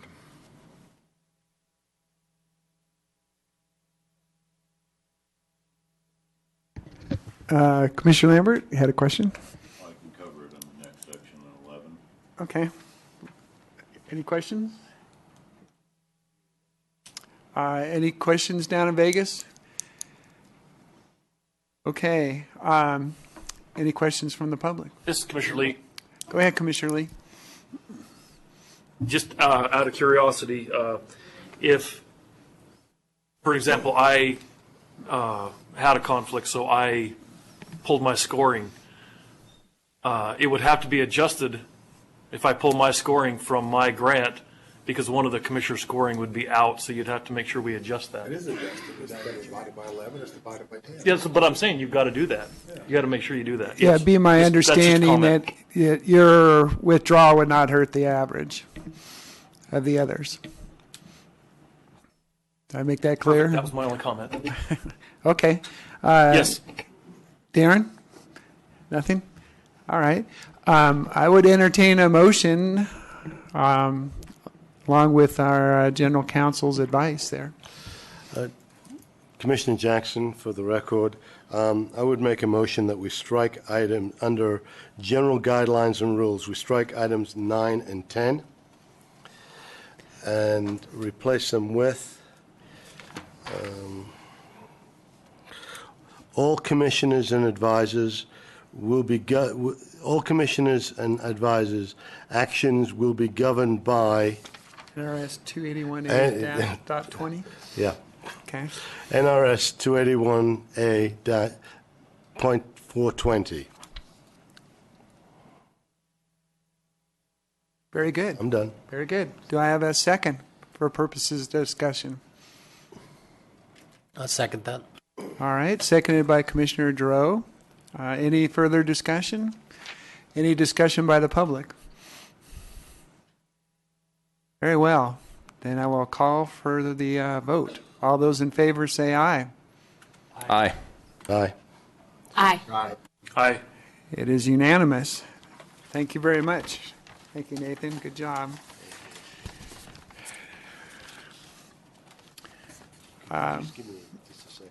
Yeah, sure. Mr. Chair, can I ask a question of Mr. Hastings? Sure. Go ahead, Darren. Just a general for my own edification. In Mr. Lee's or Commissioner Lee's example, he's a sheriff of Lincoln County. In theory, Lincoln County could very well have a very worthwhile grant. Simply, I think that the OHV community benefits from having a standing sheriff on the commission. Provides a lot of value, particularly when it comes to the law enforcement side of the applications, which we're going to receive. We have money set aside for. I guess my question is, at what point in the statute is Mr. Lee encouraged to participate? But then where does the advocacy line? I mean, I guess I'm trying just to understand. I don't want Sheriff Lee recusing himself just because he's the sheriff of Lincoln County. Because I want him to be able to provide input in that. I guess my question is, at what point does, outside of those three, pecuniary interests, gift or loan, etc., at what point is Sheriff Lee supposed to participate or not participate in, and particularly with grants for Lincoln County? It's a difficult question. As I read the statute, it's a difficult line that needs to be walked. If you in the statute in section 3, it says that the limitation where it's stated that you can't vote or advocate the passage or failure of something is based on whether the matter at issue is one with respect to which the independence of judgment of a reasonable person in the public officer situation would be materially affected. That reasonable person standard is very common in the law, and it's one where, to be perfectly frank with you, this particular hypothetical example of Commissioner Lee is one that I didn't come prepared to discuss in terms of researching it, and I don't know that it would actually. I'm not sure how appropriate it would be to work in that kind of a fashion anyway, where ahead of time I get a bunch of hypotheticals of what might happen, and I come out and tell you who needs to recuse themselves and who doesn't. I don't think that's how this is supposed to function. But having said all that, I think that the way it has to work is that each commissioner has to make an educated decision on and read the statute and say, is one of those three things in place? And if it is it such that it would affect my independence of judgment, and make that call themselves of whether they have to, not vote or advocate, but may otherwise participate. One way that I think I read that distinction between not voting or advocating but potentially participating would be things like if the commission had questions about specific logistical parts of the grant application, because Commissioner Lee, for example, would be perhaps the person most knowledgeable of details, factual details about how money would be spent, the timing of things. Those questions could be asked to him, and he could answer them. And in that way, he would be participating, which it says he can do, but perhaps not be able to advocate the passage of something or vote upon it. So, again, the way that this is enforced within the statute is that someone makes a request to the Ethics Commission for an opinion if they think that Commissioner Lee made the wrong call on that. If somebody in the public or another member of the commission says, you know, I really think he should have abstained and he voted anyway, that's the way that gets resolved. That's what the Ethics Commission was put in place to do. And so I think for practical purposes, the way that these kinds of things would shake out is the regulation says we're governed by the statute. The commissioners account for their particular situations in light of the statute, make a decision about what to do, and if somebody thinks they made the wrong call, they do a request to the Ethics Commission for an opinion on it, and that's the way that the legislature structured the statute. So, this is Commissioner Eller. I appreciate the explanation. My intent in asking the question was not to put you or Chair Flea on the spot. And I can see where the NRS 490, the governing deal for the OHV Commission, and 420, or cast us in this world of gray. I'm just concerned that given, and I think Chair Flea will appreciate this. He's very concerned. He wants to err on the side of caution all the time.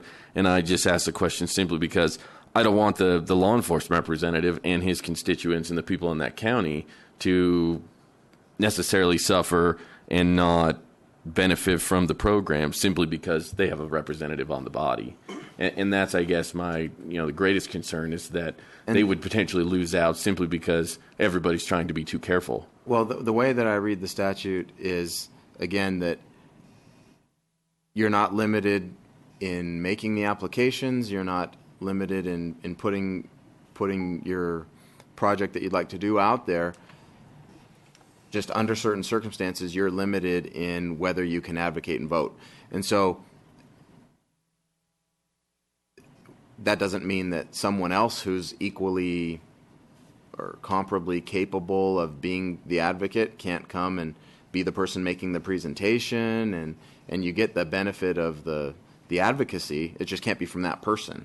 And Commissioner Jackson mentioned something as a potential, thing that could be accounted for there as well, where the commission here could look into whether it wanted to build into the regulations a way of incorporating the assistance of the non-voting, what are they called?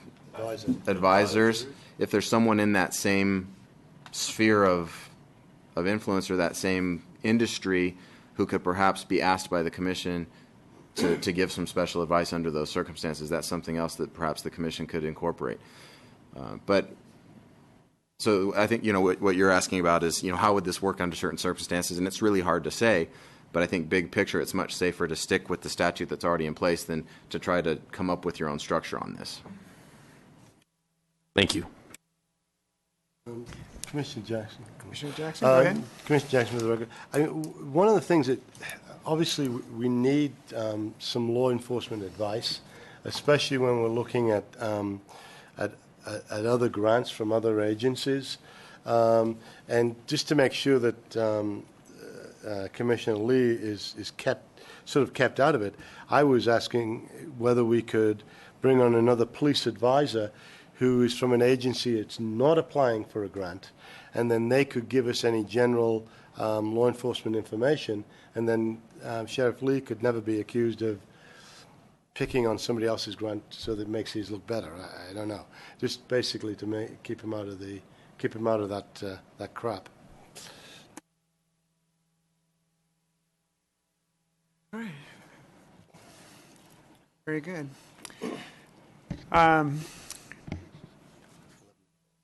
You have 11 and 12 to deal with that are related.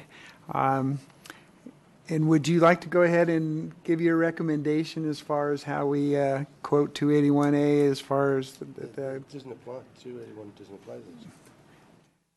Ethics Commission? No, these aren't ethical. This is if somebody sanctions? lies. Yeah, if somebody lies. Okay, we're talking about... Or misrepresents. Okay. You want to take a minute and look at that, or how would you address maybe the situation where someone's accused of misrepresenting something? Well, it's interesting. I think that you'll want to be clear if you're going to, to the extent you decide it's proper and and authorized for you to, as a commission,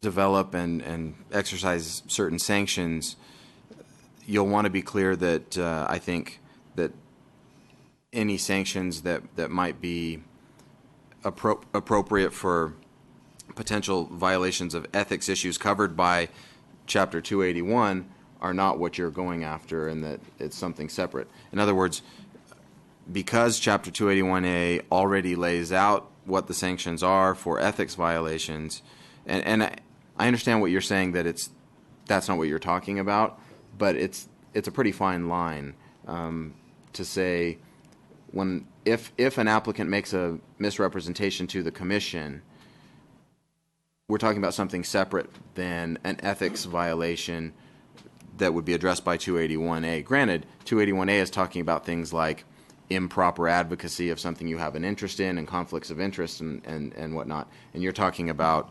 a misrepresentation that's in a, let's see, in a grant request. But I think, yeah, I think Commissioner Lambert has something to say about authority to sanction. Commissioner Lambert and then Paul, I'll get it to you. Go ahead, Gary. Commissioner Lambert, for the record. This issue of sanction was dealt with in the regulatory committee, which somehow didn't get to forward its recommendations to the entire commission. But nonetheless, here it is again. If we're to have sanctions, we have to have authority to make judgments. If we have to have authority to make judgments, we have to have an appeals process and a secondary court system and a Supreme Court system. And not only are we not capable or qualified of doing this, but we don't have the regulatory authority. And we discussed this once, but we weren't allowed to send the regulatory recommendations to the commission due to a vote. So perhaps we ought to go back and think about the fact that we're going to need a truckload more recommendations and several lawyers on staff before we're qualified, and probably a rewrite of NRS, I would guess. I checked with lawyers. We don't have the authority. I'm not the lawyer. I'm surprised we're discussing this again. Thank you. Okay. Commissioner Jackson? All right.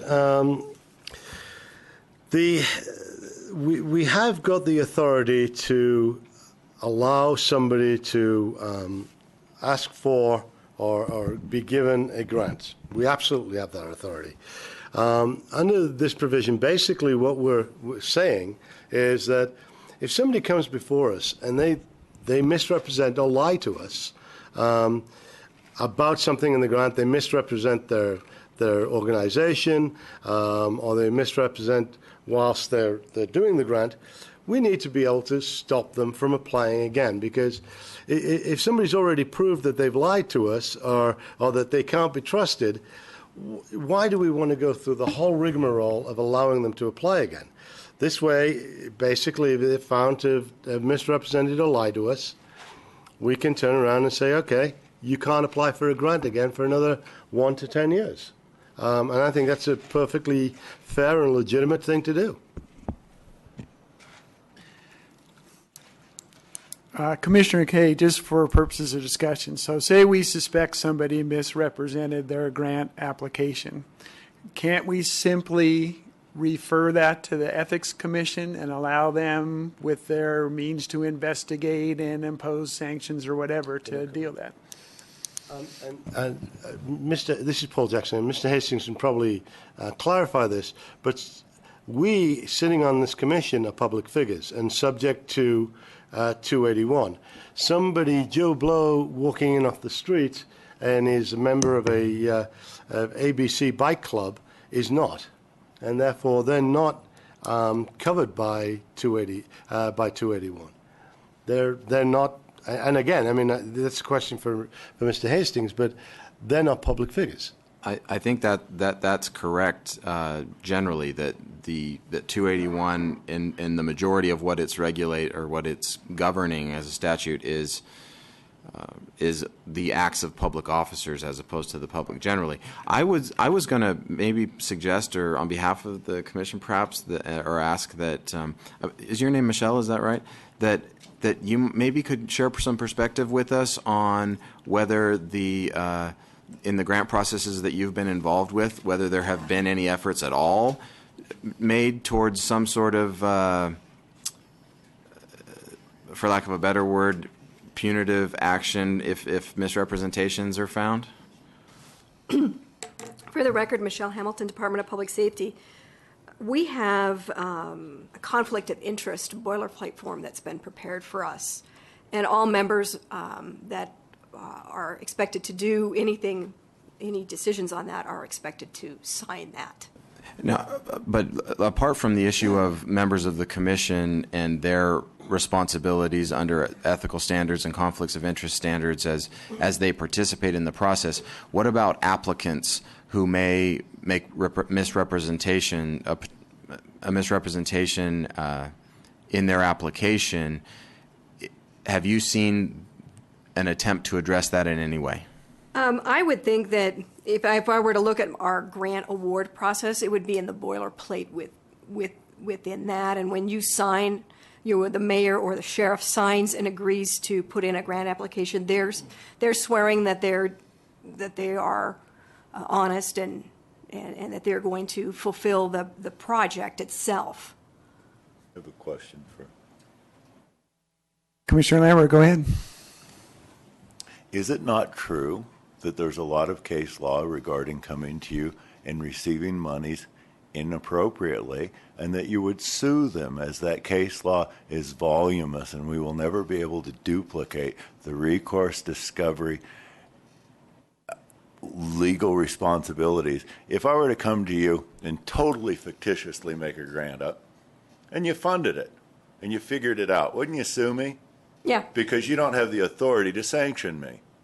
We would, you would request, sue me. We would request the funding. You would be returned. request the funds back, and then you would potentially seek legal remedy that's in place. Is that true?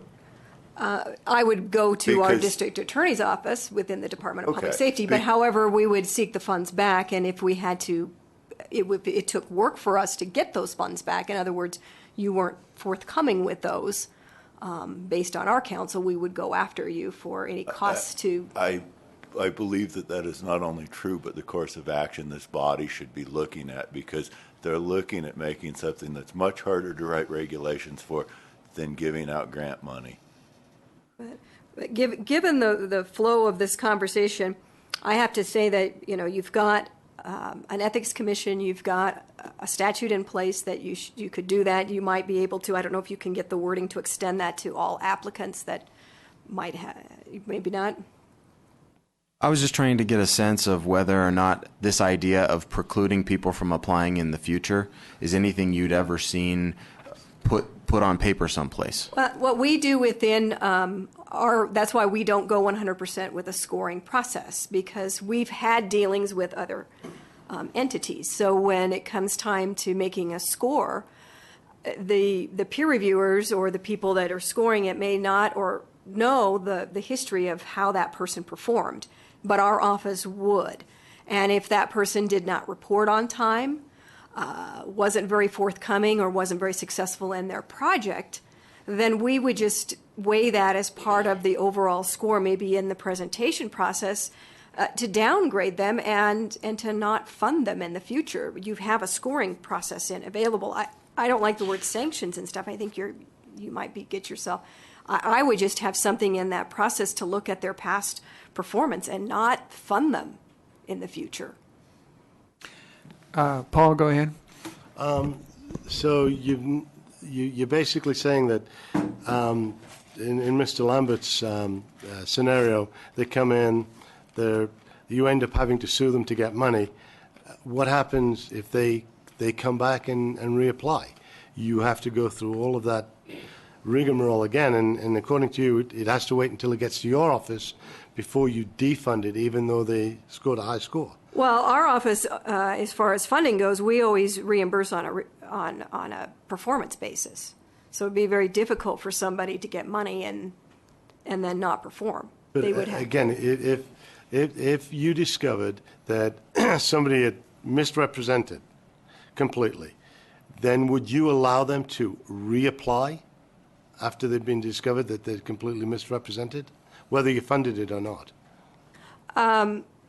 they could, you could put this in the wording, or you could just simply, as a commission, as 11 bodies that you happen to know that this person did not perform in their grant, they could do all the work of the grant, and you could score them 100% zero and not fund them. Well, we can't do that. I mean, in our process, we have to be fair in the scoring, and we have to be able to justify the scoring. What you're doing is basically an arbitrary thing afterwards, which we can't do. Okay. And saying, no, we're not going to fund these people because they did something in the past. We're trying to develop a mechanism where we can, if somebody has lied to us and misrepresented us, then we could stop them from reapplying. Go ahead, Nathan. First of all, thank you for sharing your perspective on, because and I apologize for kind of pulling you into this issue. What I really wanted to know was, because you had expressed your perspective from experience with the grant process that you've been involved with. I just wondered if this type of a component of a precluding people from applying again was something that had ever come up. And that was really all I wanted to ask you, but I appreciate you answering everyone's questions. I think an important thing to note here is, and I think you noting this is insightful, the word sanctions is, I think, a problematic word for this. Regardless of whether or not it were to go forward, I don't think you could have the word sanctions in it. The other thing that I would raise is this issue of due process. Anytime that anybody has a right to apply for something, to be a part, to receive a benefit, if they're either denied that in such a way that would constitute some sort of penalty, any kind of an imposition of a penalty requires due process. And so I would say this: my legal advice at this stage is that let's say that the wording was changed so that the word sanction wasn't in there, but somehow a process was agreed upon that the commission felt was something that they were comfortable with.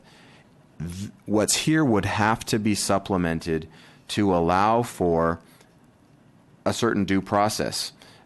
There would have to be a separate hearing for the person who's going to be quote-unquote sanctioned to be able to present their side and say why they don't think the conduct constitutes sufficient misrepresented to be now penalized in this way.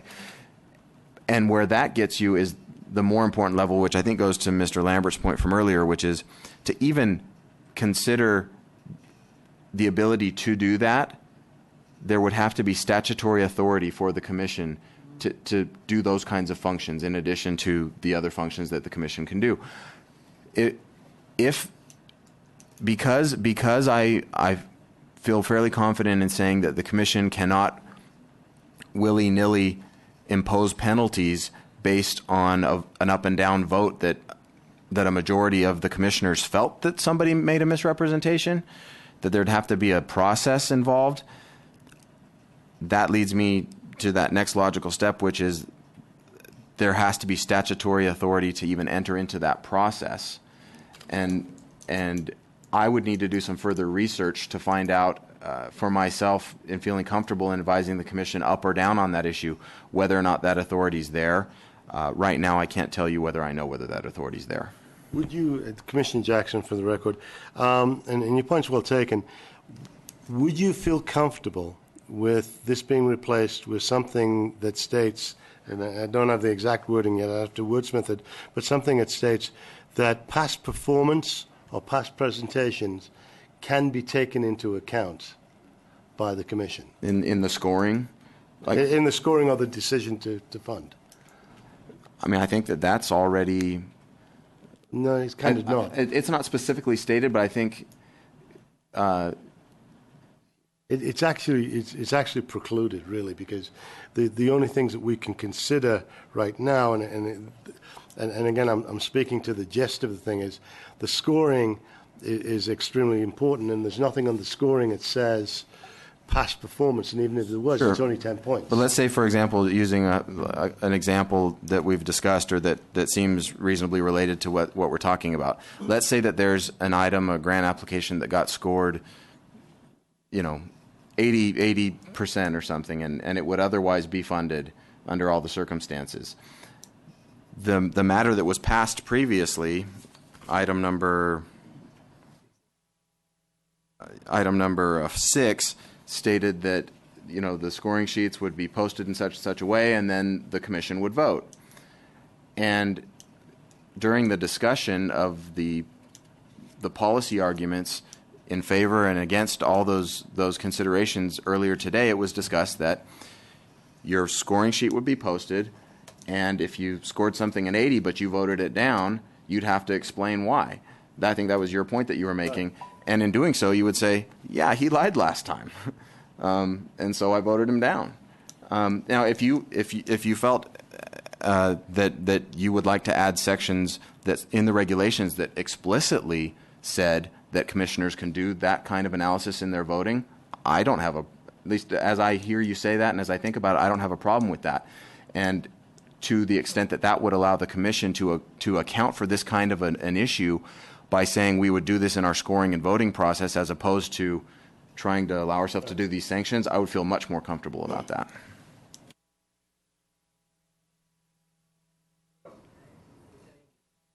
Okay. Would you like to try a form of motion along those lines? Yes, I would. Let me scribble as I'm writing. Go ahead and take a minute or something. The commission could consider during the grant awards process past performance. Either positive or negative. Well, could consider past performance. I don't have to say positive or negative. As part of their deliberations. Yeah.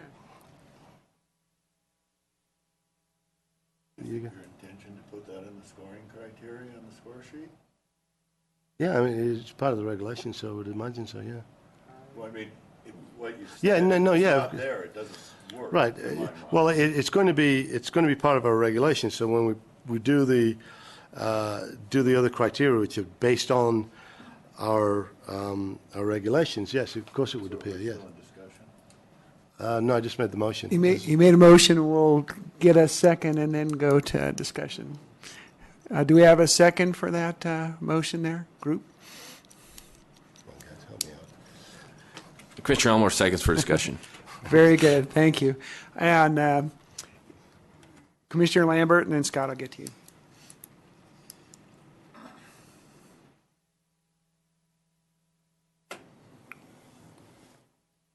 So we've said we're going to consider grantees' prior performance in the scoring criteria. Is that the entire gist of this? Are we still dealing with other ethics issues on this, or just that simple item?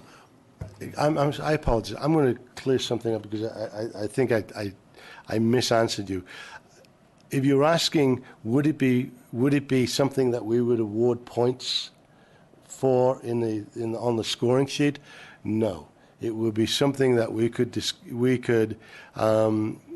consider during the discussion portion. So we could make a vote up or down based on the fact of past performance. So you wouldn't put it in negative or positive points then? No, I would not. It would be more subjective language. It would be more subjective, yes. And I is have that another comment. okay? Go ahead, Gary. One more comment, and then I'll do others. We've had multiple meetings regarding subjective behavior, and we've had multiple failures regarding subjective behavior. I believe we've had multiple groups, including the BLM, that indicated a scoring criteria is very important. We've had comments from people in the industry repeatedly, including folks like Orba, that believe the scoring criteria is what broke in California. More objective behavior from this will not please my representation. Thank you. Mr. Gers? We're kind of going back and forth, so go ahead. Scott Gers, Nevada Trail Stewards. I'm a little concerned that this is another subjectively based concept that's going to affect grantees and awards. It seems to me, as Mr. Jackson stated, that we could look at previous presentations or representations if the presenter was dishonest or lied during the presentation or in any level of that. So again, you're leading that into another subjective basis where who's judging if this is a lie, who's judging what is the truth, and that is going to follow this organization. Now, unfortunately, we have a very accurate example with what happened with the Trail Stewards grant this past grant cycle, that Mr. Lambert presented the Trail Stewards grant. Now we're finding that if the commission decides to sanction the Trail Stewards, that the Trail Stewards would no longer be able to apply to the commission for anything based between 1 and 10 years on an arbitrary decision that someone had lied or misrepresented without having an actual approval process in place. So again, we're finding another subjective judge, jury, and executioner in this position here. So as a potential grant recipient and grant applicant, I'm finding this very difficult to swallow, that we're going to be punished, and it seems to me that there's already a direction in line and an actual victim and targeted. Thanks for your comment, Scott. Paul? All right. Again, Mr. Gers completely misrepresented what was said. The motion is commissioners can consider past performance. That's it. There's nothing about sanctions. There's nothing about 10 years. There's nothing about subjective. It's commissioners can consider past performance, and that's it. All right. Thank you. Commissioner Elmore? Can I propose a friendly amendment to Commissioner Jackson's motion? Please. That we would strike items 11 and 12 as listed and replace with said motion. No, that was it. That wasn't. I don't think it was ever formally stated. Oh, I apologize.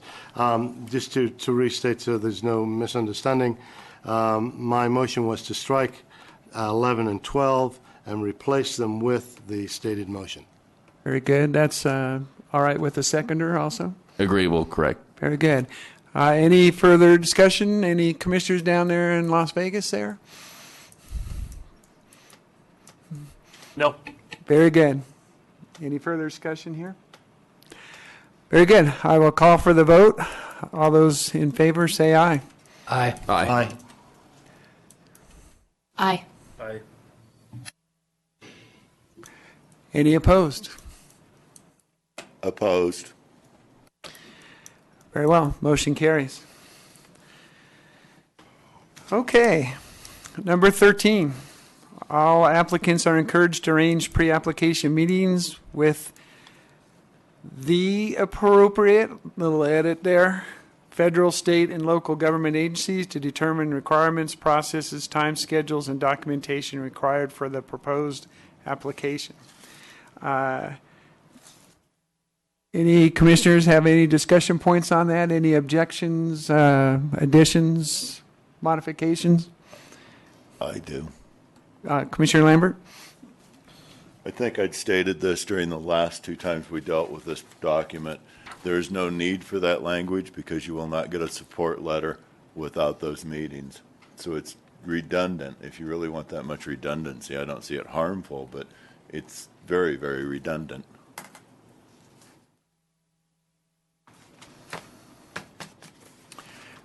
Commissioner Jackson?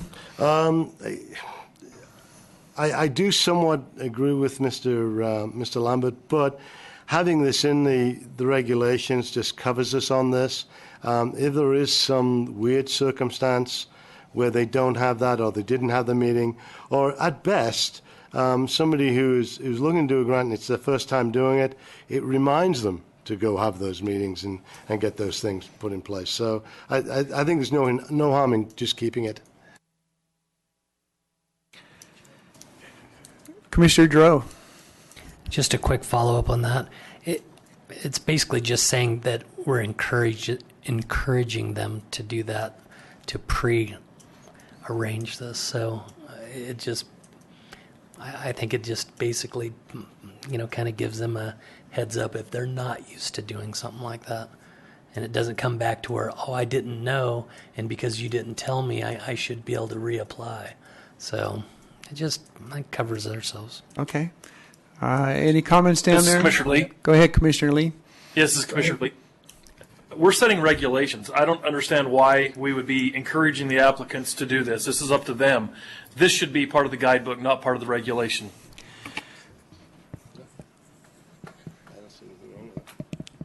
Very well. Okay. Any further comments? Any comments from the public on this matter? All right. Since we did have we need a motion. Okay. Commissioner Lee, would you like to make a motion? I make a motion to strike item 13 and put it into the guidebook. Commissioner Elmore seconds. Okay, it's been moved and seconded. Any further discussion?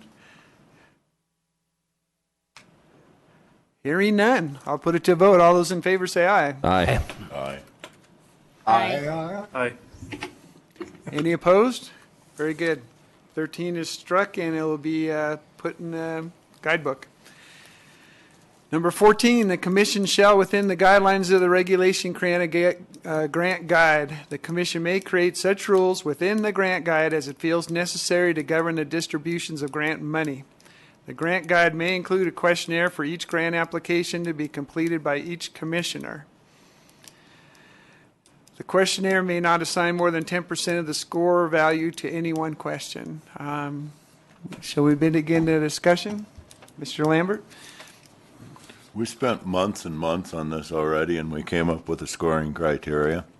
And the scoring criteria allowed up to 20 or 25%. And I don't understand why we would have spent months and meetings to ignore the work that had been done. The grant committee came up with a criteria that had 25% for the recommendation and supportive letters, both for county and for clubs, 5% given to like agencies and stuff, and the clubs given 20. It was highly supported. I mean, a lot of this just looks like we're throwing out the work that we did for an entire year and a half. And boy, if anybody was frustrated about wasted time today, it might be me. Thank you. Mr. Jackson? This was discussed at the committee level, and I believe this is what the committee recommended. I personally believe that giving 25% based on one criteria alone is a little arbitrary and didn't seem to work in the last go round. I think that because obviously some people were gaming the system. In fact, giving this 25%, knowing that they could go out and get 30 or 40 different letters, some of which didn't even apply to that specific grant.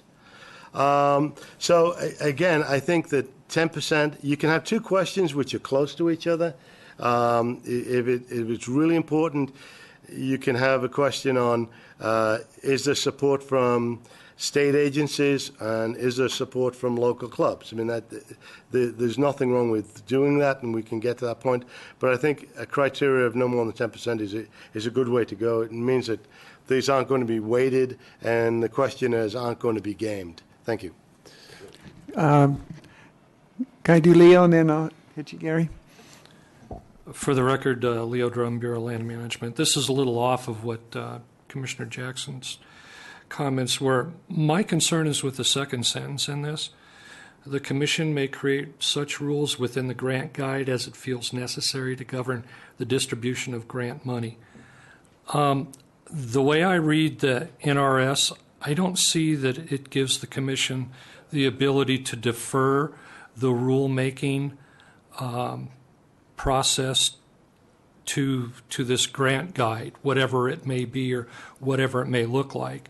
The NRS 490.068 says the Commission shall adopt regulations setting forth who may apply for grant money, adopt regulations for awarding the grants from the fund, and adopt regulations for determining the acceptable performance. So I'm just concerned, and I'm curious what additional regulations would be adopted in this grant guideline that you wouldn't already have adopted in these regulations that we're talking about now.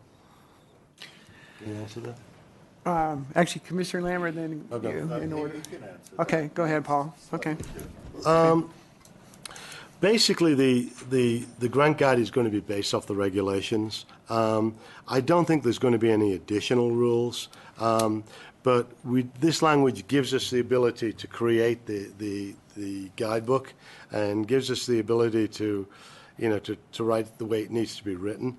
But any regulations or any rules have got to be based on regulations that we're already applying for. So there aren't any additional regulations, but there may be an interpretation. Thank you. Just for discussion purposes, would it be better if maybe that the commission may create special conditions within the grant guide as it feels necessary to govern the distribution? That way, maybe partial funding's a thing, maybe stipulations or yeah, something. Stipulations. I'm concerned when I see the word regulation when we're creating regulations. Right. And the statutes are pretty clear as to when and how you should create those regulations. Well, it says create rules, not regulations. Yeah, I was just going to say if you they could create special conditions or stipulations. Yeah, what I envision. This is Commissioner Cox. Go ahead, Commissioner Cox. Could we strike that sentence that Mr. Drum's concerned about in 14? Isn't it covered in the next number 15? I think the reason this was put in there is because in the past we said, well, let's put a ban. Let's get advertising on the container. Let's have a ride along on a trail maintenance project or whatever. So I think that's what we are trying to cover. And so maybe Mr. Drum is right. It doesn't need to be there. And maybe 15 is what we're really wanting to do. I think that's excellent. Go ahead, Gary. Okay. Gary Lambert for the record. There have been several statements made by the prior chair today that are distasteful to disgusting to me. Number one is the notion that 20% of the grade didn't work. Not using the scoring criteria is what didn't work. Having a breakfast meeting and changing the criteria of the grants didn't work. Having unagendized meetings didn't work. What does work is using the scoring criteria, and why 20% of the points were given to the clubs is it's their money. Not only is it their money to choose who gets it, but it's their money to tell us who they support. So the fact of the matter is that I still have the floor, Mr. Jackson. So I am very troubled by allegations that are made that are unfounded. There have been plenty of statements made by the chair that can be proven to be faulted, multiple statements about just phone lines. So let's stick to the facts. As to the stewards' behavior, I haven't caught them telling stories. The commission maybe has more trouble. Thank you. I'll let that go. Go ahead, Paul. All right. The fact that Mr. Lambert feels that I have said something incorrect, I would like him to please give me those non-factual things. The reality is that the situation, giving 20% to an organization didn't work. It made the scoring lopsided, and it was not an effective use of the scoring facility. Secondly, sir, I have the floor, as you reminded me. And if you want to turn this into a shouting match or something other than a polite conversation, I'll be happy to do it. All right. The reality is that Mr. Lambert has made allegations which are completely unfounded and untrue. And I would suggest either Mr. Lambert prove these allegations or withdraw them. Commission Chairman's going to make a comment here. Obviously, you guys have history. You have your sides of the story. Our job as a group here is to get a product through, get some consensus, make this better. You can have honest objections to what's being proposed or said, But let's keep this civil, commit to this group going forward. Some of those accusations, they're going to play out one way or the other here, but let's try to keep focused on the job we got to do today, and that's getting our regulation guides cleaned up and hopefully forwarded. So let's try and keep the character assassinations to the minimum. It's not doing us any good. I don't answer his question as to the things that have been misstated? Not at the moment. You're welcome. Okay. Nathan Hastings, for the record, from an open meeting law perspective as well, I would just suggest that while the gossamer threads of connection to the agenda could probably be found, they're pretty flimsy. So I think once we start getting into all that, it's pretty far from what we're supposed to be discussing in terms of the open meeting law and having noticed the public on an agenda of what we'd be talking about. And I think the central thing was the percentage we could assign to any one question, whether it be 25% or no more than 10% of each question. And, so I'd like to hear any more observations on that particular issue. No one seemed to have a problem with striking the second line there as Leo proposed. I think it passed unanimously when it came to regulations. Okay. Excuse me? All right. Could I have a motion to strike that sentence in 14? Yes, I'll give you a motion. All right. And a second? I haven't made the motion. You can't get a second, okay, boss. go ahead. Okay.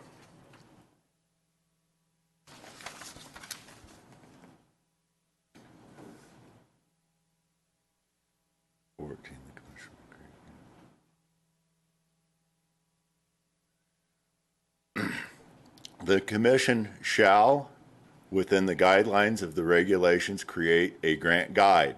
The commission may create such rules within grant guide that it feels necessary to govern the distribution of grant money. The grant guide may include questionnaire for each grant application to be completed by each commissioner. End of the motion. Do I have a second? For discussion purposes.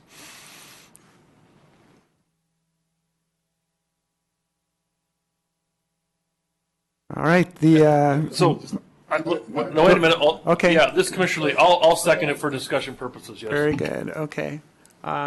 Further discussion by the commissioners? It's Commissioner Elmore. Go ahead, Ken. I'm curious, can we just... The commission shall put forth a grant guide.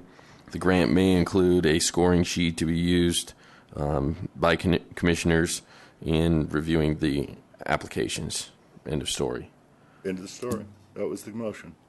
But my wording would leave out the second sentence. The commission may create such rules within the grant guides it feels necessary. That's fine. I accept your amendment. So do we strike the rules in that second sentence, or we strike the whole sentence? Whole sentence. Okay. Okay. Moved and seconded. Okay. Leo, was that your comment also? Okay. You just caught me. All right. Any further discussion by the commission? Commissioner Jackson, I would speak against this because it still doesn't give us the ability to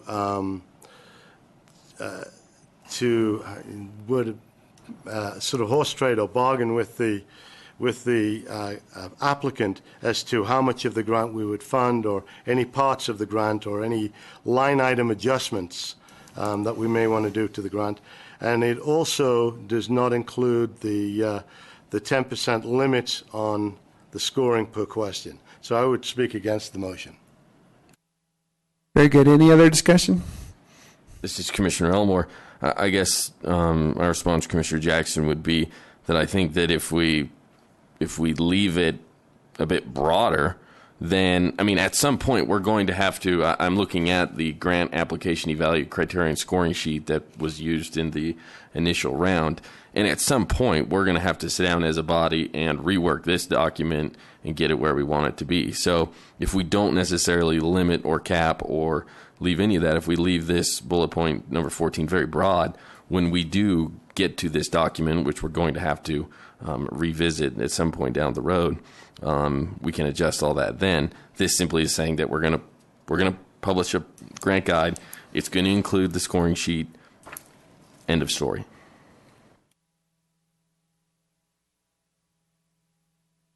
All right. Any other discussion? Should we call for the vote? All those in favor say aye. Aye. Aye. Aye. Any opposed? Nay. All right. The motion carries. Thank you. There's only one nay, so, okay.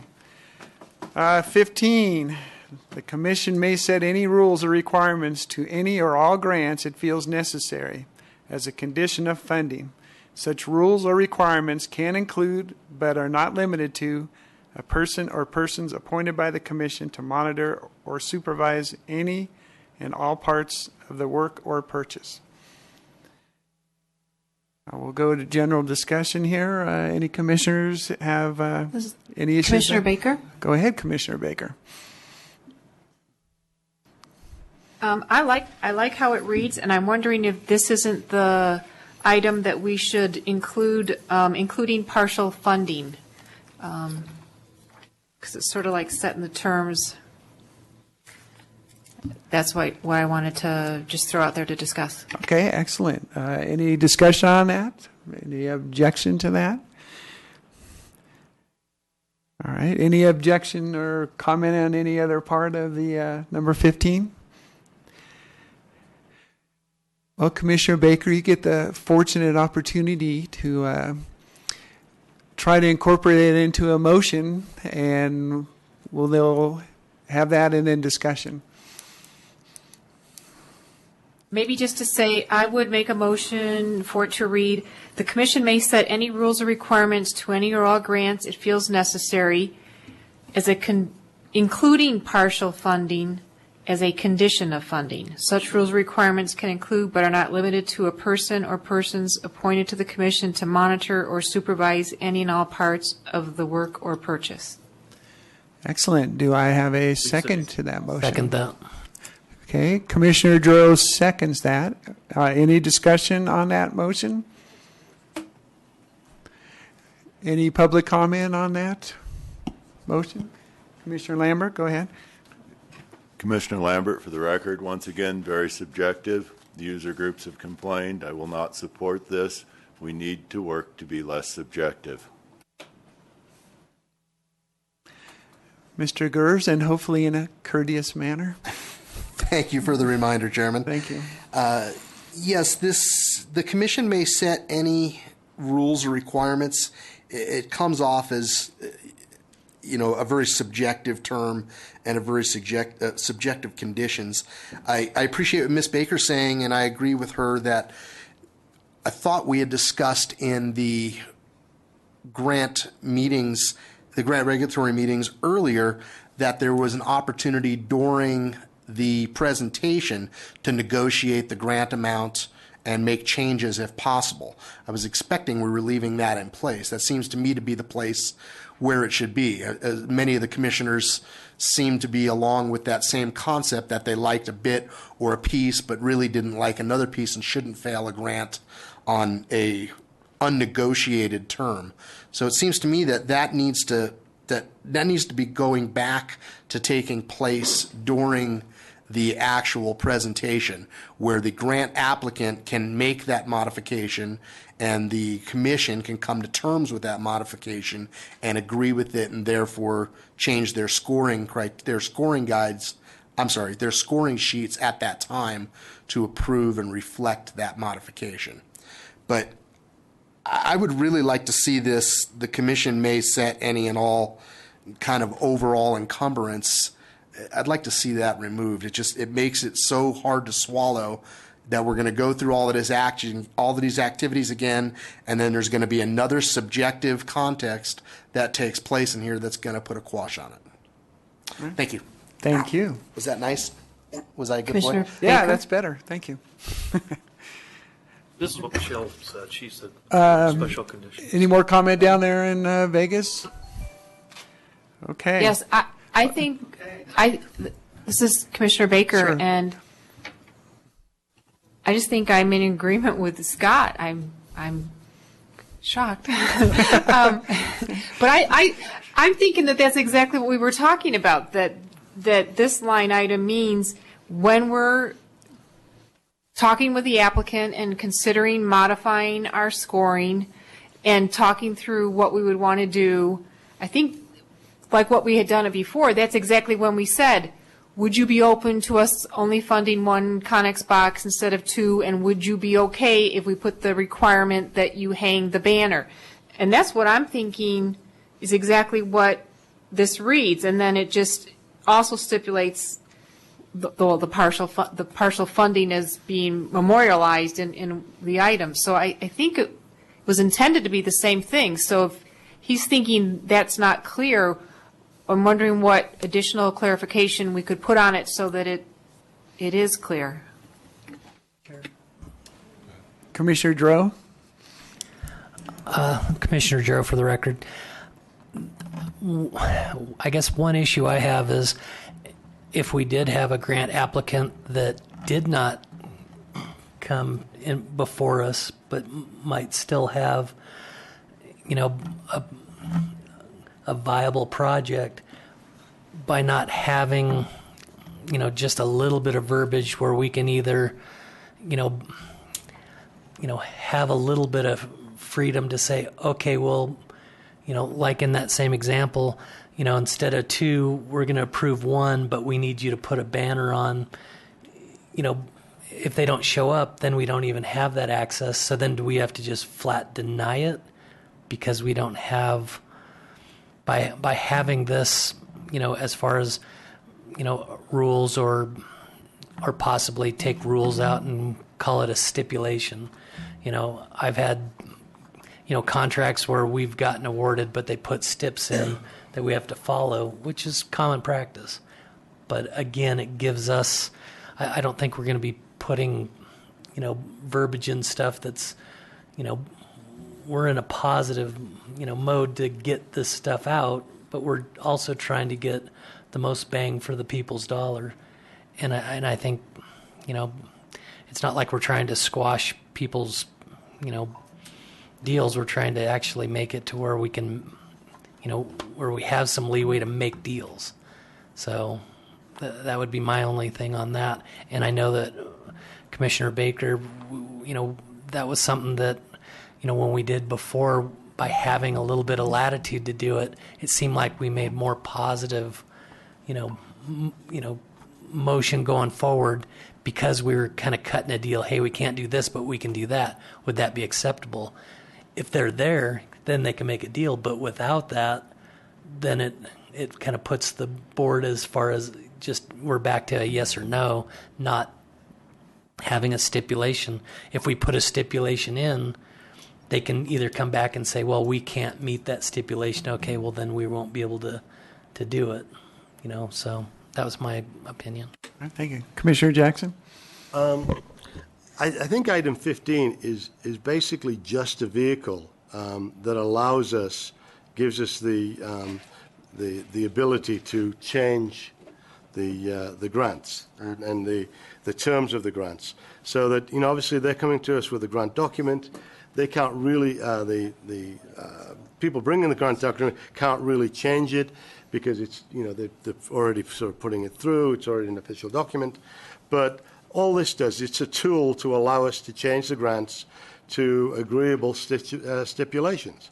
We're not forcing anything on anybody. We're, as Commissioner Baker said, we're sitting down with them, talking to them, and altering their grant to make it easier to fund. So again, I think this should basically stay as is with the added partial funding language, but I think it's good to go. Thank you. All This is Commissioner Elmore. I guess, Commissioner Baker, I'd be curious, would you be okay with this adding in a line that says, any imposed stipulations must support the mission statement of the Commission and the OHV program or fall in line with the integrity of the program, so that it's clear that our stipulations are to benefit the program and are not necessarily just undue burdens that we're trying to impose on the organizations? Absolutely. This is Commissioner Lee. Commissioner Lee, go ahead. I'd just like to read something. I'd like to steal this words, but I can't. They're Michelle Hamilton's. But Michelle with DPS had sent me this, and I just think that this, could cover what we're talking about. And it just says, special conditions, yes or no. This project is subject to such conditions or limitations, which could be partial funding in what I read it as set forth. This will allow the Commission to add conditions or limitations that need to be signed before you make the final award. I think that would cover us. I think a special conditions, not rules and regulations we're changing, it's just special conditions like the banner or limiting them to one Connex box instead of two, or, I don't know. That's just my thoughts. Okay. Further comments? Commissioner Jackson? I like the language that Commissioner Lee plagiarized from Ms. Alvin, from Public Safety. But maybe we could just add the words are changes in funding, or changes in amounts funded, something like that. That would. It could be either up or down depending on what we decide. But that, again, I think if that was in, because it would be more specific than just saying limitations. Thank you. I agree, but I'm not going to make the motion. Could you guys work on that revised motion down there, and we'll take some public comment? Sure. Okay. Mr. Gers? Thank you, Mr. Chairman. I'd kind of like to follow up and answer Commissioner Baker's question. The way that I saw this working was basically going onto item number 7. I know we don't like going back on item numbers, but it seems to me like that's where that would fit, that it could be each grant application will be giving a chance to make a presentation to the scoring committee at that time. Certain changes and modifications to the application may be agreed upon and made. Seems to be a simpler way to do it. And Commissioner Baker, the way that I've seen this work in the past and the way that I was really hoping to be able to work this through with the Commission upcoming in the workshops was to be able to state that you have your scoring card, and the commissioners basically take their scoring card home, they review the grant, and they score it technically in column number 1.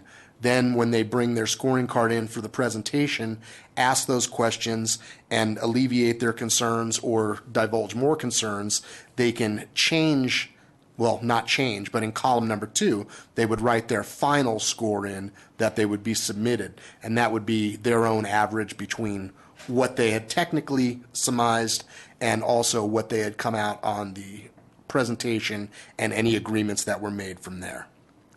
So that would be my suggestion. Thanks again for your time. Thank you, Scott. Commissioner Dro? Commissioner Dro, for the record. Again,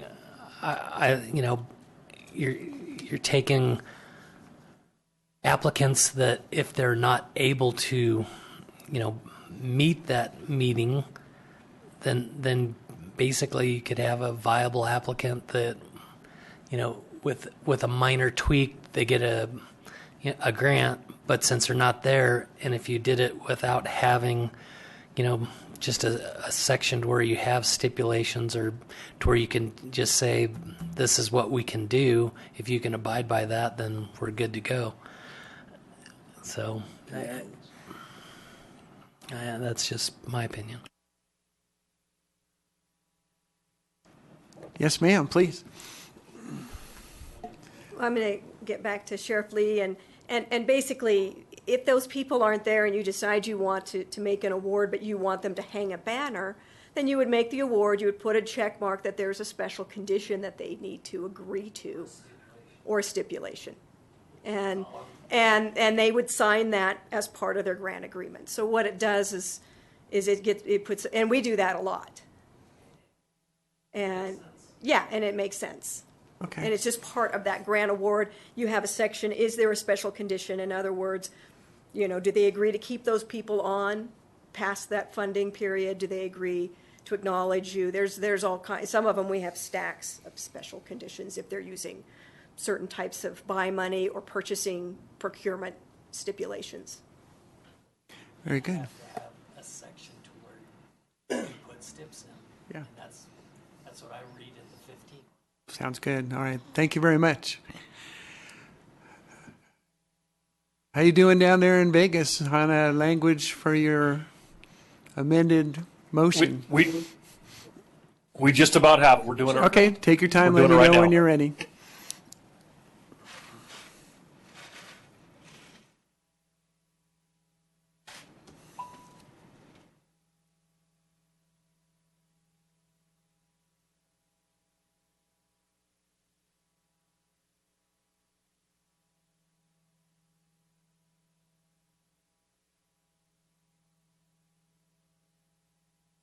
Sorry, we're working on it. Just a second.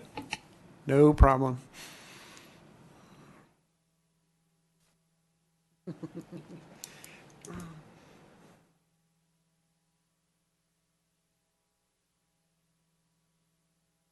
Ready? Yep. Okay, I think we're ready.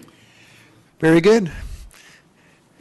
I would make a motion that this item read. Item 15. Item 15 can read, "The commission may add any special conditions to the grant agreement stating such conditions or limitations, including partial funding, as set forth." And then we would identify what those conditions are. This will allow the commission to add conditions or limitations that need to be signed before you make the final award. Very good. We have a motion proposed. Do we have a second? I will second that. Very good. It's been seconded. Further discussion? Okay. I take it the group's comfortable with that? Public, any comment? Okay. I'll call for the vote. All those in favor say aye. Aye. Aye. Aye. Aye. Any opposed? Very good. Thank you. Motion passes. Nice work down there. Thank you. 16, cost of administration, monitoring, supervision by the commission of any grant may be charged to the grantee and may not exceed 10% of the total amount of the grant. Does anyone in the commission have a problem with that sentence? I would, Commissioner Jackson, for the record. Okay. I would, and I don't know if this is the place to add this in, but many of the grants come through agencies, and agencies, you know, charge a fee to the final grantor. I would like to include those so that the agency fees that that are charged to the grantor or grantee are not to exceed 10%.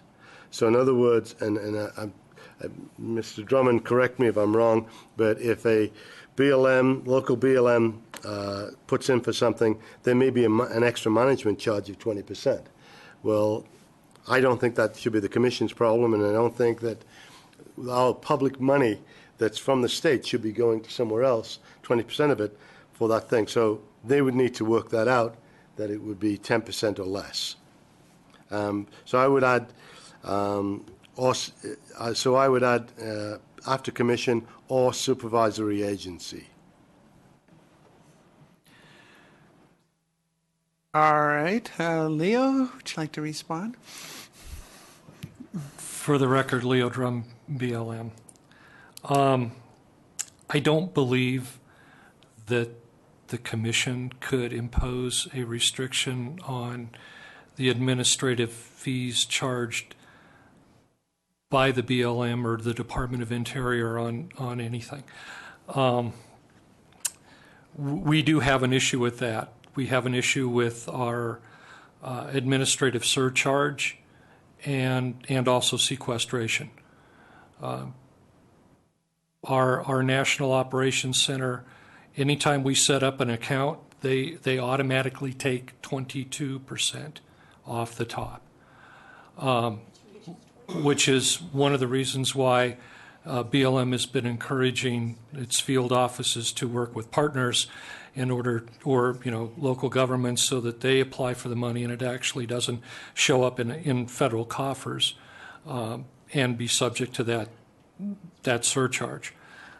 So I honestly don't believe that by putting this in regulation, it would have any effect on our National Operations Center. They would still charge us the 22% as soon as we open an account. So that's one of the limitations that we're working with, and that's why we've been working through partners in order to get things done on public land. Commissioner Jackson, that being said, then I'd just scrub it and say 16 should go as written.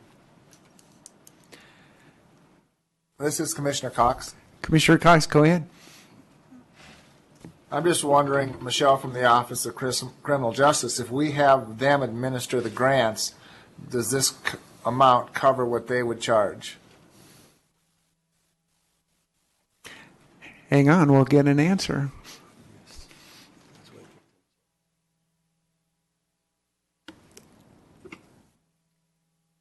For the record, Michelle Hamilton, Department of Public Safety. In the past, our office has charged, is allowed up to 10% administrative charge, up to 10% administrative fees for the Justice Assistance Grant, RSET grants, and various other grants that we administer, and we have found that to be adequate.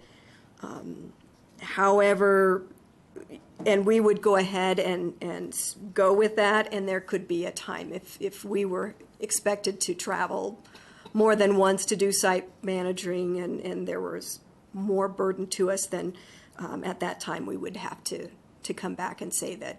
But we would be comfortable with 10%. Okay. Thank you.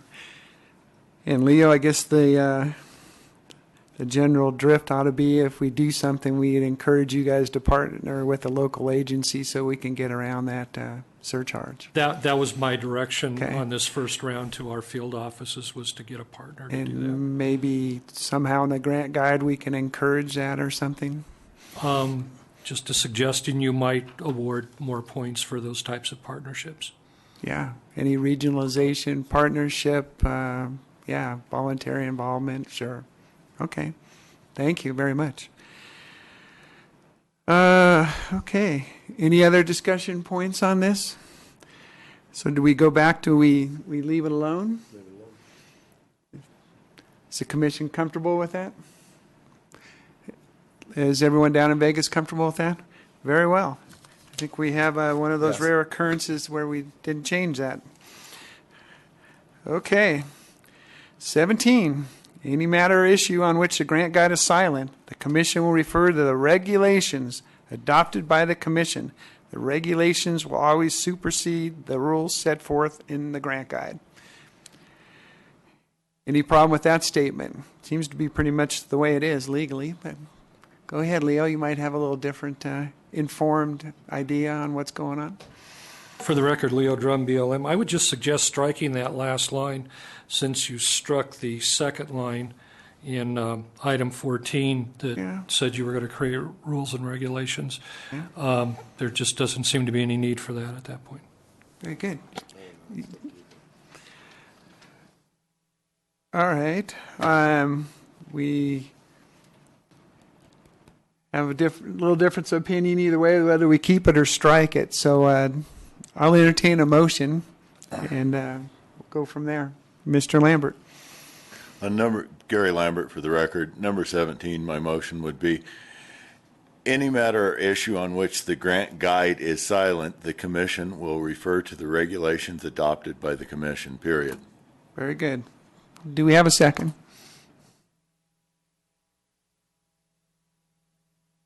I'll second that, Commissioner Cox. Thank you, Mr. Cox. It's moved and seconded. Further discussion. Commissioner Elmore. Commissioner Elmore. I guess I'm curious, what happens if our regulations don't catch it? Right? What happens? We're striving to be perfect, but there are things that the regulations might not. So the regulations might not address. So my question is, could we also add in something to where any matter not addressed within regulations will be addressed on open, in the open meeting law stuff, agendized, discussed, voted on. And I guess maybe that's a question for Mr. Hastings. We assume that we're going to be perfect, but I think that's a false reality. Very good. Yeah, I don't assume you're going to be perfect.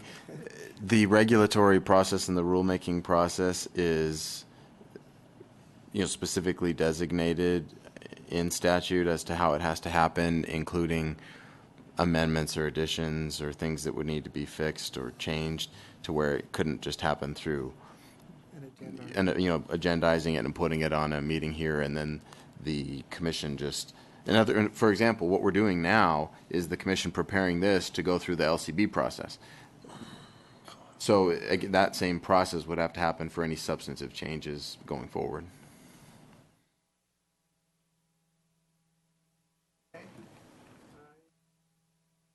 Excuse me, any further discussion on the proposed motion?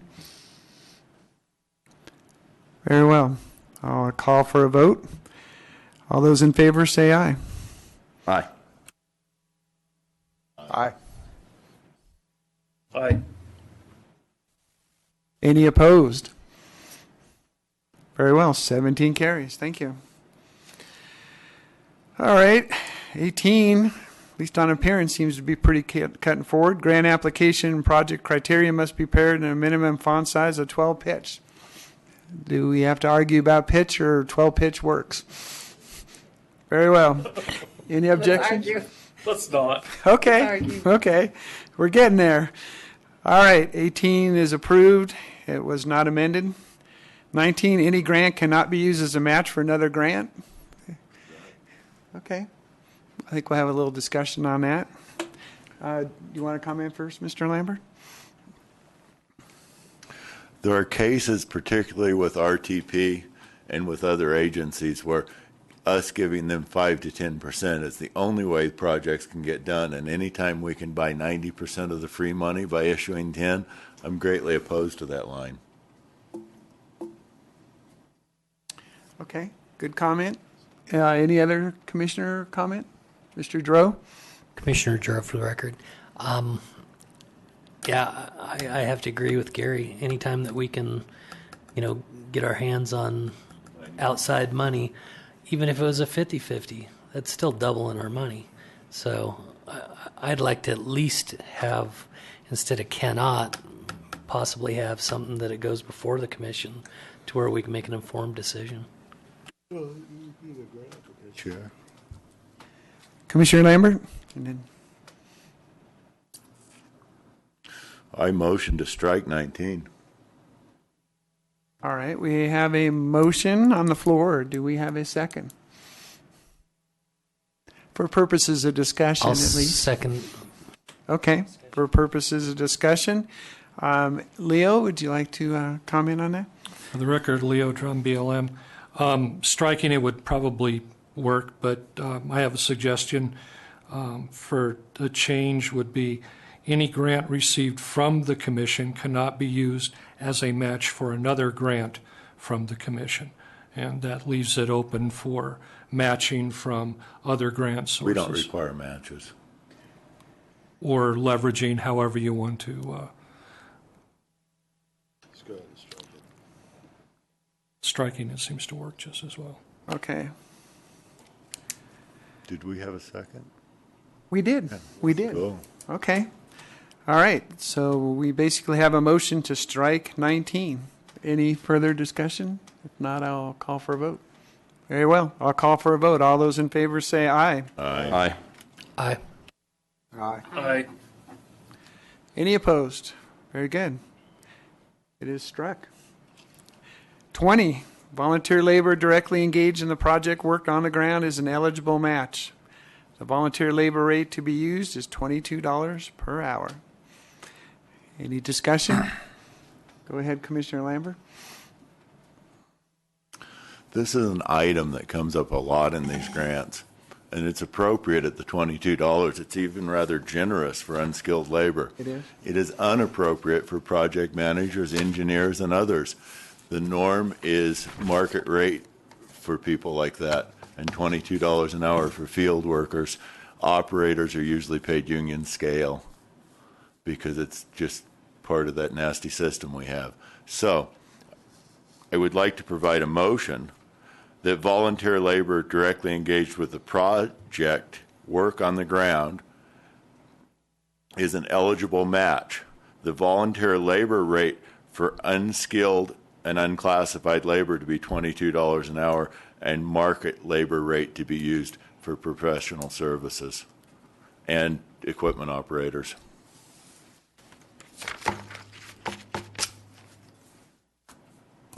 Very good. Do we have a second?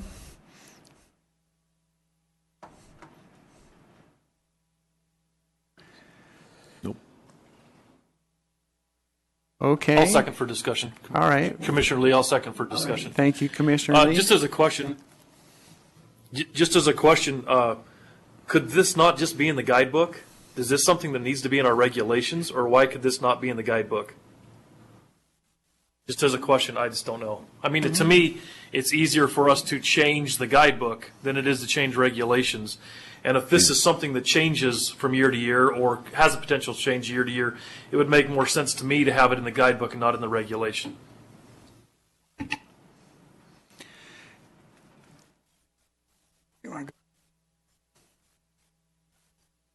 I think if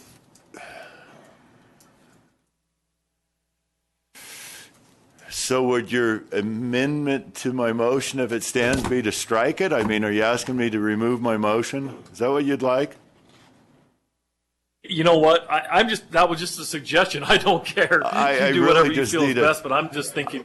I just think if we address it now, we don't have to address it later. But if you're asking me to remove my motion, I'm listening very attentively. No, if you think it's good to address it now, then I'm with you. I'm fine. I think that getting it done and in the corner is a good idea because we use the word market level for professionals. You know, the $22 an hour for unskilled labor is fairly generous. Some states are down as low as 12. Very few are over 25 for this type of match. I made it a motion because I was hoping it'd pass. Yeah, I'm. Okay, Leo? It's Commissioner Baker, and I have an amendment.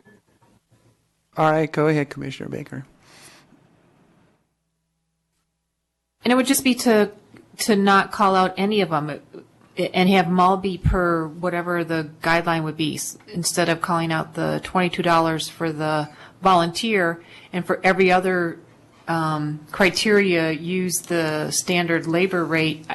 It seems like everything should be standard. That way, even if the volunteer rate changes, we don't have to go back in and change the regulations. And I don't know what the name of that Davis-Bacon Act? prevailing rate thing, but because it wouldn't be for a volunteer, but if there is a guideline pricing. Prevailing wages Davis-Bacon Act? Yeah, prevailing wages would probably work pretty well. Mr. Lambert? Excuse me. Jackson. Mr. Jackson. It seems to me that when we were discussing this, we don't need to call out all these different ones. I mean, I agree that this is maybe better in the guidebook, but if we have one rate of $22, which seems to be an average rate, some laborers will get $12 an hour, some skilled guys will get 45. We just came up with an average rate of $22 an hour just to make life easy, and I see no reason to make it more complex. I would either suggest we just leave this as it is because it's fine with the average rate, or if you want to strike it and put it into the guidebook, I wouldn't object. But right now, I think we should just leave it alone and move on to the next thing. Leo, you have a suggestion? My suggestion was to not include a specific dollar amount in regulation because that's bound to change. It has changed from $16 up to $24 in the last 12 years. So that was just put that specific dollar amount in the guidebook, but don't put that in regulation. Just make the provision in regulation that volunteer labor rates will be paid at the prevailing current rates. Thank you. Mr. Lambert? I'm going to change my motion due to the general tone here. And I will withdraw what was said and the motion would be to address labor and prevailing wages in the guidebook. So the motion is to strike 20 and replace it with wages, and Davis-Bacon wages will be spelled out in the guidebook. Wouldn't it be just easier just to put prevailing wage? Just strike $22 per hour and just put prevailing wage? I don't think that anybody really wanted to drive up the cost on the $22 an hour at all, but I don't believe I can hire a competent engineer with a stamp that'll stamp anything for less than $150 an hour. Yeah. And I have to be able to stamp my projects, and I have to be able to pay for an engineer, and I can't do it for $22 an hour. Just so you understand, Mr. Lambert, this dollar amount is to be used as a match for volunteers. It's not a guarantee of how much we're going to pay a forklift operator. It's just to be used as a number, so that if you have 10 volunteers and they work 10 hours, that would be $2,200. Okay. We have a motion on the floor. Do we have a second?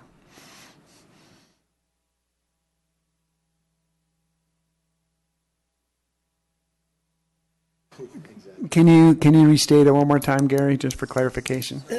Sure. Item 20 to be replaced with the guidebook. The guidebook will be the guide for wages and contributions, period. Very well. We have a motion. Do we have a second? I'll second for discussion. Okay. And we're back to discussion. Mr. Jackson? Then it would just be easier to just go ahead and strike it. I mean, that would be the easiest thing. Either strike it or change it to prevailing wage. Any further comment? Mr. Cox? As Mr. Jackson pointed out earlier, we put this in regulations as a guide for volunteer labor rate, something we can fall back on, because no matter what we put in a guidebook, if somebody sues us at the end or whatever, we needed something in regulation to fall back on. This is strictly for volunteers. It's quite a generous amount, but that's why it was put in originally. All right. Any further discussion? Let's go to vote. All those in favor, say aye. Why don't you just leave it? All those opposed? Nay. Nay.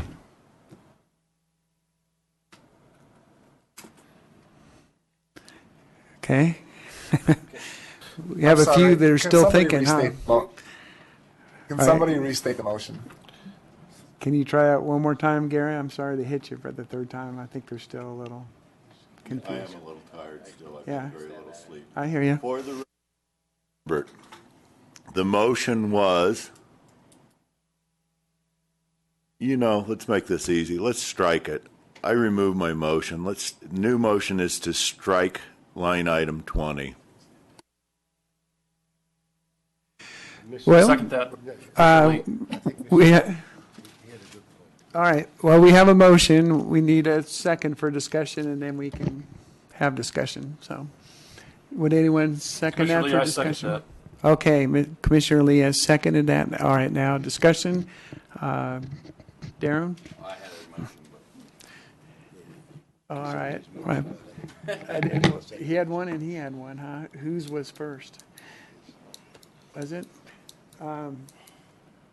Procedurally, I think he tried to do his motion first. Or Just let you already got a motion. all right. So we have a motion to strike. 20. Yeah. All right. All right. We'll call for the vote. All those in favor of striking 20, signify by saying aye. Aye. Aye. Aye. Okay. Those opposed? Nay. Nay.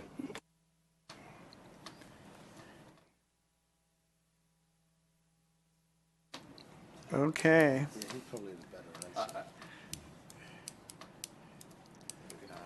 Is there any way procedurally we can look at what Mr. Elmore's motion was? Because I think it would have got us out of a lot of this. Could we just suspend Mr. Lambert's motion and listen to what Mr. Elmore's got and then go forward, please?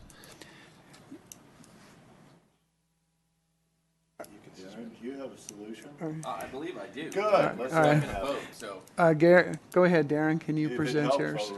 Remove it. Mr. Lambert, if you'll allow, I'd like to make a friendly amendment to your motion. Sure. No, it's suspend his motion. Okay. Do your motion, and then Go ahead. yours doesn't pass, All right. his does. Go ahead. I propose that number 20 would read, volunteer labor directly engaged in the project work on the ground is an eligible match. The volunteer labor rates will be published in the guidebook. Or the volunteer labor rates to be used will be published in the guidebook. I would second that motion. Moved and seconded. Any discussion?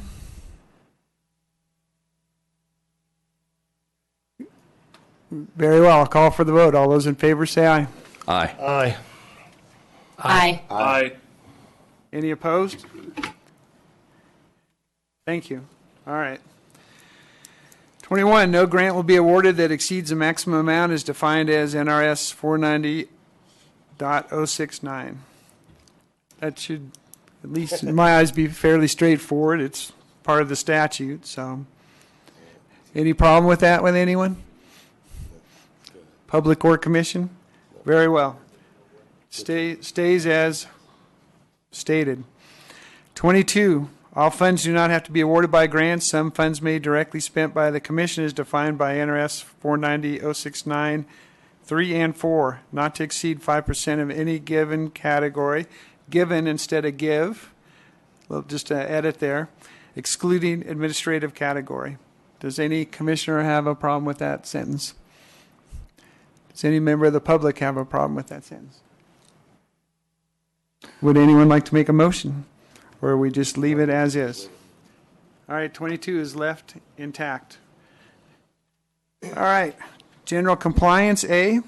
All projects must comply with applicable state statutes, regulatory requirements, and policies. Policies being completed on federal land must be in compliance with applicable federal statutes.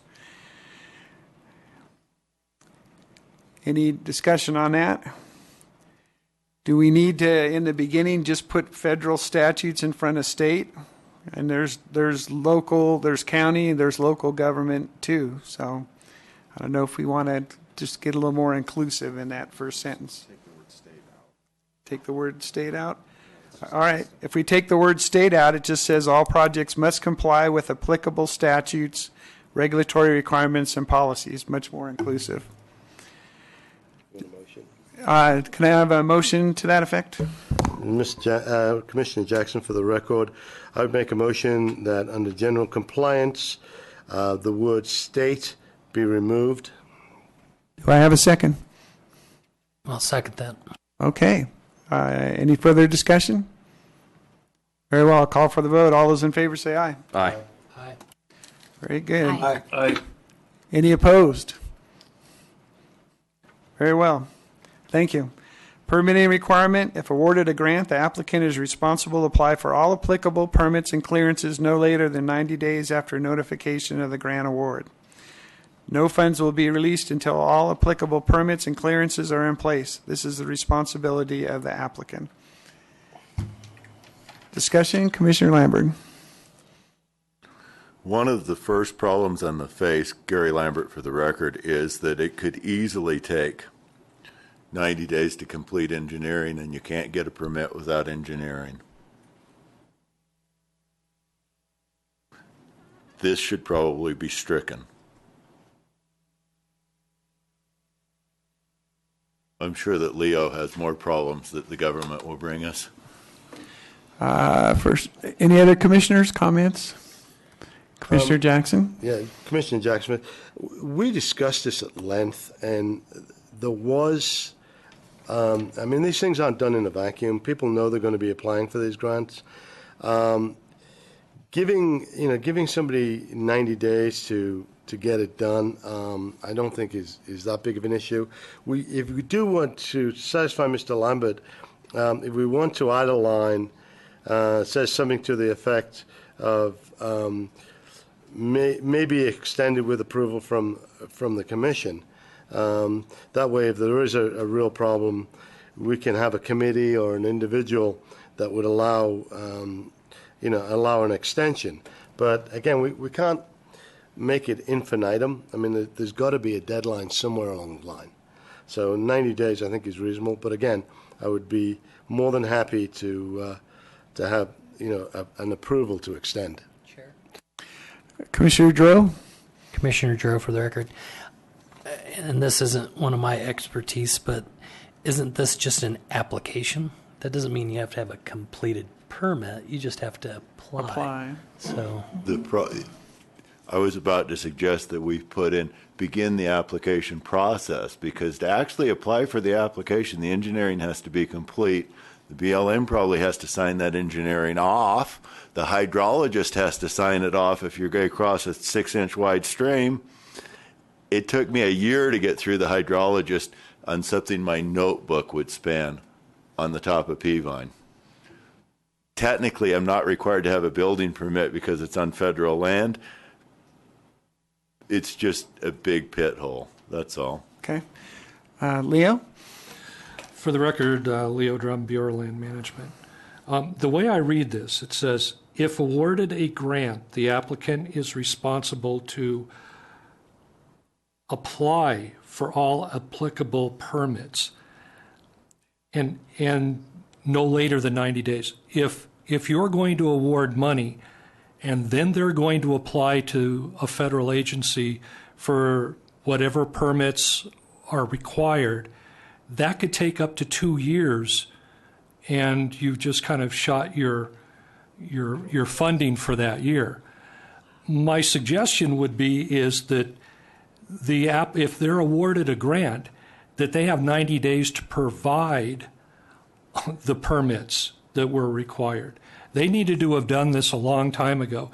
If they're proposing to build a trail on public land, there's going to be NEPA involved. That's probably going to take 6 months to a year to complete. Depending on where it is, there could be other consultations that are required.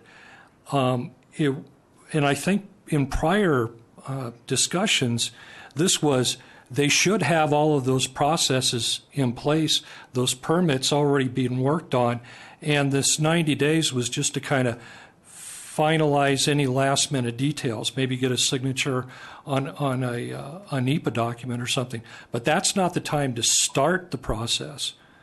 So my suggestion would be is to strike apply for and put provide, that they, after a grant's been awarded, they have 90 days to provide that documentation to the commission.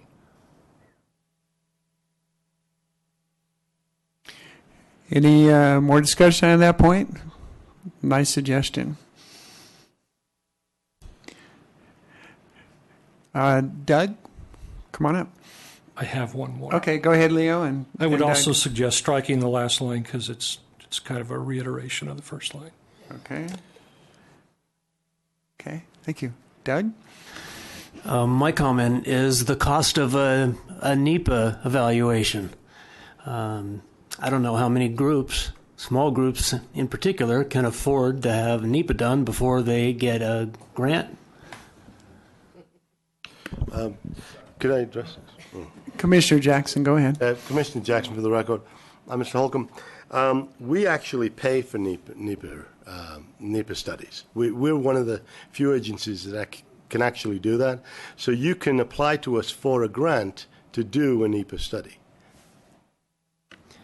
Doug? So I'm hearing that I would apply for a NEPA grant from you, and if that got approved, then I would apply for another grant for the actual project. After the study, Commissioner Jackson, for the record, after the study is completed, yeah. It would be a separate grant, and you're not going to get a NEPA study done in a few weeks. I mean, No, I know it's going that.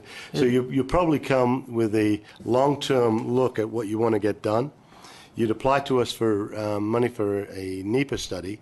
If we thought the project in all was viable and could be done, then you would get that money, and then the next year you would come back, and to be honest with you, your chances of getting that second part of the grant are going to be pretty high because we're already fairly well invested in you. Though I don't want that to sound arbitrary.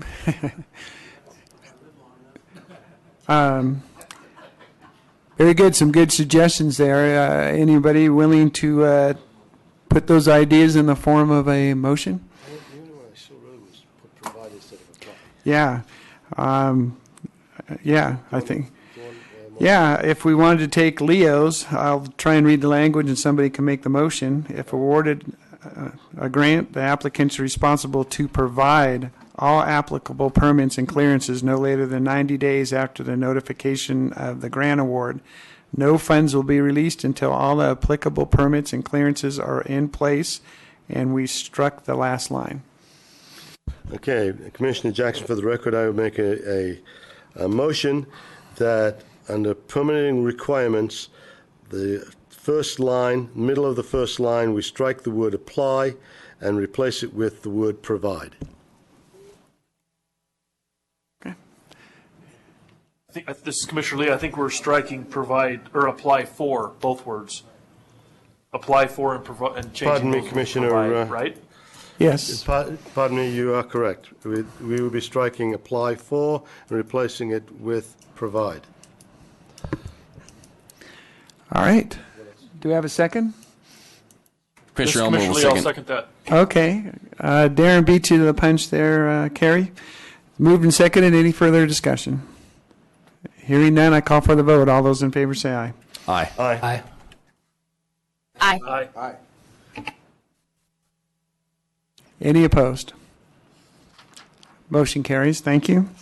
Grant categories. Chair. Yes, go ahead, Darren. I have a 3 o'clock conference call that I have to attend, so I need to duck out. Okay. Thank you. All right, grant categories. 2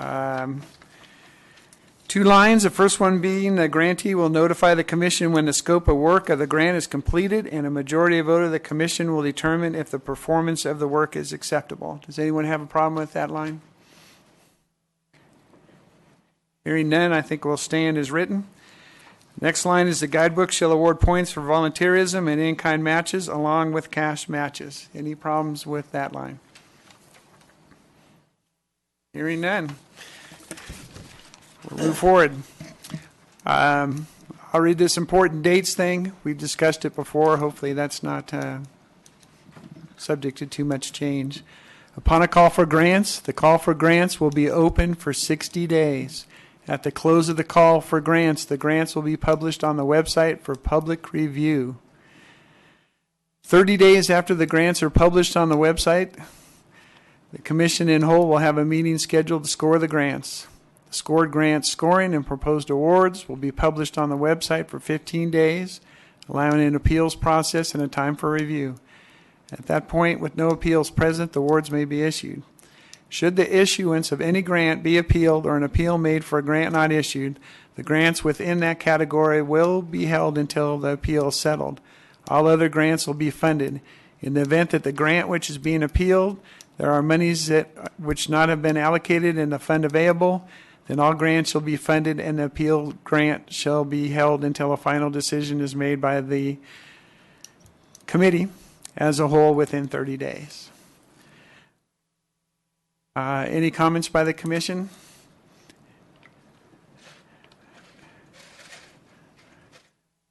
Yes, Commissioner Lee, don't you think that last sentence that you read should say decisions made by the commission as a whole? I was going to suggest that. I just wrote it down. No, it is a committee of the whole. That's the correct term. It's a committee of the whole. In fact, we're the grant issuance committee, and we're a committee of the whole commission. They do the same thing in the legislature. That's actually the correct wording. Why don't you go ahead and state that over the microphone there? Commissioner Jackson, for the record, it's my understanding that that is the correct wording. We are a grant committee, and we are the committee as a whole, which means the commission, the whole commission is part of that committee. So I believe that is the correct wording. Thank you. And if that is the correct wording, then the third sentence at the end, they call it the commission in whole. And I guess that's okay. I was thinking we might want to add on that third line, at least 30 days after the grant's published on the website, the commission in whole will have a meeting scheduled to score the grants. So it could be more than 30 days. Yeah, it'll be close, but it doesn't have to be exact. So. This is Commissioner Cox. Go ahead, Charlie. I have an issue or a question. If a commissioner cannot make that meeting due to illness or something, can their score sheets be mailed in and still count in the scores? I wouldn't see why not. He may not be available to change his score due to, a presentation that he misses also, but I'd say his original scores could be submitted as his scores. Any other opinions? I think that to be true, but I think it should be in regulations so it doesn't come up later. I don't know where the appropriate place to put it in this document is, but since we're talking about scoring. All right. So you're proposing we add a line in the regulations that a commissioner can mail in his score sheet, and that will be his scores for the particular grant? Yes. Okay. But then, Commissioner Jackson, that also raises an issue.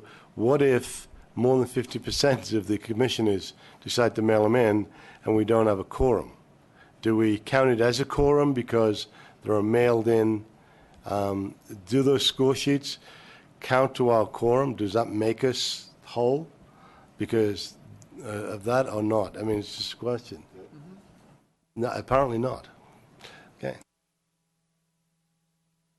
Now, the meeting at which scoring would be done would be an open meeting that would have normal open meeting law quorum requirements.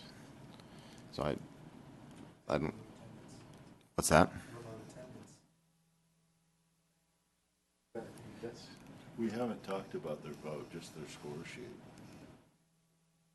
Oh, I guess I assumed that what we were talking about was a scenario where they were sending in their score sheet in lieu of their attending at all. You're correct. Commissioner Jackson, for the record, Chair. Go ahead. It comes down to if they're not present for the oral presentation, and we are putting a lot of weight behind the oral presentation in that the score maybe go up or go down based on the oral presentation. Is it a disadvantage to people who, is it a disadvantage to that particular applicant if a commissioner is not present for the oral, because the oral presentation might boost their score by 20%. And if that particular commissioner isn't there and only uses the score from the technical score from what he saw in writing, that might put that particular person or those particular people at a disadvantage. So, do we even do that? I mean, it's I mean, I'd like to think if there was one meeting of the year that you made, that was the one. And obviously there could be circumstances beyond their control. They could phone in, and I guess if they're not there, either we accept what he mailed in or it doesn't count. I mean, go ahead, Charlie. Yeah, I mean, you're right. That's the most important meeting of the year, and the idea is to be there. But if there was an illness or something and you just couldn't physically be there, that's it. You don't get the phone in, but it was just a thought that when I go, is this an issue? And if we decide not to do it, fine, we don't do it. I'm just bringing it up for discussion, basically. Commissioner Giroux. Commissioner Giroux, for the record. Yeah, it's a fine line since we do have a threshold just to get to a vote. So if you had someone that, say, scored 59 but did such a great presentation that if that commissioner was there, it would have got him over the threshold. And I think that's where, because we have that threshold, I'd be a little bit leery on doing something like that, because then they could come back and say, hey, because you didn't attend, I was disqualified, and it puts it on us. So,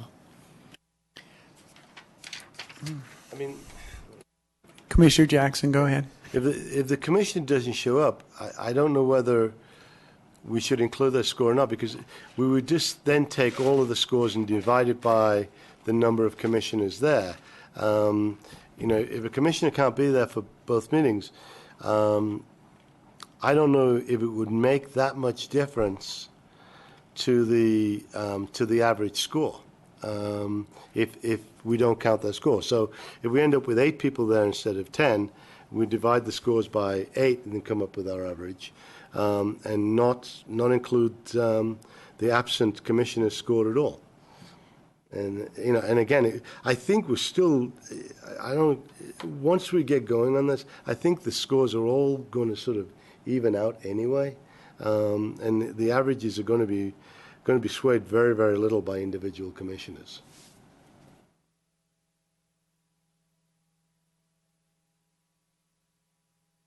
Any further comments? Do we wish to further discuss this particular subtlety, or move on? We put it in somewhere else, can add it in somewhere. Yeah. I think it should be, it's a standalone issue. Footnote, okay, Commissioner absence. Probably do a little more work on it. We're still going to go through a review process, and it's going to get kicked back and forth between LCB and us in public hearings. We have an opportunity to deal with that issue. It's valid, but I don't think we can answer it at the moment. We'll do some more research. Okay, can I have a motion as far as the important dates there, is how we want to treat it? Oh, go ahead, Mr. Gerst. Thank you. This is Scott Gerst with the Nevada Trail Stewards. Just as to specify, you've got grants in here as kind of a general term. Upon a call for grants, the call for grants will be open for 60 days. At the close of the call for grants, the grants will be published. Shouldn't it say applications instead of grants? Because you kind of got them mixed up and commingling there, so you're not sure if you're talking about the actual grant request, the grant proposal, if there's going to be an RFI or an RFO, so you got all of that kind of lumped into the grant. So I think that you want to put grant applications as these deadline dates. I think that's a reasonable rewording.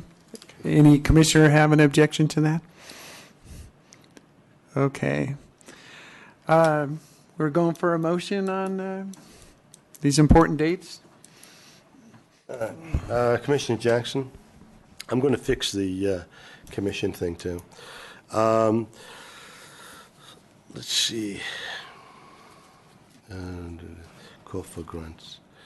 The grants will be published. Okay, first line, the grants will. We will add grant applications will. Okay. I'm sorry? Okay. All right. Oh, instead of call, I see what you're saying. Okay, recall will be replaced with solicitation. And then grants, we will add the word applications. And on line 3, the word commission will be replaced with committee as a whole. Anything else? That's it. Okay.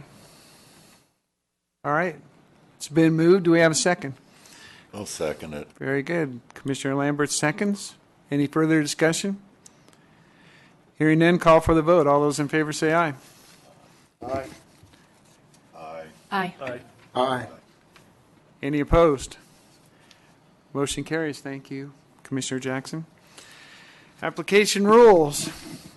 Number 1, applicants must submit a complete application, 1 original, 2 copies, and 1 electronic copy with all necessary attachments. Anyone have a problem with that? All right, stands as written. Number 2, due to the high number of applications, any application that is found to be incomplete will be set aside and not scored. Any problem with number 2? Hearing none. I'm sorry, did I step on someone there? All right, I guess not. Number 3, an attempt will be made by the scoring committee to contact the applicant to get a complete application. However, all applications must be complete and turned in by the notice deadline. Any problem with that? Okay. Number 4, an application packet must include a description of the project and site, justification for the need and demand for the project, cost estimates, budgets that are clearly defined and specific, and all supporting documentation necessary, i.e., maps, photos, design drawings, specification, proof of ownership. Should we put permits in there also, if applicable? Okay. We'll leave that. We'll leave it the way it is. Any objections to that? Hearing none, moving on. Number 5, electronic copy must be in one PDF file format that can be used for electronic distribution to all active commissioners, advisors, staff, public, and the Nevada Commission website. If possible, the file should not exceed 25 megabytes. Any problem? Yes, go ahead. I just don't see that we need one. We only have one item listed, so it should be. Gotcha, okay. Okay, we'll just give you that duplication. Yeah, okay, and edit. Do you want to amend that by motion? I think if no one has, what's that? I think if everybody's okay with that slight edit, we'll just say it's okay. Very good. Matching kind descriptions, in-kind match. An in-kind match is a donation of a product, service, or cash used to complete the project. An in-kind match is not required, however, is encouraged. Yes. Okay. For the record, Michelle Hamilton, Okay. Department of Public Safety, when you say the deadline, and you're talking about an original and 2 copies, do you have postmarks? Do you need to address that, or do you care? I think if they meet the deadline, they meet the deadline. Accepted hand carried mailbox in the past, so I guess as long as it's in there, we have no record or document, so you're right, we have a risk. There's Okay. There's been no postmark requirement. We've allowed hand carried documents to be delivered. Okay, because that's, we have a deadline, and then we have, but it has to be postmarked by that deadline, so that's just, We just hadn't gone there. and I just noticed that. Thanks.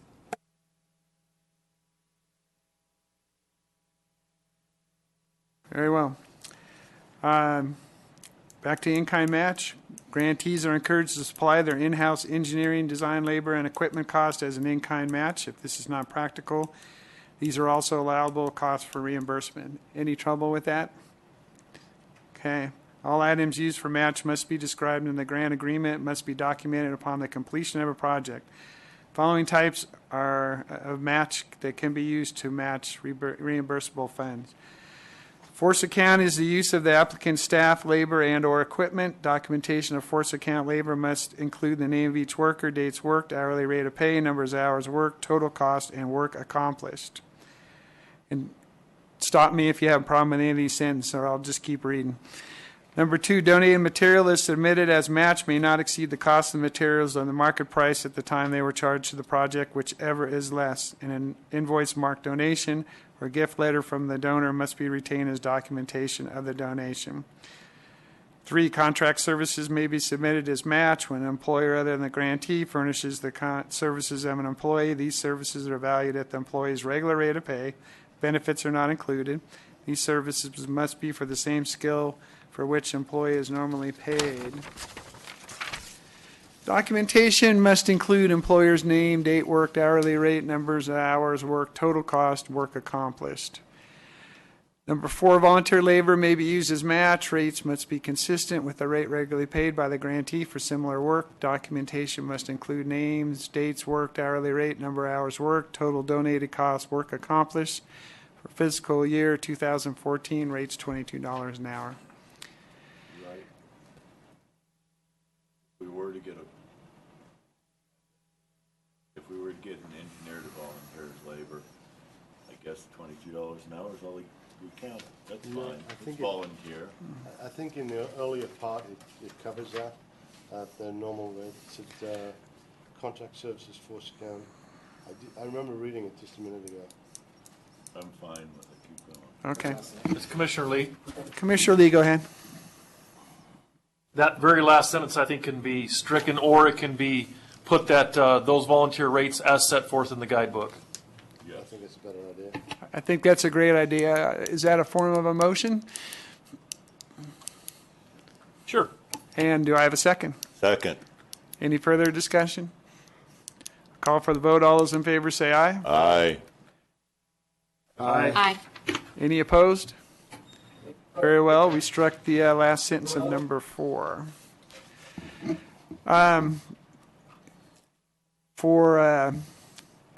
Anyone have a problem with this bidding process section here? I think it's inclusive enough to handle whatever the bidding requirements are in whatever situations I can envision. If there's no Commissioner objection. Baker and I just have a question. Okay, go ahead, Commissioner Baker. Is it that we're requiring people to go through the bidding process, or is it just, and I apologize, I'm not familiar with that section of NRS to know what that means, and I'm just wondering if we needed to clarify that here. I believe. And the other part okay. of that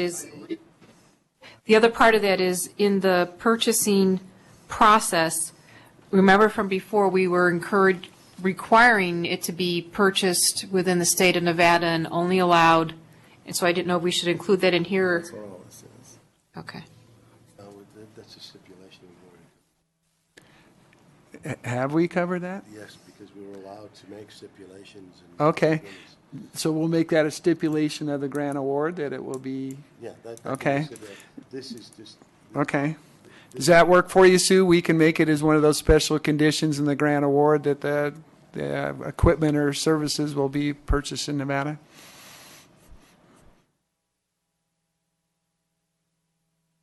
Or do you think we should have it in the regulation?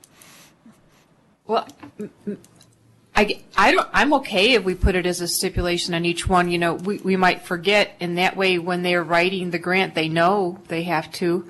But I'm okay with not including it if nobody else wants to. I just don't want to lose sight of that. Yeah. Commissioner Jackson. Commissioner Jackson, for the record, the problem with doing that and not doing it by a case-by-case basis, the equipment they need or the service they need or the product they need may not be available in our state. What we've got here is the regulations set forth by NRS, which obviously we can't change, but it just goes through things like if a bid's over a certain amount of money, there has to be more than 3 bids, and it just sets forth some criteria for bidding's the bond that they may require and all that type of thing. So this kind of is sort of set in stone. But if we want to require somebody to get 3 bids and it's only for a product that's $5,000 just for the sake of argument, which is not covered by NRS, we can do that in the process where we're making a deal with the grant applicant. So, and we could put in the guidebook that the commission greatly encourages people to use products from our state and greatly encourages people to get 3 bids on almost everything. So that's a way of doing it with the grant book. Okay. So I take it the bidding process and a list of state statutes that outline that are acceptable to the commission? Hearing no objection, we'll go to eligible project cost. I think we've also, as a group, gone over those. If anyone has a particular objection or issue with any of these eligible project costs, now is the time to step forward. Yes, please.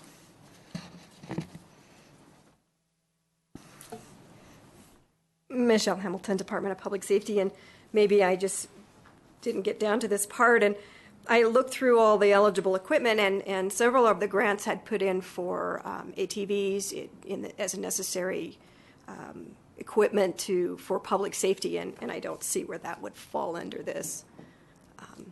It's just a note. Not a bad one at that, actually.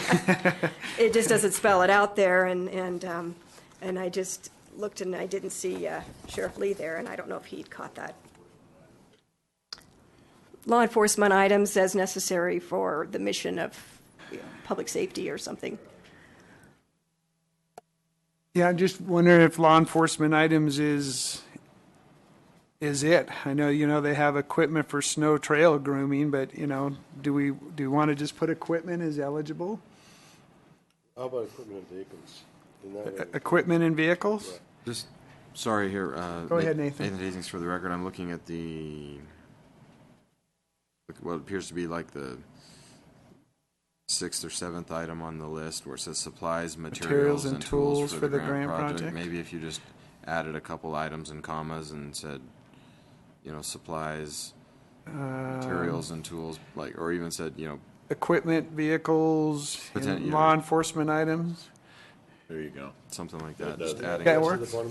Actually, to this one, right here, the 6th line, equipment, vehicles, and law enforcement items.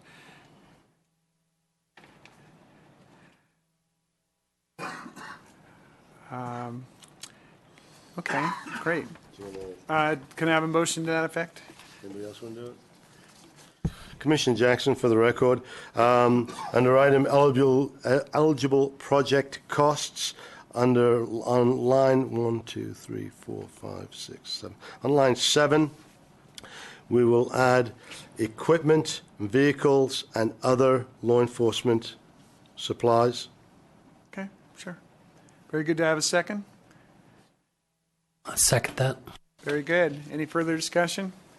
Sorry, Nathan Hastings for the record. Perhaps instead of saying the word other before law enforcement supplies, if you just say vehicles, equipment, and law enforcement supplies, because if you say other, that implies that that's been accepted. The previous ones are All law right. enforcement. Amiable to the seconder? Yes. Very good. I'll call for the vote. All those in favor say aye. Aye. Opposed? Very good. Thank you. Thank you.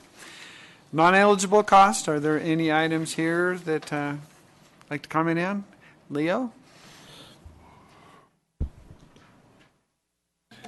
The 4th line from the bottom, it says mileage for non-governmental agencies and districts, and then parentheses, mileage for non-governmental organizations is allowed. I think that should be mileage for government agencies and districts, meaning that would not be allowed, but mileage for non-government. Okay, okay. Yeah. Yeah. Okay. Thanks, Leo. And we can make those two separate lines there. We'll make two separate lines, or just take the word none out. Yeah, let's see. Just take the word none out. On the first part, not the second part. On the first part, not the second part. Okay. Very well. With that edit, do I have a motion? Commissioner Jackson, for the record, under non-eligible costs, line 9, third word, mileage for non-governmental. My motion is to strike the non, so it would read mileage for governmental agencies.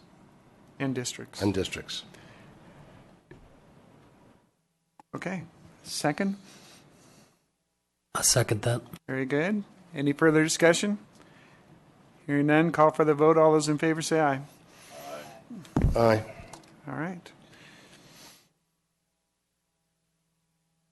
Yeah, we're down here, aye. Okay. 3 ayes. Very well. Motion passes. All right. Grant awards, disbursement of funds. Except as provided herein. Except as provided herein. We'll edit possibly. Commission shall authorize disbursement of funds allocated to a project on a reimbursement basis. This means the grantee shall initially pay all project costs and then seek reimbursement through the commission. In some cases, the commission may decide to pay for the cost of equipment, materials, and other such costs as the commission deems appropriate directly to the supplier on the behalf of the grantee. This will ease the burden on grantees. After the grants are selected, an agreement between the commission and the grantee will be completed. You're required to submit any additional information requested in the award letter and finalize the agreement within 90 days after the receipt of the grant award letter. Finalized agreement will identify an end date of the project. Applicants have 2 years to achieve substantial completion of the project. Comments, commissioners? Mr. Jackson? Commissioner Jackson, I'm going to raise my objection to substantial completion. You have a substitute word that works? Just strike the word substantial. So it'll just be applicants have 2 years to achieve completion of the project. Right. Okay. Michelle, you have a comment? Commissioner Baker? I don't, for the record, Michelle Hamilton, the one that says that the grantee shall pay the project costs directly to the supplier, I could see that might be, a little messy. It might be easier to go ahead and front that money to the grantee and let that grantee, you might have title costs, warranties, those kinds of things. They were just like two-party checks like construction does as well. Oh, okay. Yeah, and it just says we may decide to pay for that. It doesn't mean that's the only way, I think. Okay. Yeah, but good point. That is a good point. Yeah, because it just says we're either a reimbursement or directly to the supplier, and it doesn't really say anything about you may front the money to somebody. We had talked earlier about some of the nonprofits that would be difficult for them to do.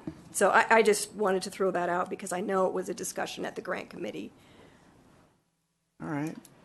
Is there some discussion how to make that a little better sentence? Commissioner Jackson? Or excuse me, Commissioner Baker, I made you wait for a little bit. Do you want to go ahead? Oh, my comment, I wasn't on that. It was just that we wanted to embed something for clarification of the process for applying for an extension of time, and that might fit underneath this. I just don't want to lose sight of that. No, it's an excellent point here. What would you want to put as an extension? That the commission could provide an extension of time if appropriate, or the commission would provide a process in the grant application. Okay. Would that work? All right. Can sure try. Commissioner Jackson, for the record, the grant award distribution of funds, a line will be added that the commission will create a process for extension of any grants or any grant completions. This process will be contained in the guidebook. Also, I would move that we, on the final, next to the bottom line, we strike the word substantial.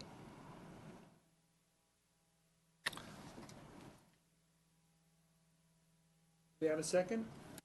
Excuse me, do we have a second for that motion? Okay, we have a second. Further discussion?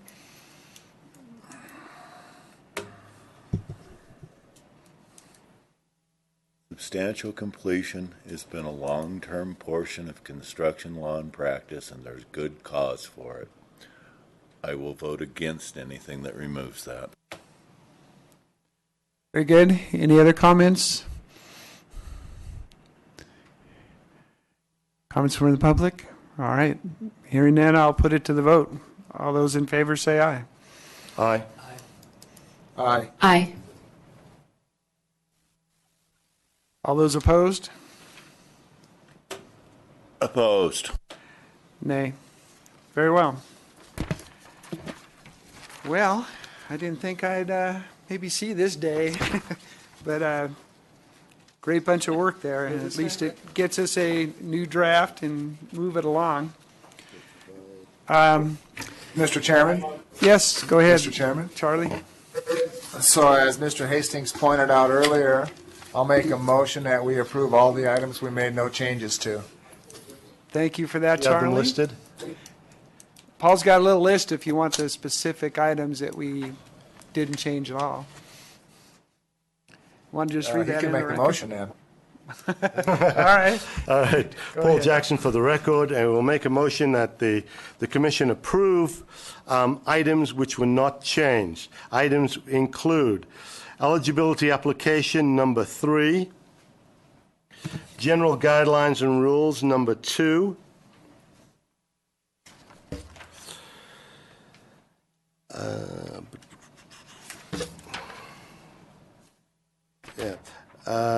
let's see, I'm sorry. General guidelines and rules number 2, number 16, number 18, number 21, and number 22. Permit requirements, grant categories. Both of those were approved. Both of those stand unchanged. Thank you. Thank you. Do I have a second? Very good. Moved and seconded. I've got another motion. What's that again? I've got another one too. Okay. Do we do this one first? Or, Yeah, okay.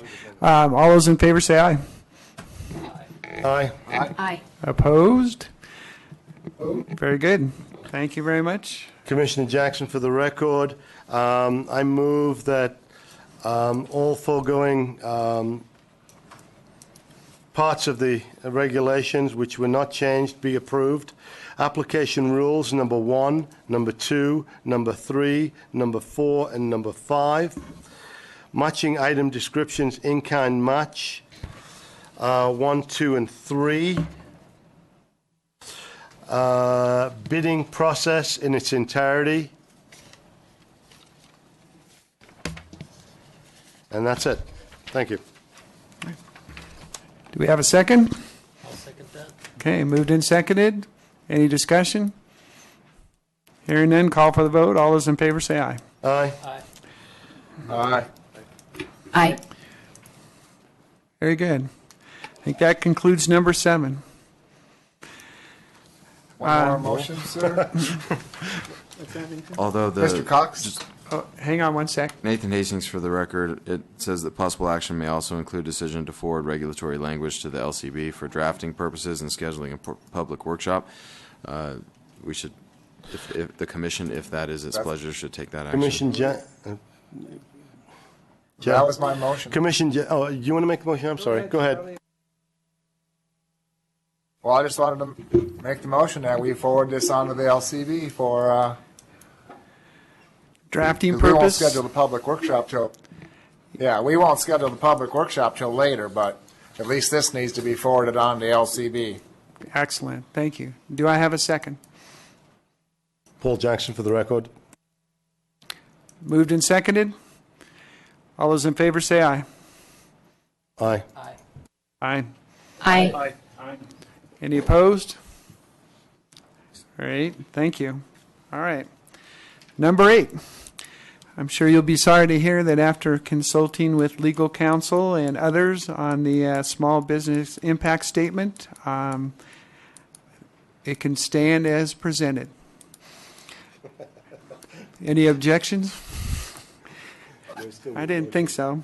But this is Mr. Cox. Yes, Charlie. So then we need to make a motion to forward that to LCB as well, because that goes with the Yes. application. Yes, I will Or the entertain a regulations. motion to do so.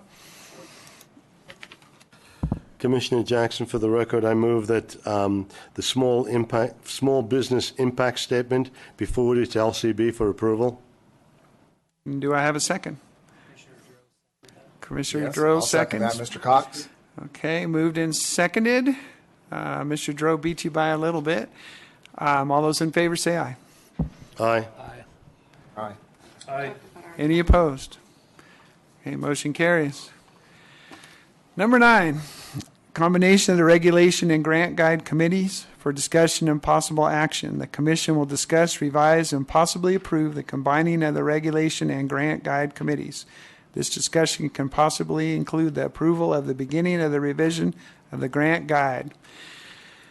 I think basically the same people that have been working on this regulations and the grant guide are virtually identical individuals.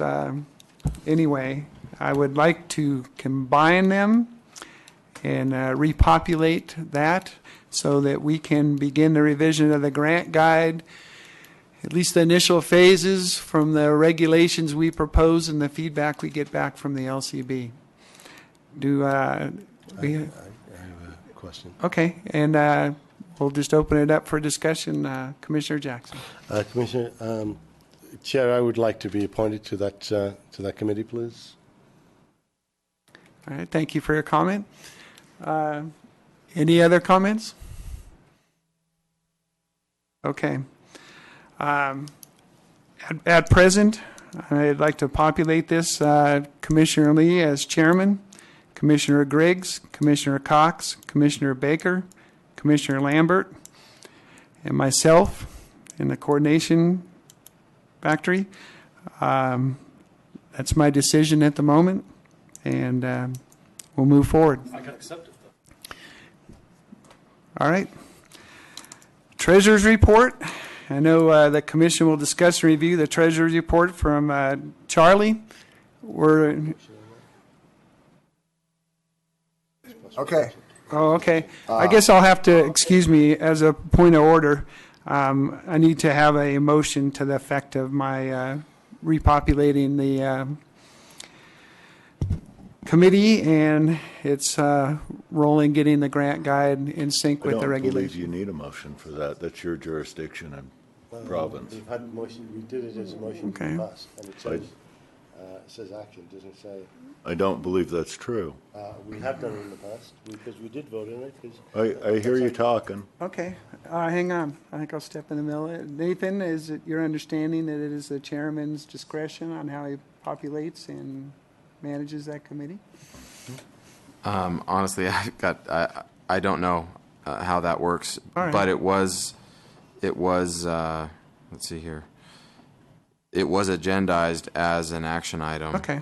And Okay. so All right. it should be handled that way. I don't think it's a problem, as Mr. Jackson suggested. I'd entertain a motion to that effect. I have a motion to support the chairman's choice and call for population of the committee. And do I have a second? Do we first have to combine the committees? Don't we first have to make a motion to combine the two committees? Okay. I think Mr. Lambert's motion incorporated all that the chairman stated, which includes both. So I think it Okay. can stand as the motion. Okay. All right, it's been In that case, moved. I'll second his. Okay, seconded by I Charlie. will second it. Okay. I'll call for the vote. All those in favor say aye. Aye. Aye. Any opposed? Nay. Okay, one nay. Thank you very much. I just wanted to say for the record that Commissioner Lee had to leave. There's 2 huge fires going on, and so he Yeah. got called out. All right. Thank you for that, Commissioner Baker. We are just 1, 2, 3, 4, 5, 6. We're still a quorum. If we lose one more, that's it. I don't think it matters how many leave once there's a quorum called in. Okay. We're just about there. Like I said, treasurer's report. We're just in the transition right now. Okay. Charlie, I don't know if it's appropriate. Well, I can give you the treasurer's report as of the end of June, That'd be and then I don't know if Mr. Lambert would have anything else to add to it. The good news is that the last deposit we got from the state, we get 2 deposits a month from the state, and so this last deposit we just got on June 23rd was for $31,195, which is the biggest deposit we've ever gotten. So we started out the year roughly receiving about $28,000 a month, and it has steadily gone up month by month from the 28s to the 33, 35, 40. So in June, with this deposit, that brings us to $59,195. So this is a good time of year for selling registrations, apparently. And then I just want to point out, so that it's fresh in everyone's mind, when we put the budget on the website, we showed our budgeted amount for the year of $403,049.17, and our income, our income for the year now is $256,292, but we have to remember that the income we're gaining doesn't go toward this budget. It goes towards what we have to spend for next year. So I just want to keep that fresh in everyone's mind. I would like to see us make, right now we're halfway through the year, and we're only barely halfway above the amount that we took in last year. So I'm hoping that registrations continue to the point that our income continues to rise so that we have more money to spend next year. And since at the point when I left, when I mailed everything up to Mr. Lambert, all the bills were paid, and we did not have any bills that had come in for the month of June yet. So I think with that, I don't know if there's been a bill turned in to Mr. Lambert for anything due in June, but that would be the end of my report. It's encouraging that we're getting more money, and we're right on track. All right. Thank you very much, Charlie. We come to public comment one more time. Is there any member of the public would like to mention something they haven't already today?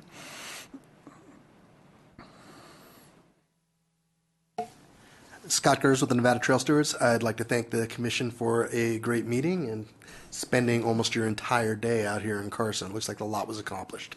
Look forward to finishing this up. Thanks. Thank you very much. Commissioner Baker? Yes, Commissioner Baker.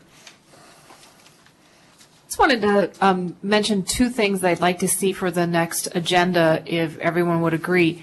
And one of them is, I don't know up north, but for the south, I'd like to work with Kim and the DMV to get the mailing address of all of the dealerships that are authorized to register and have a meeting with them. And I don't know if that needs to be public or if that can be private, but to just discuss the challenges that they see the owners of the off-highway vehicles having in trying to get things registered, and trying to work through some of those things either through the DMV or taking note of what might need to be legislative changes.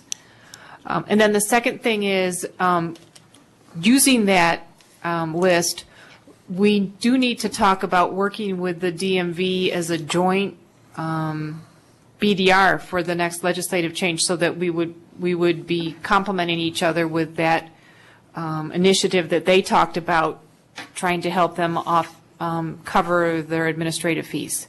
So I think we would want to have future, I don't know if it's future discussion items for both of those, so that we can go forward with those items. I think it's a good idea. And I think we need to talk about our secretary's position a little bit there. There's any other items while we're here? I know we have some. We're probably going to look at some dates there. We want to keep Nathan as our counsel in this process, but and he's gone from the 24th of July to the 4th of August.